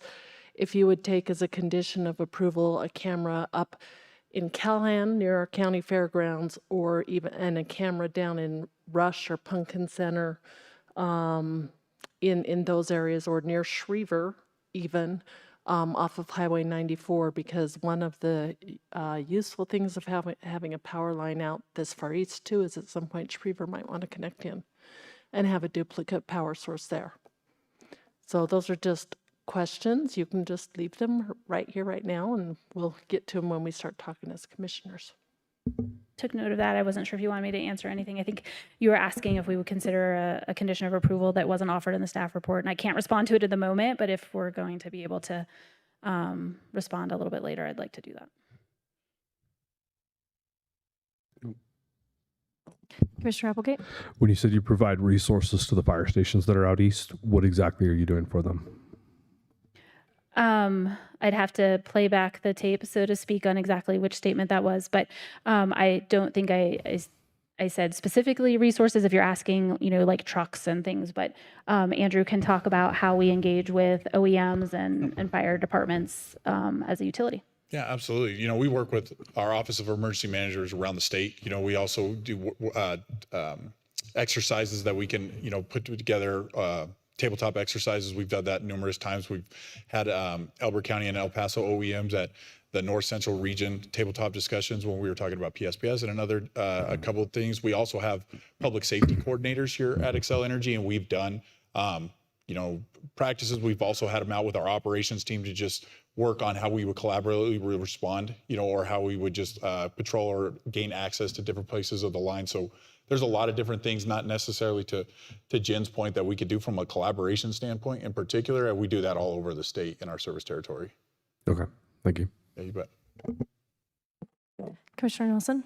I'll just piggyback on that. All sounds really great. It sounds like it's more at a higher level. So since these are volunteer fire departments, do you come in and help train those volunteers? And is that something that we could anticipate that you would provide for these volunteer departments? Sure. In terms of how to respond to emergencies around our electric infrastructure, for example. Yeah, absolutely. Exactly. We have certainly available online training to the extent that's helpful. I understand the folks may be located in different areas. And then we also work with folks to provide training on the ground as well. Yeah, I think like a great example to just use is we have a place over in Henderson. It's a gas. This is on our gas system. It doesn't technically pertain to what we're talking about here today, but it's an opportunity for fire response and fire departments to come out there and real world work with different pieces of our equipment. Well, so we're absolutely happy to coordinate and do those type of trainings. Like I mentioned, we have an entire public safety training department that would, depending on what the request is, and depending on what we want to do, but you absolutely have our commitment to make sure that we work together. Okay. Yeah, that would be great. And I'll just echo Commissioner Williams' sentiments that an addition of a camera or two along these lines would benefit our county. And so for that bullet point of how is it benefiting the impacted area, that would be a positive that we could help monitor the risk of wildfire. And I'm just thinking about the response is still on us and it on the volunteer fire departments. And so then the training that you could provide to those volunteers around how to handle a situation if it were to arise along the power lines, again, that would be a benefit to our citizens in our community. Thank you. Commissioner Weissong? Do you have the ability to pull up the maps for the soil reports? And the only reason I'm asking, that seems to have the clearest road where the power lines go on the next to the roads.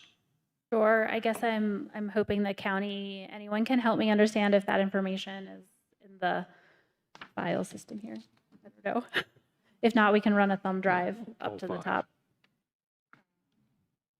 Are you specifically referencing within our application or the wildfire mitigation plan, or? This is I believe your response, but I'm not sure. It was part of our packet.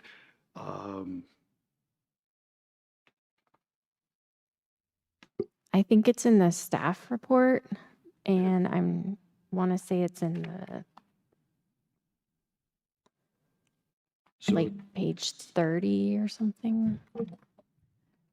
Do we have access to the staff report on the computer here? I'm not sure. Could I maybe just suggest, maybe since it is in the staff report, is the question actually for the applicant or is the question more related to staff?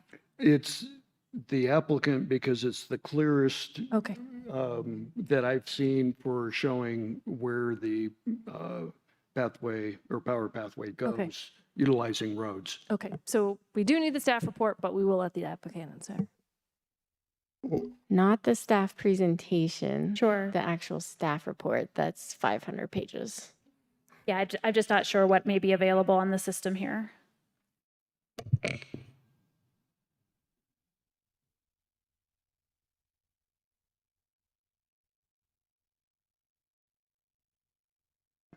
Oops.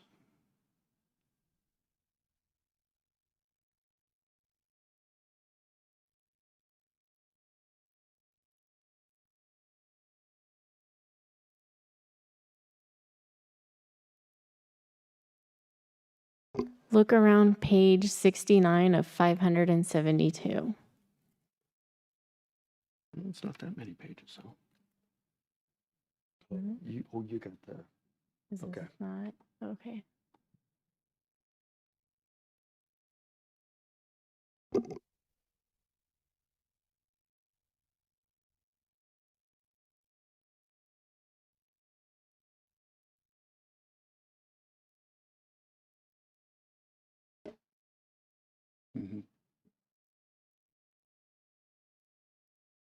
Well, it would be all 5 pages, so it's attachment G. So it's actually page 75 of 572 is where it starts that he's wanting in that staff report.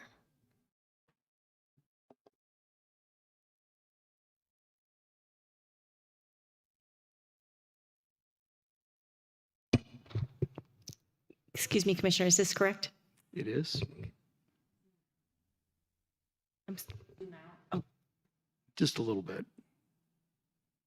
Okay. If I could, if you could just kind of follow from the county line, just following the roads all the way down. Because I like the fact that, okay, it's along the roads here. And then there's the 5 pages because it's broken down into the 5 sheets. Do you want me to keep scrolling south and then you'll stop me at some point? Okay. Yep. Okay. Just scroll up just a little bit right there. No, excuse me, scroll down. I always make my mouse the opposite of what everyone thinks, so apologies. Right there. So you're moving off of, I don't know if that's Rush Road or whatever it is. Mhm. And then it takes off to the east. It didn't follow it all the way down to the next road. Do you have any idea why? Yeah, it's probably a map in the presentation that shows all of the overlay, but I'll try and describe it here, and if we need to pull that up for visual, would be helpful. So certainly to the extent that we can be adjacent to the existing roads, that is our primary goal for sure. There are instances, and I believe this is one of them, and we can confirm with that map, where there are things built next to the road, homes, businesses and other things, so we can't be there, and we have to deviate. Because we would generally be heading in a southwest direction to get to our substation, our first choice would be, if we can't stay on that straight path, we would go west. Same situation. We also try to be, to the extent we can, adjacent to property lines, as opposed to cutting through the middle of property lines and a number of other things. But we can pull up, if you'd like, the presentation, the applicant presentation, and we can look at that one map, and it'll show all the things that were kind of in the way. Is there more on this that I should continue to scroll, and we can? If you could, this is the first one, and then you'll notice that it now it goes into Lyman, or I mean into Lincoln County. That's correct. Go ahead and scroll down. Okay. And then it comes back in and follows the road, so keep scrolling. And then right at the bottom there, you see it takes another jog onto the property. I'm assuming there's a rationale for it, but it wasn't clear in the other overlay map that you're referring to. Isn't broken out quite this big to be able to see all that detail. And so that's why I'm kind of asking, because one of I think the issues is you're cutting right through someone's property, and that obviously has a huge impact.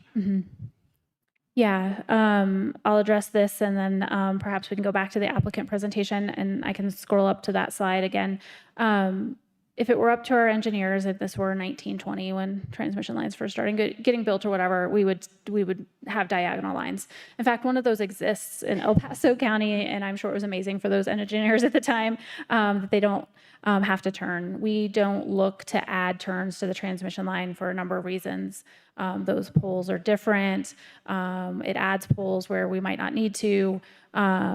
It's the dead ends that Heather described. So we only generally turn the line when there's something in the way that we need to. The best route for the transmission would be to go straight and not have to deviate. In this instance, we did have to work around some things. And then again, if we can bring up and if I have the ability to do that in some way, let me know.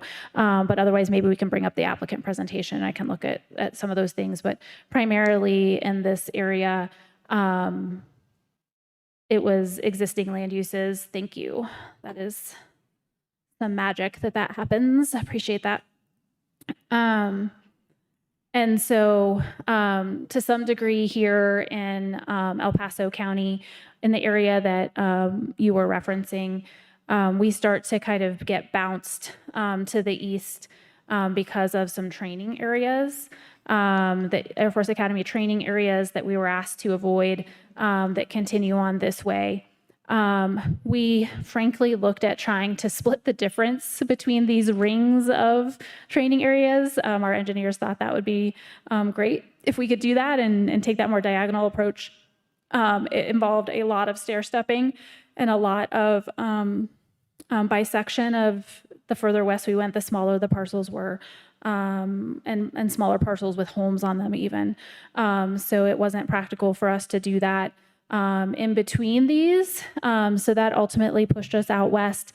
And then as we navigate stair step down here, I'll try and point out, but maybe you can see on your screen these green dots, again, representing the homes and buildings that we identified out there. I guess this is a PDF. Maybe I have that ability. Should I try? Let's see what happens. I don't know if I'm breaking the system. Someone will tell me if I'm doing it all wrong. And so here we truly are trying to navigate between being adjacent to roads where the homes are built and instead being behind them in these cases to the best of our ability, where maybe they had a view to the west in the mountains. Again, there are people and homes to the east, so I recognize we didn't solve that problem for everyone, but attempted to. We also see on here, for example, some things like other airports. We have to work around that as a condition or a restriction, and other conservation lands that just don't allow or support transmission. So we had really a perfect or imperfect, I guess, if you want to think about it, overlay of things here that really dictated us going to the east with that route and this location, and then trying to stair step down between land use in the area.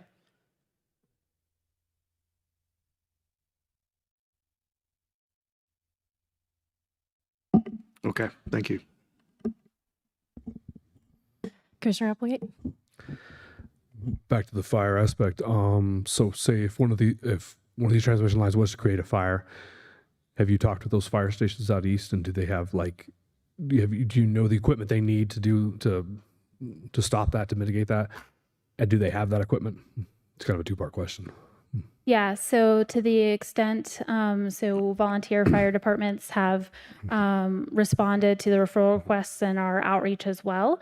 We've had conversations with them. For example, they provided feedback on our construction plan in certain instances to say, we want you to account for this or make sure you clarify what you'll have on hand during construction. In terms of the operation of the line, some of the fire districts, as I understand, didn't respond to the county outreach, and we continue to work to get with those folks, so to talk about the operation of the line. In the event of a fire on our transmission line, which would be very, very, very rare, but certainly is a thing, we do not want local fire departments to spray water on it or attempt to get on the pole. And so we do work with them to educate how do you respond to a fire on our electric infrastructure to do so safely. Okay. To your knowledge, do they have that? Do they have all that information? Do they have what they need? I did the best of our ability to provide it. Yes, that's my expectation. Tri-County indicated that they had no concerns after we addressed comments and others. So to my knowledge, yes. Okay. Thank you. Okay, Commissioner Nelson. Really quick, you mentioned that you were trying to put the line on property boundaries. So how does that work? Do you pick one side of the boundary and then compensate that landowner, or do you go right down the middle and compensate both? Yeah, great question. Generally speaking, we would generally locate it on one property. So we would put it 75 feet in from the property boundary and have that on there. In the instance that a landowner or adjacent landowners have different preferences or asks, I know it may be hard for some to believe, but we do get questions like, hey, my neighbor would like this too and would like to see some money. Can we do something? We will overlap and split it. But whatever our easement overlaps, if it's on one property or two or more, we would compensate them accordingly for the portion of the easement on their property. Okay, my next question is like really detailed and specific, and I don't know if you have this data available, but going back to that noise consideration that the measurement is taken 25 feet from the easement. And so you were saying the easement is 75 feet from a home center line. Do we have current buildings, infrastructure 100 feet within that noise boundary? Do you understand what I'm asking? And like I said, that is like super detailed, specific. And if you have it, I would love to hear the answer. If not, yes, we're trying to get through this. I think what you're asking ultimately is, do we have something within 100 feet? So, Yeah. so the state standard, I'll just, while the number is coming to me, the state standard for that, the reason we do it isn't because we decided that's a good number. The state standard is for us to measure it at 25 feet, but beyond the easement or the property. That's true if we own the property. So it's based on that requirement to demonstrate that. And there's more pages in the noise study about how all of that's determined. The closest home, I think, is we have it measured is 233 feet away from the center line or the edge of right of way. From the center line. So if we subtract 75 feet from that, 150 feet plus a few, if I just simplify the math, from the edge of the right of way would be the closest home. Okay, thank you. Sorry, can you say that 150, making you do public math? That's fun. Yeah, I think there's a few more feet in there if I just Yeah. did the quick math based on that. Anyone crunch the number? 158 feet. From the edge of our right of way is the closest home. Okay, thank you so much. Okay. Do we have additional questions from commissioners this time? So typically, we would have gone to the public comment portion at this point, but since we have already done that, normally we would come back for a rebuttal. It sounds like you have addressed all of the items that you wanted to address from the public input and have nothing further at this point. Unless there's something I may have missed in the order of operations, but I believe we have. And I know that the county also received public comment as part of the application. We provided responses to those comments earlier this week as well. So I don't think I have anything additional that I missed in relation to those. Okay, that's what I wanted to make sure that you you're finished with your presentation and any rebuttal that you had at this point. At this point, what I think I would like to do is do a brief comfort break before we launch into kind of the next portion of asking additional questions of staff and then having conversation up here. So we'll just take a brief comfort break and we'll be back in 10 to 15 minutes. We're in recess.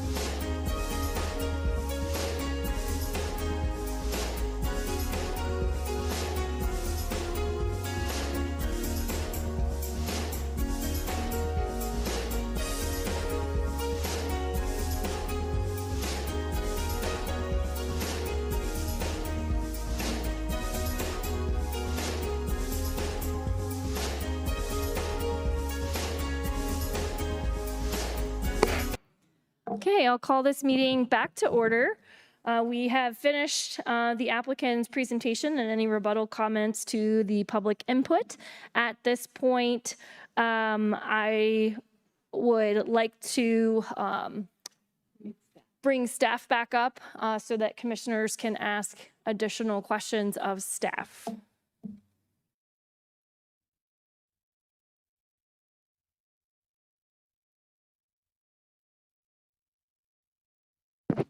Is there somebody who wants to kick off these questions?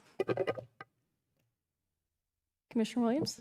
I think that maybe there were some comments about the site development plan when I was asking Carrie about it. Hello? Okay, just making sure this microphone is on. I've never used this one before. Yes, so in the staff report, our specialist did indicate that there was additional information that the county staff wanted to see to meet Chapter 6 related to the site development plan as it relates to wildland fire site specificity, I can't talk, I'm so sorry, but site specifics to the location of the line. We did not feel that we received that at this time with the May 2025 document that the applicant uploaded and posted on her screen, which is why we provided that comment in the staff report. So if we receive the site development plan, one of the submittal requirements of Chapter 6 would be to submit a full compliance wildland fire mitigation plan. And at that time, we can incorporate any additional cameras that the board would like to see in that specific plan that we will be requesting with the site development plan application if this project were to move forward. Okay, great, thank you. Additional questions? Commissioner Waisong? This is, the BAMP is in the applicant's presentation, and it's the routing considerations, so that was, it's right in front of us, I'm sorry. I'm a little concerned, and as far as getting feedback from the Air Force Academy, you got that line going right through two of the flight zones that they use for training, and those, I believe, are used more out of the Pueblo Airport than the academy itself. What was the academy's response? I can read it exactly if you would like. It's not too long. On 4/18 of this year, thank you for sending U.S. Air Force Academy the Colorado Excels Power Pathway 1041 project review request. We have reviewed the provided documents and appreciate Xcel Energy providing updated maps and drawings for the proposed power pathway. It is our understanding that any future secondary lines will coordinate with United States Air Force Academy as part of the El Paso County permitting process. USAFA has no additional concerns regarding the proposed construction. Okay, thank you.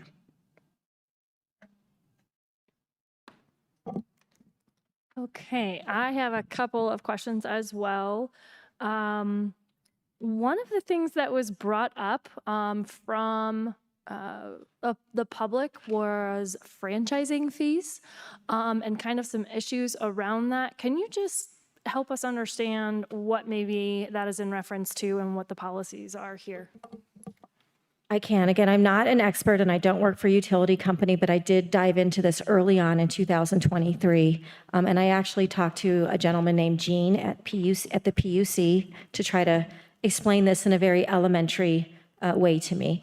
And my understanding is that utility companies can place franchise fees on their bills when they have direct customers. But because Xcel isn't currently billing anybody in El Paso County, they can't include a franchise fee that would be used for certain educational facilities or other improvements. I have explained that to that gentleman or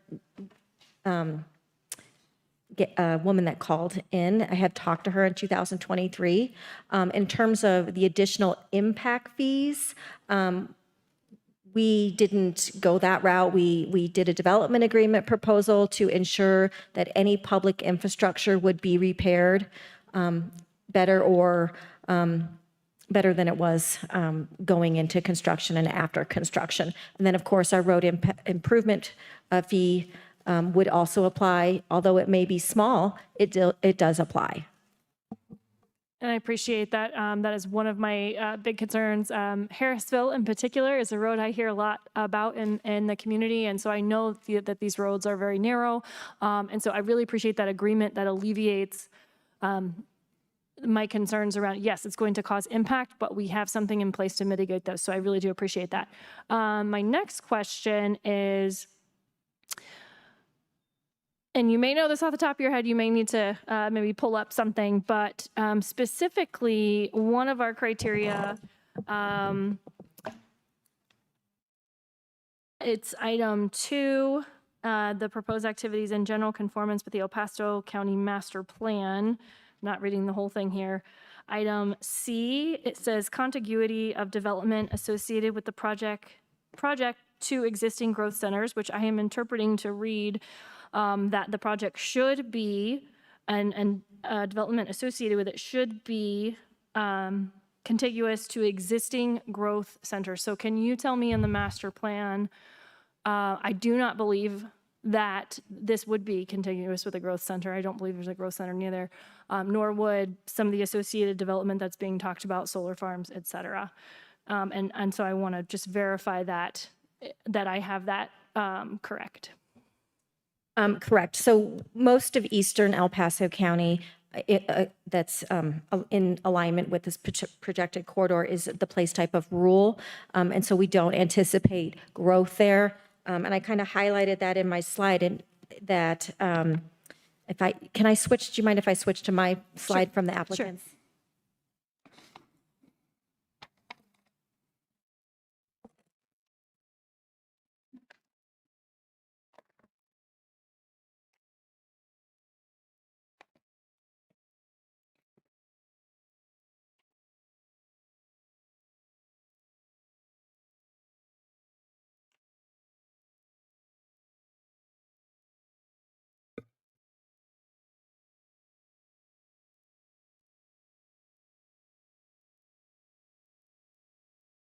So more specifically, the rural place type, as I mentioned, comprises ranch land, farms, and other agricultural uses. When we talk about development there, we're talking about rural place type development specifically, and located along regional transportation corridors. And that is vital to the quality of life of our rural community residents. Again, this proposal isn't necessarily serving any of those localized residents or businesses because they're not a direct recipient of the power. And one of the highlights in the rural place type is that agricultural lands that rural areas contain a valuable economic resource and a unique lifestyle that should be preserved. The rural place type includes agricultural lands which represent a valuable economic resource and allow for that unique lifestyle. As growth occurs, some rural areas may develop and transition to another place type. However, leapfrog development should be discouraged by proactively permitting changing areas contiguous to existing development and to another place type. Again, this corridor is all rural place type. We aren't anticipating growth areas along this corridor at this point in time. However, if this development comes in, it may trigger a leapfrog development of utility type projects. Okay, thank you so much. Really appreciate that. Additional questions for staff? Okay. With that, I will declare the public hearing closed. At this point, we will bring this up for discussion. This is a project that will be in 2 of the districts. As is somewhat tradition here, we usually hear from the resident commissioner Commissioner Applegate, since it's in both of our districts, are you okay with me proceeding with some comments? Okay, thank you. So I have some grave concerns about this project, and I want to go through some of the criteria. One of them that we just mentioned, there's several things in the first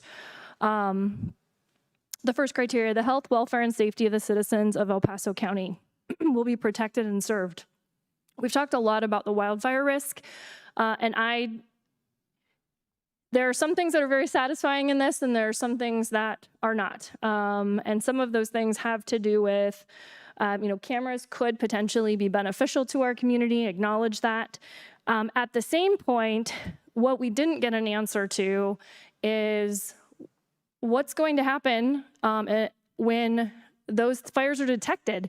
We have volunteer fire departments who, I think you mentioned, did not respond to the proposal, and that's probably because they're volunteer fire departments. And that's very concerning to me because we can identify a fire all day long, but if we can't get folks to the site to begin working that fire very quickly, it's going to spread very quickly in a grassland scenario with the winds that we have on the eastern side of the county. So, I'm concerned that I cannot say that the criteria is met on this item specifically related to the safety of the citizens in the county. I'm also concerned because of the question that I just had about the growth centers and the potential for that leapfrog utility type projects in the county. We don't really know. We've had some questions. Quite frankly, they weren't answered about what kind of other projects could be coming in. And actually, in your slide, I'm not sure if you misunderstood the criteria, but you specifically said the pathway is not located near a growth center. Well, if you're not, you didn't meet the criteria. So I don't know if that was a misunderstanding or acknowledgement that you are not meeting the master plan. But in that regard as well, I don't think that, I'm sorry. So the first one was health, safety, and welfare. The second one is in conformance with the El Paso County master plan, which is what I was speaking to about the growth centers specifically. In addition to that, I have real concerns about criteria 3 and the feasibility of this project. We asked a lot of questions that we weren't given answers to, quite frankly. Lots of big overviews, lots of words, but not answers. And when I pressed on some of those answers, it was very unsatisfactory. I continue to have concerns that this part of this project was, the 1041 for part of this project was denied. Just saying, well, I think that we're going to get it overturned is not proof of feasibility on this project. And so if this project changes, we don't know, as you've admitted, we don't know where it could go. It could need to come back because it's not even the same pathway or the same project anymore. And I'm going to say, quite frankly, I was very disturbed by the response on that. To say we are so confident that the PUC is going to override and not care about the citizens of El Paso County, that the local government, we get a lot of that from the state. And quite frankly, the callous dismissal of what the elected officials here, that what the people here have elected us to do, was very disturbing to me. So I do not think that it is clear that this project can even move forward and therefore would even be financially feasible. I think likely the siting is not a big deal for item 4, but there is a wildfire hazard area. And so as you've admitted, some of those fires could be even created by other different situations and potentially impact. I still think we don't have a clear view, and a lot of our questions were not answered on that. And then item 5, the project will not have a significant adverse effect on the capability of local governments affected by the project to provide local infrastructure and services or exceed the capacity of service delivery systems. The determination of the effects of the project on local government services may include, but is not limited to the following considerations. And so emergency services is on here. I just cannot believe, and it may be a rare occasion, but so are house fires. We still have fire departments. We still make sure they're served. So even in a rare situation, and this could be an absolute disaster if we had a fire in this area with these fire departments, that has not been mitigated in any way, shape, or form. And that's very concerning to me. In addition, and I think this alone would have been a bit more or if some of the other items had been met, maybe this would be less concerning to me. But the existing visual quality, interference with view sheds and scenic vistas. I saw the pictures. I'm really glad that you provided those, and that was very transparent for you all to do that, those simulated photos. It does affect the views. It does change things for the folks that are living in these communities. So that's a lot of criteria that has already not been met. And then probably the biggest one is, does it represent the best interests of the people of this county and the best utilization of resources in the impact area? And it truly does not. There are no hotels, so even these would be very temporary things, but there are no hotels, as you heard. There are no grocery stores. It makes me wonder if you've been to this area, because there's nothing out there that can support that, process. I actually think some of the input from folks was really good. If it's going to create jobs, why do you need hotels? It's not creating jobs for here, so it's not the benefit to El Paso County residents. And so I think it cannot be said that it meets that level of criteria. And I've gone through about half of the criteria already, that it just doesn't meet our criteria very clearly to me for this 1041 permit. And I'm happy to make a motion to deny this permit, but I also want to give my colleagues the opportunity to speak if they prefer to do that first.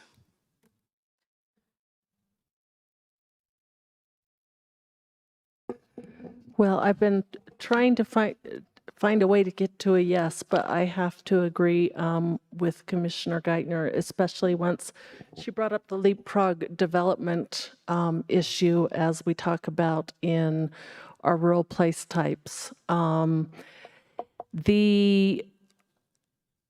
could have possibly gotten to a yes on the wildfire risks with the addition of some cameras out east.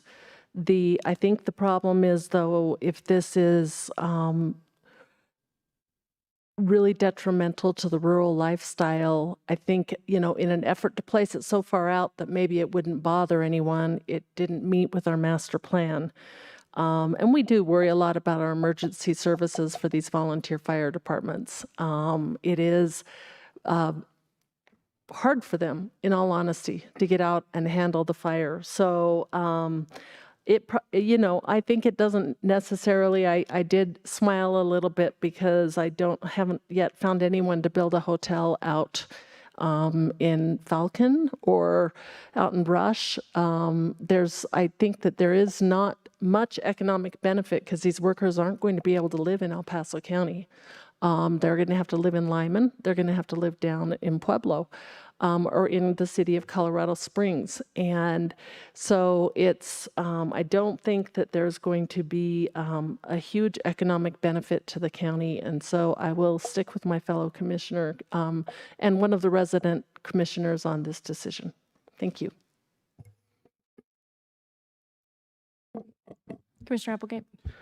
I just wanted to comment. So on the Elbert County issue, I see that, it's where it's not financially feasible.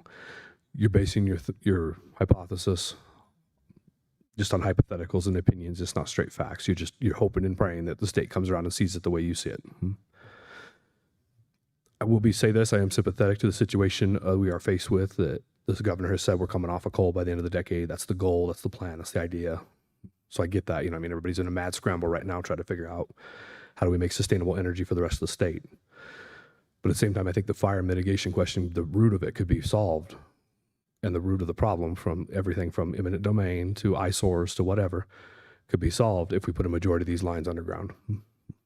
Thank you.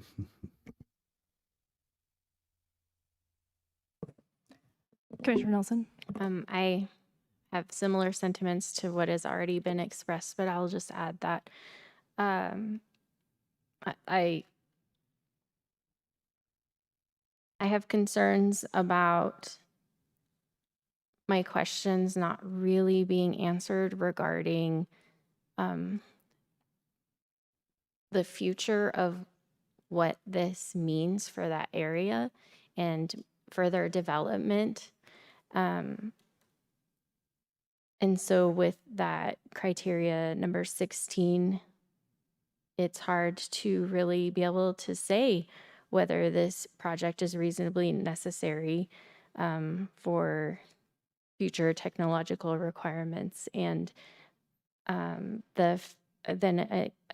coming back to what was already read, the proposed action represents the best interests of the people of this county and presents the best utilization of resources in the impact area.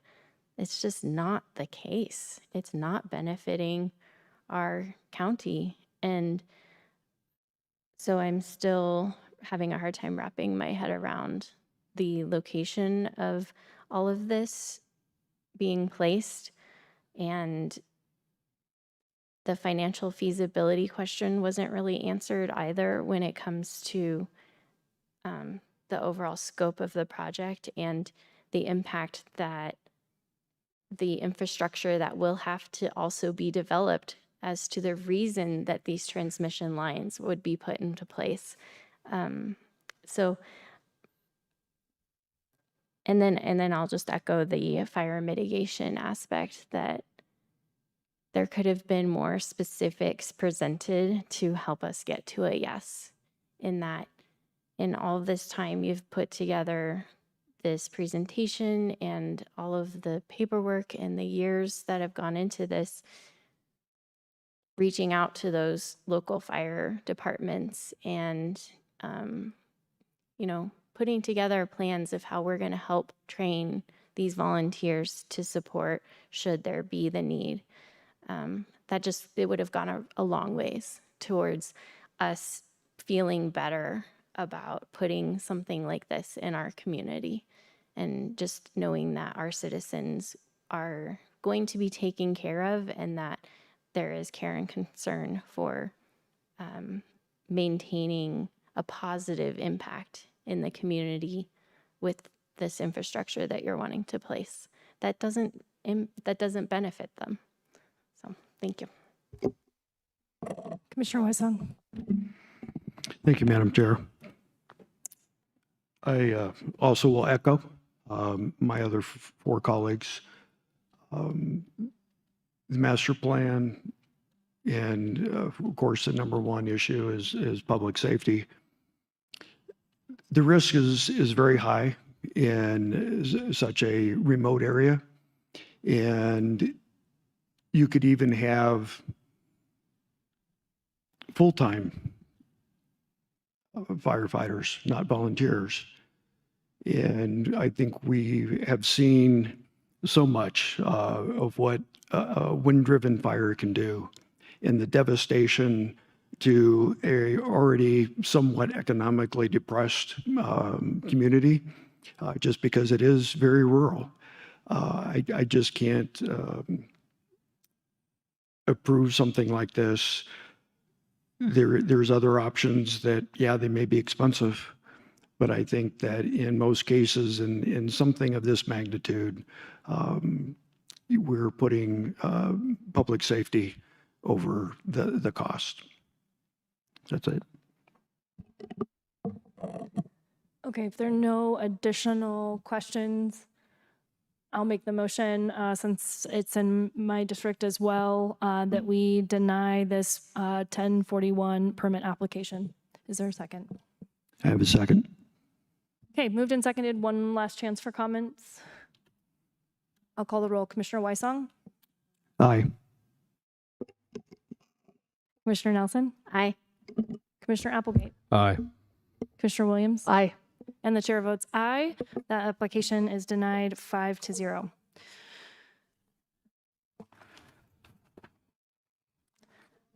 Item 9. Item number 9 is department and committee reports, non-action items, and there are none. Item 10. Item 10 is the addendum, and there are no addendums today. Item 11. Item 11 is the executive session, and there is no request for executive session. Okay, with that, we've come to the end of this agenda, and the meeting is adjourned.